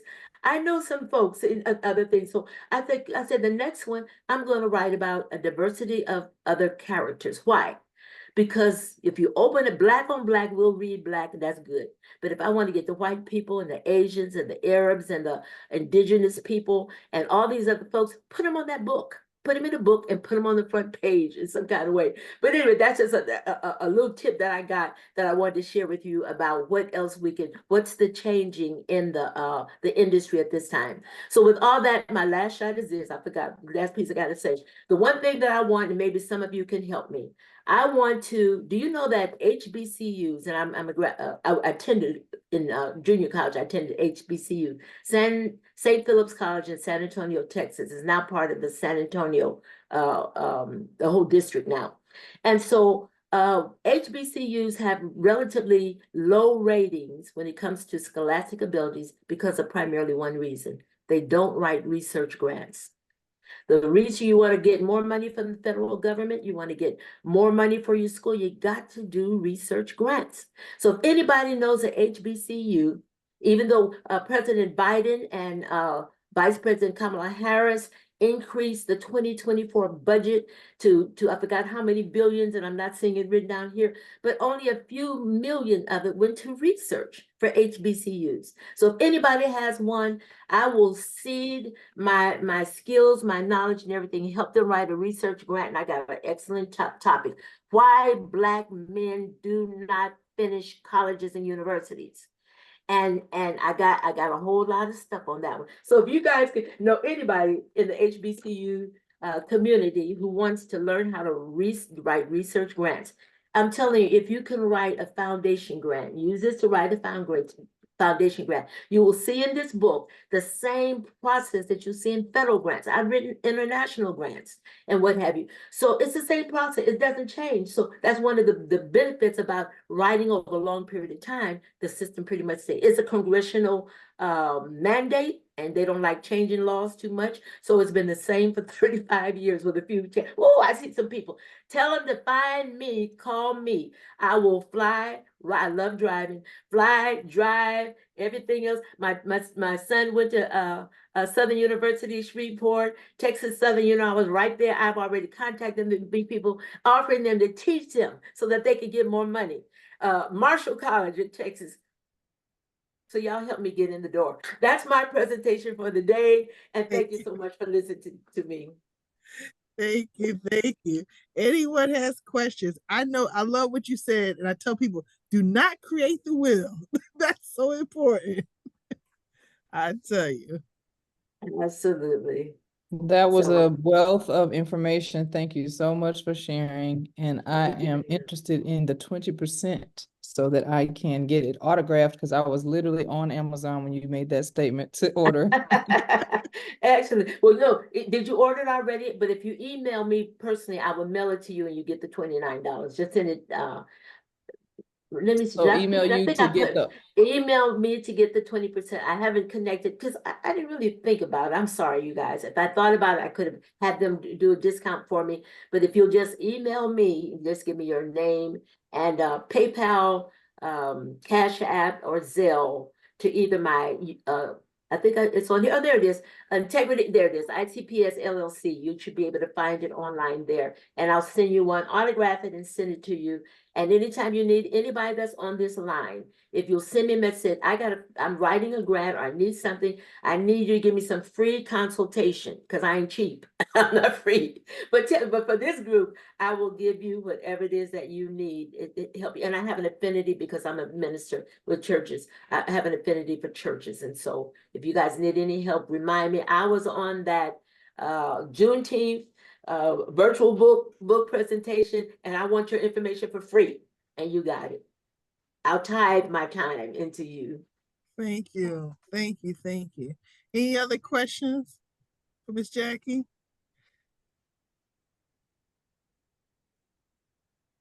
All right. That was some awesome information. Thank you so much. So, Miss Jackie, I have a question.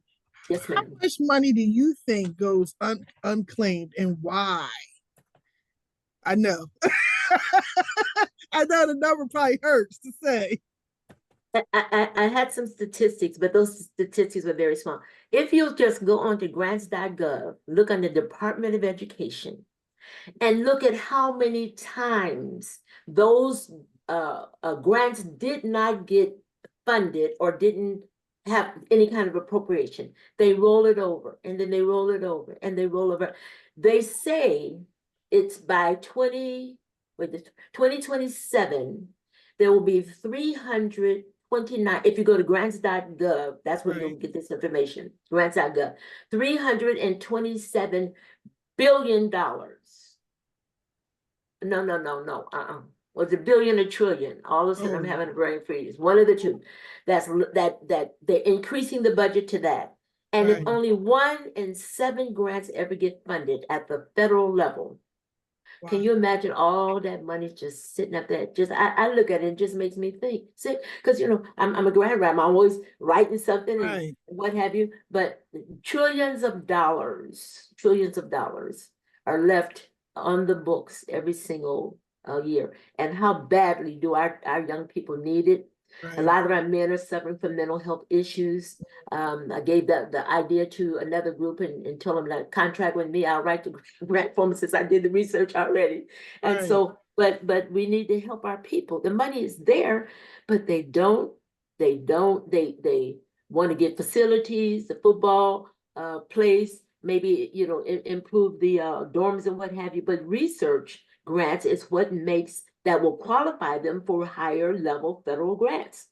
And I don't know if people know that, or because I like I said, I've talked to a couple of high performing folks, even the person who recently retired from TSU last year. And so, and that's not an issue. It doesn't seem to be an issue, I would say. And maybe they don't know me, so they don't know my skill sets, but they don't even give me the opportunity to talk and send my references and have people. I got stuff, on the Facebook, social media, but it's too much money. Too much money. So is there any sites besides grants.gov that like someone with a nonprofit could find money and start writing a grant, stuff like that? Baby, all you have to do is, glad you asked that question, because people think that it's a secret, or if you Google funding for after-school programs in, let's say, New York, funding for financial literacy programs in Baltimore, funding for this, that thing will it just blows up. There's money everywhere. There's not any lack of money for any kind of program that you can think in your mind. And I have, at 35 years, I've written all kinds of stuff. And I can just give me an idea. Somebody go ahead and Google one. Just any idea, just Google it and see what comes up. Funding, grant funding, because sometimes the funding will come up. The first thing they want to give you is loan stuff. Just keep going down, you'll get to it. And it's every state, every city, community development departments in city, every level of federal government has grant funding. And even to our senators or what have you, they have money that they can just promise you that they'll give it to you. I wrote one for $2 million. And all they had to do was just put something on a piece of paper. So it's everybody's got money. Money is everywhere, and it's mandated that they give that money out. So not a problem. Any other questions? All right. Well, can I just say this one thing? Can I say this one thing? Go ahead, please. 2 years ago, I was at J.J. Conway's Juneteenth presentation. Dr. Jonas, I keep forgetting his last name. Jonas said that every Black family needs a for-profit and a nonprofit, at least one. And here I've been in the business for 35 years.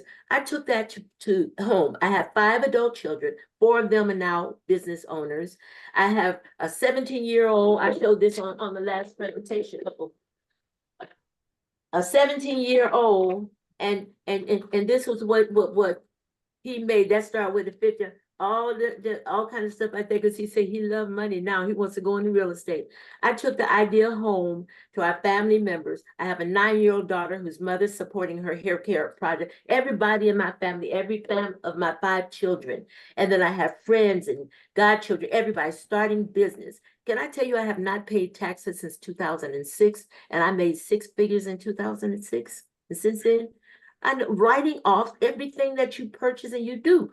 You write off this. I bought myself a new jacket because I wanted to look a little bit like African stuff. I can write this off because I made a presentation here for you guys. I write off everything. I have not, I lie not. You can check my tax records. I have not paid taxes because I write off everything. So I'm teaching my kids how to save that money. And we're looking at building a compound, getting a whole lot of land over there in the Richmond area, somebody that knows about Houston, and getting us some land and put some farms and some pigs and chickens out there.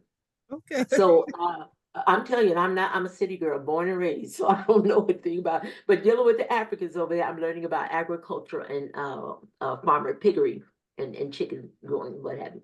So everybody needs to have one. Stop giving our taxes back to somebody who don't want to do us right.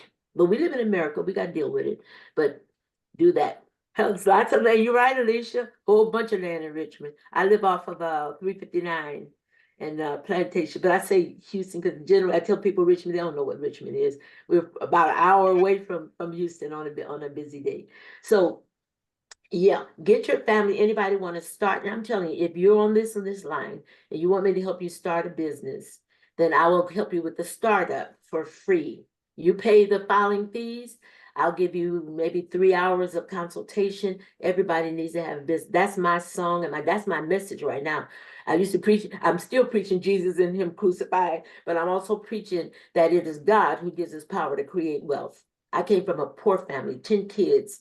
My daddy was in the military. My mama stayed home. So, I was hungry and shoeless most of the time. So, but God has been faithful and taught us how to create wealth. And so all of my siblings, every single one of my 9 siblings, all have jobs, and a few of them have side hustles as well.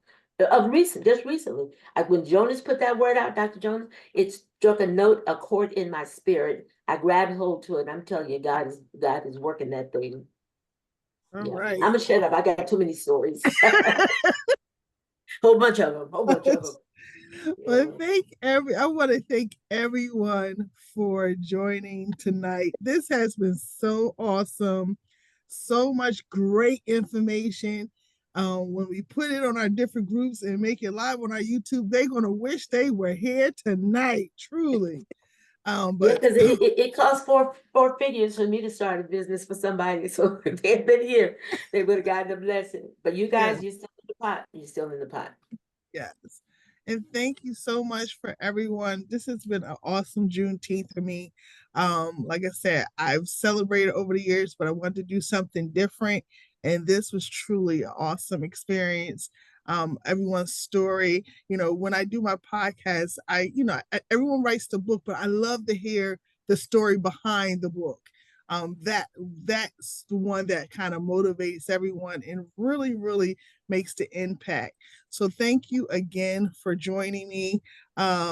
Appreciate everyone for sticking around till after 9. I think we're all on different time zones as well. But thank you again. And we look forward to so much we have coming up. In Philly, we have a indie book festival next Saturday, so we're super excited for that. I'll be traveling to Jacksonville, Florida in July to do an author meetup. I'm looking to do something in Houston. So my Houston folks, let's find us a location. I'll be in the DMV, Therese, in October and September. So we're going to be traveling around, gathering authors together to do the same thing, share our knowledge.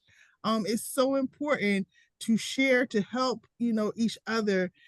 I tell the story, everyone asks me, why did I start this? I say, because when I picked up book, and the person in the book sounded like me, looked like me, and inspired me. And Maya Angelou was that person that wrote that book. And that was the start of me reading and collecting books of people that look like me, I could relate to, made me laugh, made me cry. And nowadays, unfortunately, a lot of youth do not have that same impact. And that's from trying to introduce them and share with them that it's stories out there that you can relate to, the stories out there that can take you to another journey somewhere else. But most importantly, a lot of these stories help me educational, through my education and what me help me grow. And that is so important. It's so sad that sometimes you have that person that reading skills are not that great. And when it's time for them to fill out a job application, they don't know what half the words mean on the paper. So if they can just start reading again, enjoying these things, meeting new authors as they read, I think they will all start to grow like I did when I was a child. So thank you again. Enjoy your night. Please, everyone, stay cool, drink plenty of water, because we know this heat wave across the country. So please drink plenty of water, stay cool, and remain blessed in all you do. Thank you again and have a great night. I enjoyed this immensely. Good Thank you so much night. for having Happy me. Juneteenth. Thank you.